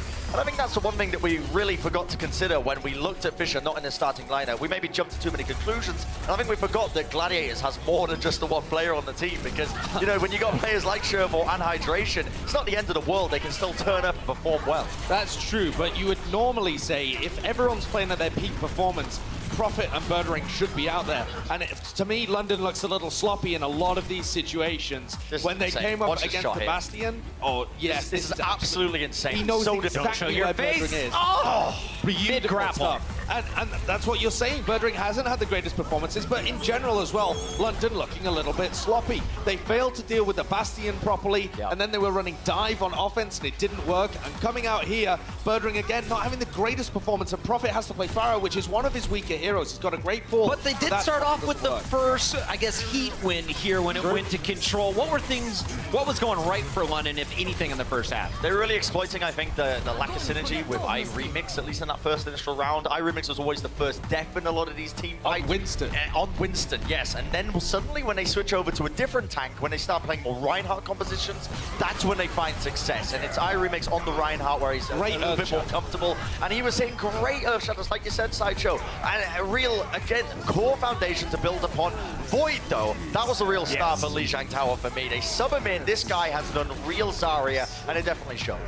One of the best Zaryas we've seen on the day coming out of Void. In general, though, for you, Sideshow, who is getting the job done? Clearly, it's got to be this man, right? It certainly is. Hydration was the guy that I thought they would be leaning on to have these big performances without Fissure in the lineup. And you can see that when he's able to play heroes like the Pharaoh, which I think is probably his best, but also the Roadhog that you saw him pull out in Game 1, two heroes that he can really make the most of as they go further throughout this map pool, and two heroes that he can start utterly destroying London with. Because London don't have a Roadhog as good as Hydration, and they don't have a Pharaoh as good as Hydration. So any situations where they can force them to play that kind of counter game, LA Gladiators have got the upper hand, and at the moment, it's a tough situation for London. They have all the momentum. They've got their opponents on match point, and you got to think it all started back on Junkertown with that great hold on point 3. We heard the Gladiators. We saw them clutching up, but I want to take a moment and just crank up their headphones. Let's go to a listen in presented by Dolby.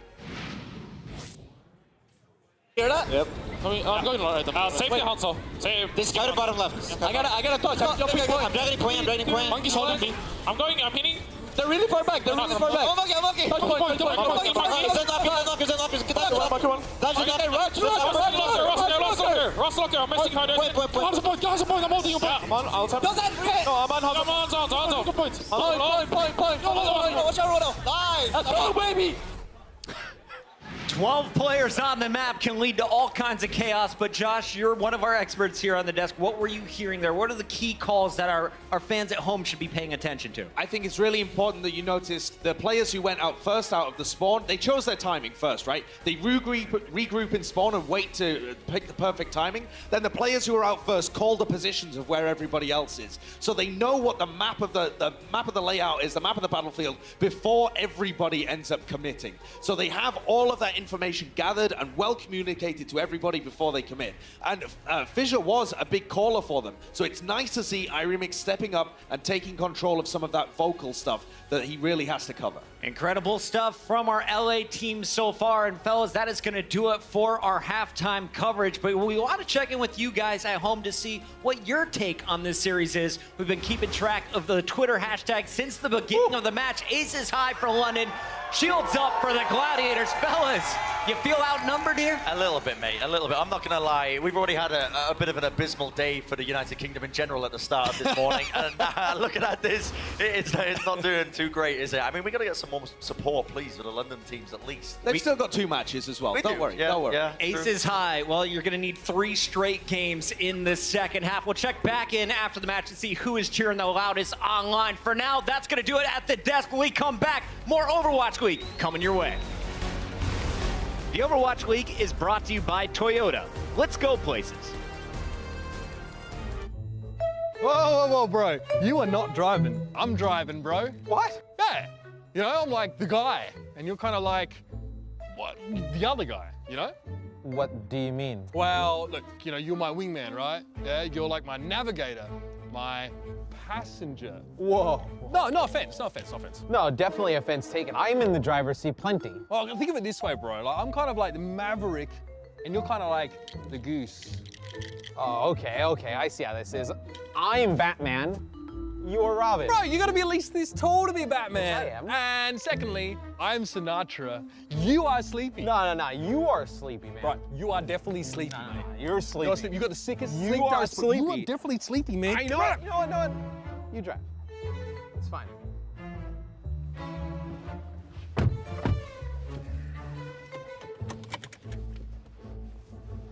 What? Full disclosure, I haven't driven on the right before. What? Yeah, I technically don't have my US license yet. What is wrong with you? A lot of things! Get ready to show the world who you really are in the Toyota CHR. Toyota, let's go places.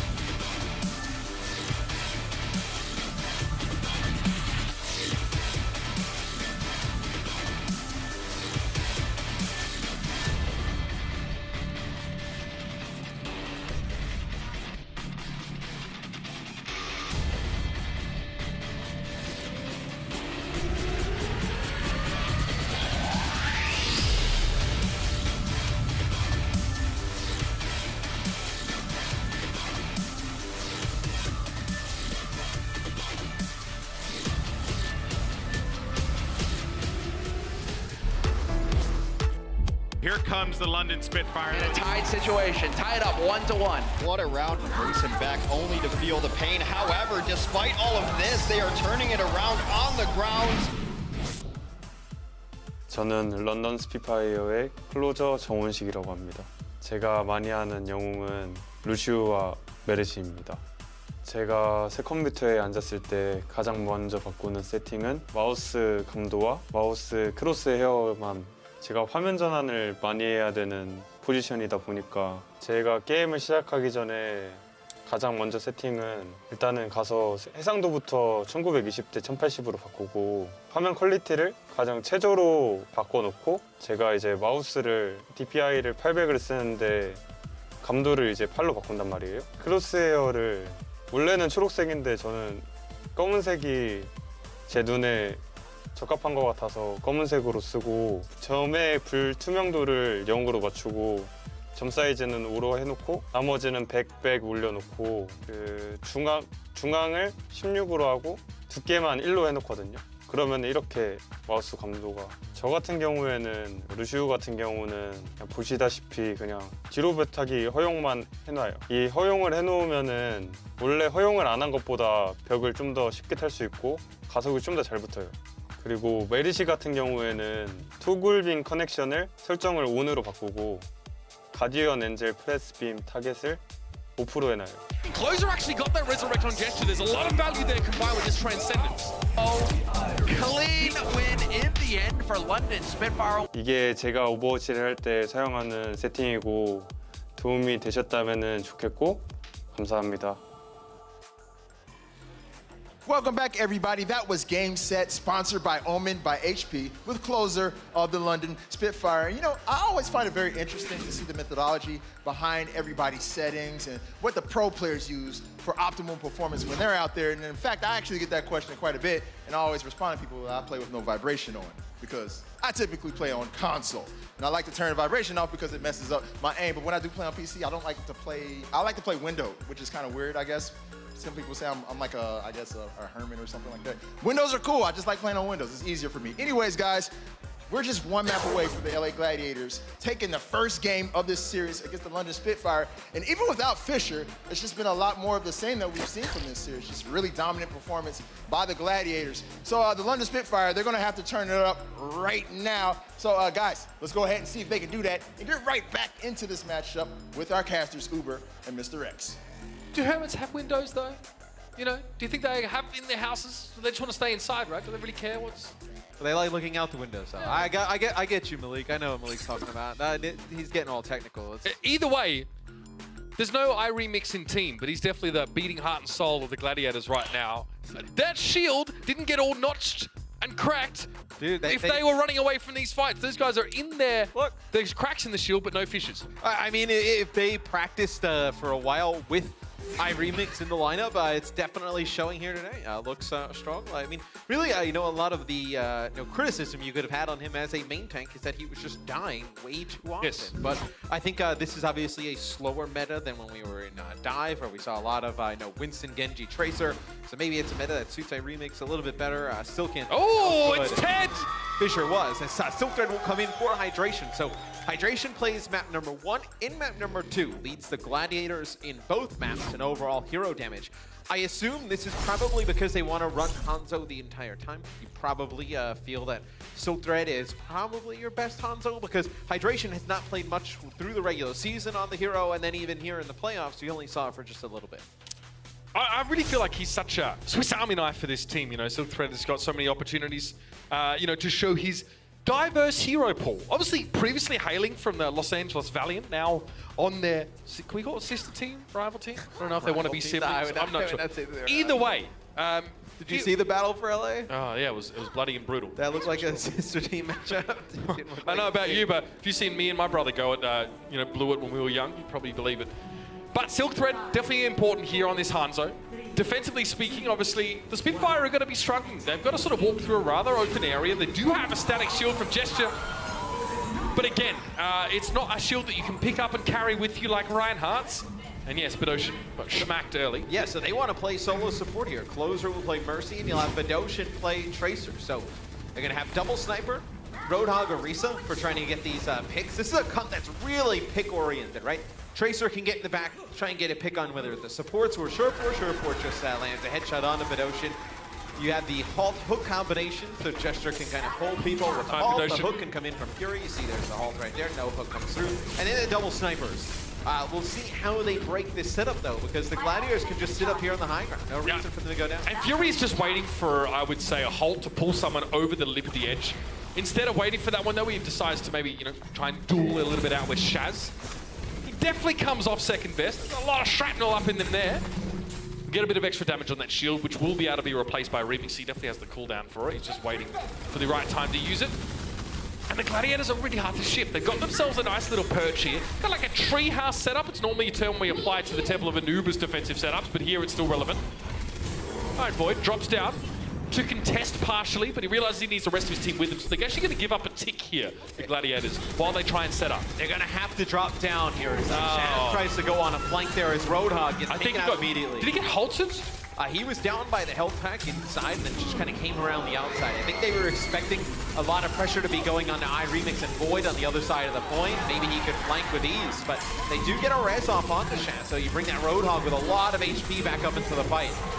Fury down now. Bidoshin managed to find Surefour. He spent a lot of time lurking around the edges here. Eventually, or slowly, the Spitfire is starting to orbit closer and closer to this point now. They'll set up. That's Gesture there as well, who's going to be a little bit hard to shift. It requires a commitment from the Gladiators to remove the Orisa from the situation. Now Birdring has a decent perch, but they push them back still. The whole hog definitely punctuating the point. The Spitfire not welcome on this point. Oh, they get a halt hook on iRemix there. They're going to get him very low. That'll be a Dragon Strike. So you split off iRemix and Void. They're denied a lot of healing from Bingu. They're denying the red too. You can't get to iRemix's corpse to bring that Orisa back now, even if you wanted to. That spot is deep within enemy territory. Shaz is flanking on this Roadhog here. I guess that's what he's doing. It's a little bit hard to figure out. He was trying to work around the hotel and get behind that Orisa shield of Gesture, but they couldn't break through. And that will be that first point taken by London on what ostensibly, Matt, is their home turf. They've got 3 minutes and 50 in the clock. Usually here on King's Row, you see a lot of Reinhardt. You're going to see the Orisa Roadhog here from London. I feel like Gesture feels much better playing Orisa than he would playing Reinhardt, as here are the kills that come down from Fury. So this is right after the Dragon Strike, where Remix is kind of pushed into that position. Same with Void. So Big Goose gets pushed all the way around the outside of the hotel. Can't even get close to his tanks. Switch here for Birdring. Over towards the Hanzo. Presumably because Dragon Strike, obviously, is just so crucial in this part of the map, and Prophet wants to make sure that Surefour can't safely flank. It's been quite some time since we've seen Surefour really on this Tracer, Matt. Asher was normally the individual that was called upon to fill that role previously. Obviously not on the roster currently, or not in this active roster. The Silk Thread's Hanzo now really starting to find the mark. Birdring just trying to pressure down. Always found the Tracer. Now, on this particular patch, you can't one-shot headshot a Tracer with Storm Arrow, even if you're being damage boosted. They reduce the damage down to 70, so you do 141 point something damage with a headshot to a Tracer. So there is counterplay available here, but Surefour is going to try and go for the aerial form of counterplay. Yeah, they may try and challenge this again here, the Gladiators. Looks like they're going to come out and try and fight it. They have to be careful, though. Fury's sitting on that right-hand side, just trying to land one of these hooks. It'll be Silk Thread using his Dragon Strike. Trying to put some players off of the cart there. They're doing a nice job forcing Gesture back. They get him low. He doesn't have a shield up right now. He needs a couple of seconds, but he might not be given that much time. Birdring at least can just play an off angle here and pressure the Gladiators. This will prevent them from actually being able to push out as far as they otherwise would like, which in turn will allow London to regroup properly here, despite the fact that they're being constantly harried by Surefour, who's already halfway to his first barrage in his Pharah. So here, this is interesting. Prophet will play Widowmaker. So cannot recall seeing him play Widowmaker in Overwatch League, because it was either Birdring or Hureg. And Hureg was on the roster. That you know why, right? Hero, but they need the Dragon Strike. It's not worth Birdring switching off the Hanzo here. You need Prophet to be able to land the shot here on a Surefour. Well, let's just see how flexible and interchangeable this DPS duo really is, right? Birdring, oh, he's got it! Now with the projectile speed being so much faster for Hanzo, we can more consistently connect with Pharah. That Dragon Strike might be a little bit tough to escape from there. Silk Thread going down to Fury elsewhere, and now a Transcendence being pulled out. There's an opportunity to resurrect. Seems unclear at this point if the Gladiators can bring the Hanzo back. Silk Thread is close to his Dragon Strike, but we'll need to get into the fight and do some damage to accrue that extra 5%. Shawfall can only just poke around the side. You know, he'd be sneaking. He's looking for a barrage from behind. Yeah, they weren't able to get the res there on the Silk Thread because they used the res on the Surfboard. He gets Bedosian there with the Rocket Barrage. Birdring, though, with 2 big kills. The one on the Surfboard, now one on the Void. Gets that second tank out of the equation. Spitfire have to break through here, but Fury's taken down. The consistent Hanzo damage from Silk Thread, and now the Dragon Strike again forces Jester out of position. Birdring now is just trying to get some space. He knows that the rest of the Spitfire are being pushed back by Void on the high ground, and that means the supports really have to trail a little bit more. This Orisa pick here, from Jester, is it getting them much value? It seems like they're not very flexible with the fact that they kind of have to play around the shield that's been placed down, and they can't move the shield until they can put a new one down. So now you have Fury will play Zarya. Let's see if Gesture switches. Zarya, yeah, I was going to say, Zarya and Orisa don't have a lot of great synergy. This maybe could have happened a little bit earlier, perhaps, Matt. Yeah, I think it just tells you where London feels their Zarya-Reinhardt combination's at right now. Again, Remix has definitely been dominant in the Reinhardt duel so far this series. And how are you going to accrue a Graviton Surge within 5 seconds? It'll have to happen somewhere during overtime if they hope to make use of that combo. No real ultimates for the Spitfire to be speaking of right now, and a Transcendence for the Gladiators. That's what they need. They can start getting aggressive now. Punish the Spitfire. The Transcendence expires, but Silk Dead and Shawfall have found their marks. Their double snipers chime in at just the right time. Closer falls to the Fire Strike of Remix. And Gesture is more thunderstruck than anything else. 2 kills for the Reinhardt, and the Gladiators look indomitable. They put a lot of pressure on Gesture there at the end. He starts to back up. They get the kill on him. Fury dies as well, and then Closer is forced to go for a res. They have to use their Transcendence to protect him during the res. And even so, I believe Remix kills him with a Fire Strike as he's trying to back on out. Jeez, Matt, it's really not coming home today at all, is it? The guys on the desk are pretty upset. It's interesting as well because you can see from the perspective of the analysts and a lot of people that are weighing in on this match that, the difference between, Remix and Gesture, just in terms of, eye test or feel, make people, switch their predictions. Because it makes such a big difference. And, Remix has really been standing up here. He has been, I'm putting it out there, at least the last 2 maps, definitely the last 2 maps, maybe even the first, he's been stronger than Gesture. He would have been able to have a bit more of an impact over these fights. He's got half of Gesture's deaths right now. Only 2 Gesture's 4. That being said, Gesture was playing the Orisa for a lot of that round, and it was a round in which London did cop a beating. Both teams, though, have about an even kills to death number. London has 16 kills, 15 deaths all over. Yeah. The Gladiators has 15 kills, 16 deaths, so pretty even. So on offense, it looks like the Gladiators, they'll be running triple support, triple tank. Okay. We do see a lot of teams do this. They're going to go straight to the point. London couldn't deal with this, right? We saw this on Lee Jung Tower, and London tried to play the Junkrat against it. It just didn't work. There was so much, AoE healing available to the Gladiators. They just soaked it up and kept pressing on. Yeah, I mean, you did have a McCree in the lineup for the Gladiators during that, so it was the three supports, 2 tanks, and a DPS, damage dealer, for the Gladiators in that composition. We'll see what London decides to do on defense. It looks like they've kind of all moved out. This will be the setup. It'll be the Orisa, Roadhog, D.Va combination with Birdring playing Widowmaker. Prophet now on Junkrat. He's just going to charge this Zarya up, especially if they go towards the point. You're going to be able to keep everybody up as well. Oh, look, Silk Thread on the Zarya here. I feel like more recently, we're not asking what Silk Thread can do anymore, or we're kind of asking what he can't. So many different heroes that he can sort of bring out. Hanzo was very effective. Okay, I like this from the Gladiators. This is cute. They're going to try and circle around. And the Spitfire want to interrupt this a little bit here. Where are you going? Where are you? Oh, the high ground. Yeah. Oh, this is so nasty. Shawfall's chilling in spawn. So he's waiting here. He can sort of walk out. What does he try to do? I think he's going to either switch to Widowmaker.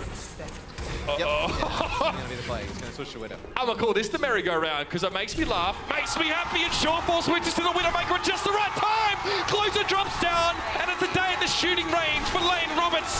The Canadian superstar unloads on the Spitfire, and they get completely smashed. Sometimes, Matt, the best laid plans fail, but not this one.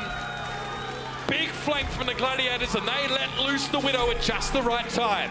And there's a lot of things he could have done from that position. If London would have stayed up on the high ground, maybe he comes out on like a hit scan hero, somebody like a McCree, or even like a Tracer try and play. Well, Shore switches to Brigitte, or he starts on Brigitte, because if the Spitfires see that, they hit tab after 10 to 15 seconds, and they can see all the heroes that the Gladiators have chosen. So if they see Shore and a Brigitte, they assume that all of the Gladiators were actually there on the point, even if they didn't see them. They might not have known that Shore was still waiting in spawn because he was on that Brigitte. So then he switches to Widowmaker and has a perfect flank, a rear flank that was just given to him by the rest of his team. This is 200 IQ stuff. They're playing 10D underwater mahjong out here. This is the team that looks like they have been practicing for the last few weeks, right? I know they have a really nice set strategies here. It'll be Prophet. Are you kidding me, Remix? Remix trying to go for a shatter there. Probably getting a little excited. It doesn't connect with anything. I cannot believe my eyes. Birdring, the last man, really standing right now for the Spitfire, and Fury, he's in a bad position. If he gets staggered here, that's big trouble for London. He needs to try and die as soon as he can, but it's unlikely the Gladiators are going to give him a merciful and swift death. And you didn't want to burn a self-destruct there because you need it to just kind of stall out here at the end. So the Gladiators getting very close to taking this. Be a dominant 3-0, Mitch. Really not a good look from London here today. Oh, I mean, what a statement you're making as well. And vindication, of course, for Remix coming into this late point, and Silk Thread with great performances all over. They came out with a plan, they executed on it, and now it's gonna be curtains! Soundberry now being used for the Gladiators. They've got good ground being taken here. Prophet's missing. Shoreful reflected the arrow back at him. Fury's trying to stay alive. He does manage to get back in the mech at least, but a self-destruct is going to take him right back out. Bedosian's desperate now, going for the Transcenders to try and keep his team in it, but it's not going to be enough! The LA Gladiators, against the predictions, against the odds, show us some beautiful, elegant Overwatch, and they will take match 1 of their quarterfinal against the London Spitfire convincingly. Still undefeated against London. You know, hanging over the 3 wins from the regular season. Now this first win in their quarterfinal matchup. Mitch, it was not that close. I know Junkertown, they do a nice job preventing London from completing the map. Then in map number 2, you do have some close points during there. They have to come out on top, but Kings Row was dominant there from the Gladiators. There's nothing better than sort of defeating your doubters and answering with great gameplay, and that's what we saw over the course of the series. We saw Hydration was an incredible performer. You know, we got subbed out after that, and then we saw Void, Silk Thread come in, show that flexibility, hop along. I mean, sure, for that strategy, I've never seen that before. You know, trying to pull the wool over the enemy team's eyes. Sometimes in the heat of battle, you don't realize that maybe you didn't see 6 players run past you on the point. And I mean, iRemix played very good in this series. I know going up against Gesture, you know, double the eliminations. 6 final blows to Gesture's 2, and then most importantly, Remix with only 2 deaths there. What a way to kick off these playoffs, man. Couldn't be happier. We're heading out to the break and then to the deaths to break. What a cracker of a match. This has been down. We'll see you later on. The Overwatch League is brought to you by Dolby. Go inside the action with Dolby Atmos. Cheez-It Grooves. Deep flavor, deep crunch. Cheez-It like never before. And by Sour Patch Kids. Sour, sweet, gone.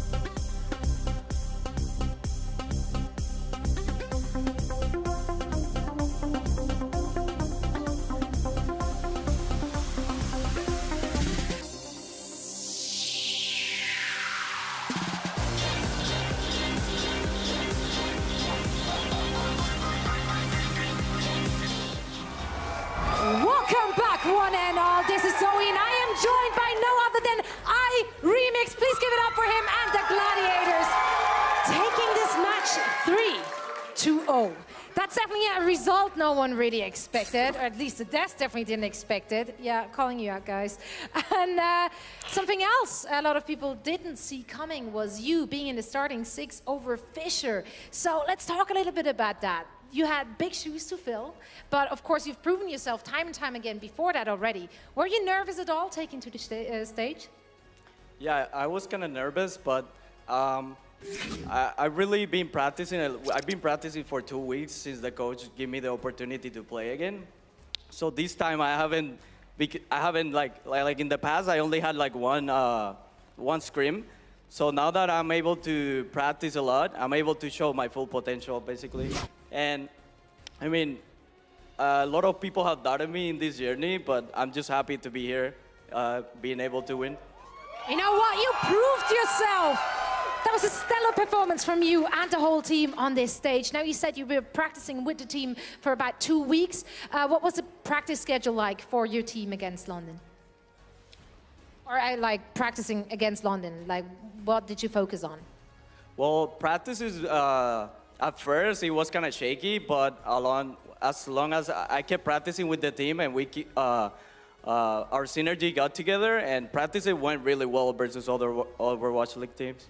All right, well, let's see if you can keep it up in the next match against the London Spitfire. Iremus, thank you so much for joining me down here. We're now heading over once more to our desk to break down the action. I am so happy for that, man. One more time for Remix. Even though he wasn't in the starting lineup, he always came out to the arena. He was in the dugout, watching the games, talking it over with the coaches. He's been studying the game and clearly putting in some time on that main tank. But he wasn't the only one getting the job done for the Gladiators today. It's a clean sweep over the London Spitfire. And we got to take a look at how things played out here in the second half. It's just one map, but Kings Row. Incredible stuff being shown by the Gladiators. First, the hold on defense, but more impressively, outsmarting their opponent on the attack. And this is a recurring theme now, Puckett. I feel like across what we've seen today is teams not being able to really adapt to a lot of stuff being thrown at them.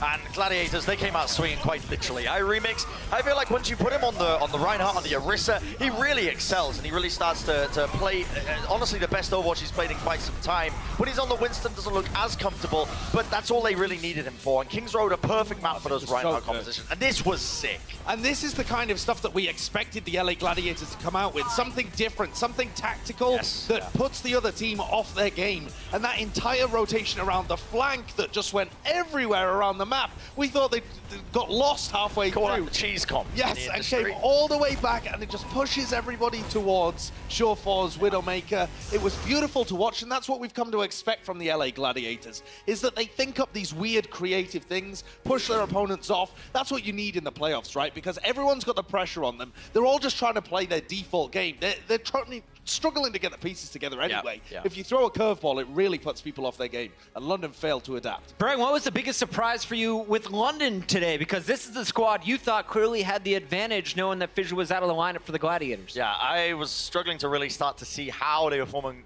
essentially a cohesive game plan in mind. A lot of the times they were getting chucked off guard by weird strategies being thrown at them by Gladiators. They were struggling to get it back on track and really sort of collect their thoughts and stop staggering in a way as well. So, I mean, in the future, I'd like to see them sort of clean up their just general play, essentially.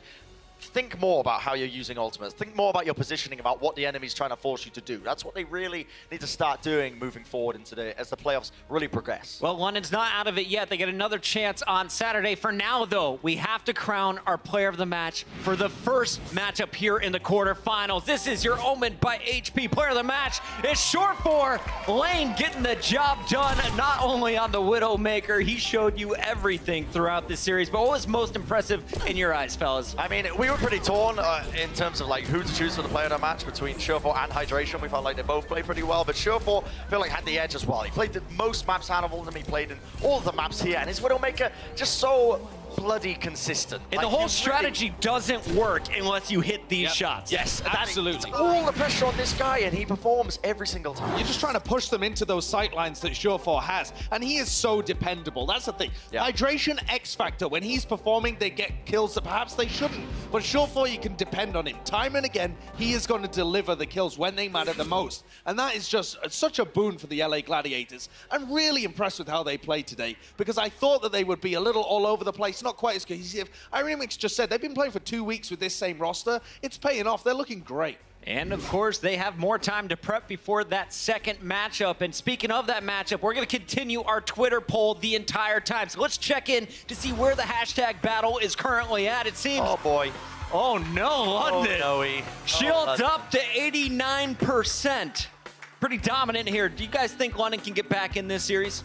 They absolutely can. I mean, it's going to take some work. Josh, you're blowing your mouth out at me. I may have lost all hope in England today, but... yes. But just reset this one, England. Skip straight to Saturday. London have so much potential, but they only have a couple of days to really be able to make the key changes. Can they do it? Yes. Are they likely to do it? Can I remain hopeful, Josh, please? It's difficult. 52 years of hurt is enough for me, mate. I want to have a little bit of hope, please, for London at least now. Like, they can do it. We've seen how high their potential is. They just need to get their act together in these next few days. It's entirely possible, but I mean, the Gladiators, the way they played today, it's going to be difficult. Gladiators dominated throughout stage 4, continuing on that hot streak here in the playoffs. And let's take a look back at today's results. It all started with Philadelphia taking down Boston Uprising in a much closer match than we originally expected. Philly, despite the bad maps, gets the job done 3-1. But I think the biggest surprise, without a doubt, is what we just witnessed. Yeah, the 3-0. I mean, I was assuming it was going to be a 3-0, just not in that direction, to be honest. It really did take us off guard. Now, we should remind everybody the quarterfinals aren't over. We could have 3 potential matches here. You have to win 2 if you want to advance to the semis. On Friday, you see the showdown once again between the Fusion and the Uprising. That kicks off at 5 p.m. Pacific. And on Saturday, we get a chance to see, will London be able to get the job done? They're up against the wall after tonight's 0-3 performance. They've got to win 6 maps to get to the semifinals after Saturday night. Incredible day, guys. For anyone who missed the action, what game do they need to go back and watch, Brent? Definitely the first one of the day. I think Philadelphia, Boston, if you haven't caught that one, it was an absolute banger. We saw ridiculous plays from absolutely everyone on either side as well. Great magical moments, so go check that one out. Josh, favorite map? Well, I think, favorite map, maybe Oasis, actually, because it was so tight between Philadelphia Fusion and Boston. But I'm more like, you need to tune into the games that are coming up, because all of these the teams that lost here today, they have got to come back swinging in the next one, and so much more is on the line as we progress through these playoffs. We'll switch up the maps and go at it one more time for all the teams this week, but that's going to do it for us here at the desk. An incredible first day of matches to kick off the playoffs. Thank you all for coming out to the arena, and for those of you watching online with the All Access Pass, make sure to switch over to the Command Center to catch the post-match Q&A with our player of the match, Surefire, from the LA Gladiators. Thanks for watching tonight, and we'll see you all on Friday.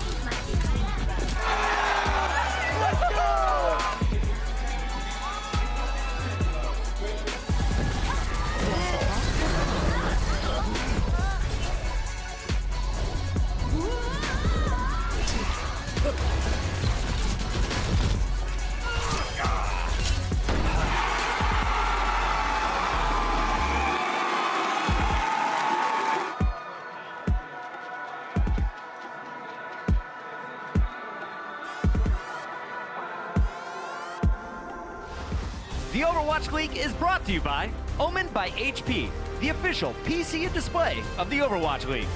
Intel. Intel Core i7 powers the Overwatch League. And by T-Mobile, America's fastest network ever. Capture history. Official Overwatch League playoff merchandise is now available on the Blizzard Gear Store at gear.blizzard.com/OWL. Are you ready? Today, you're in for a real treat.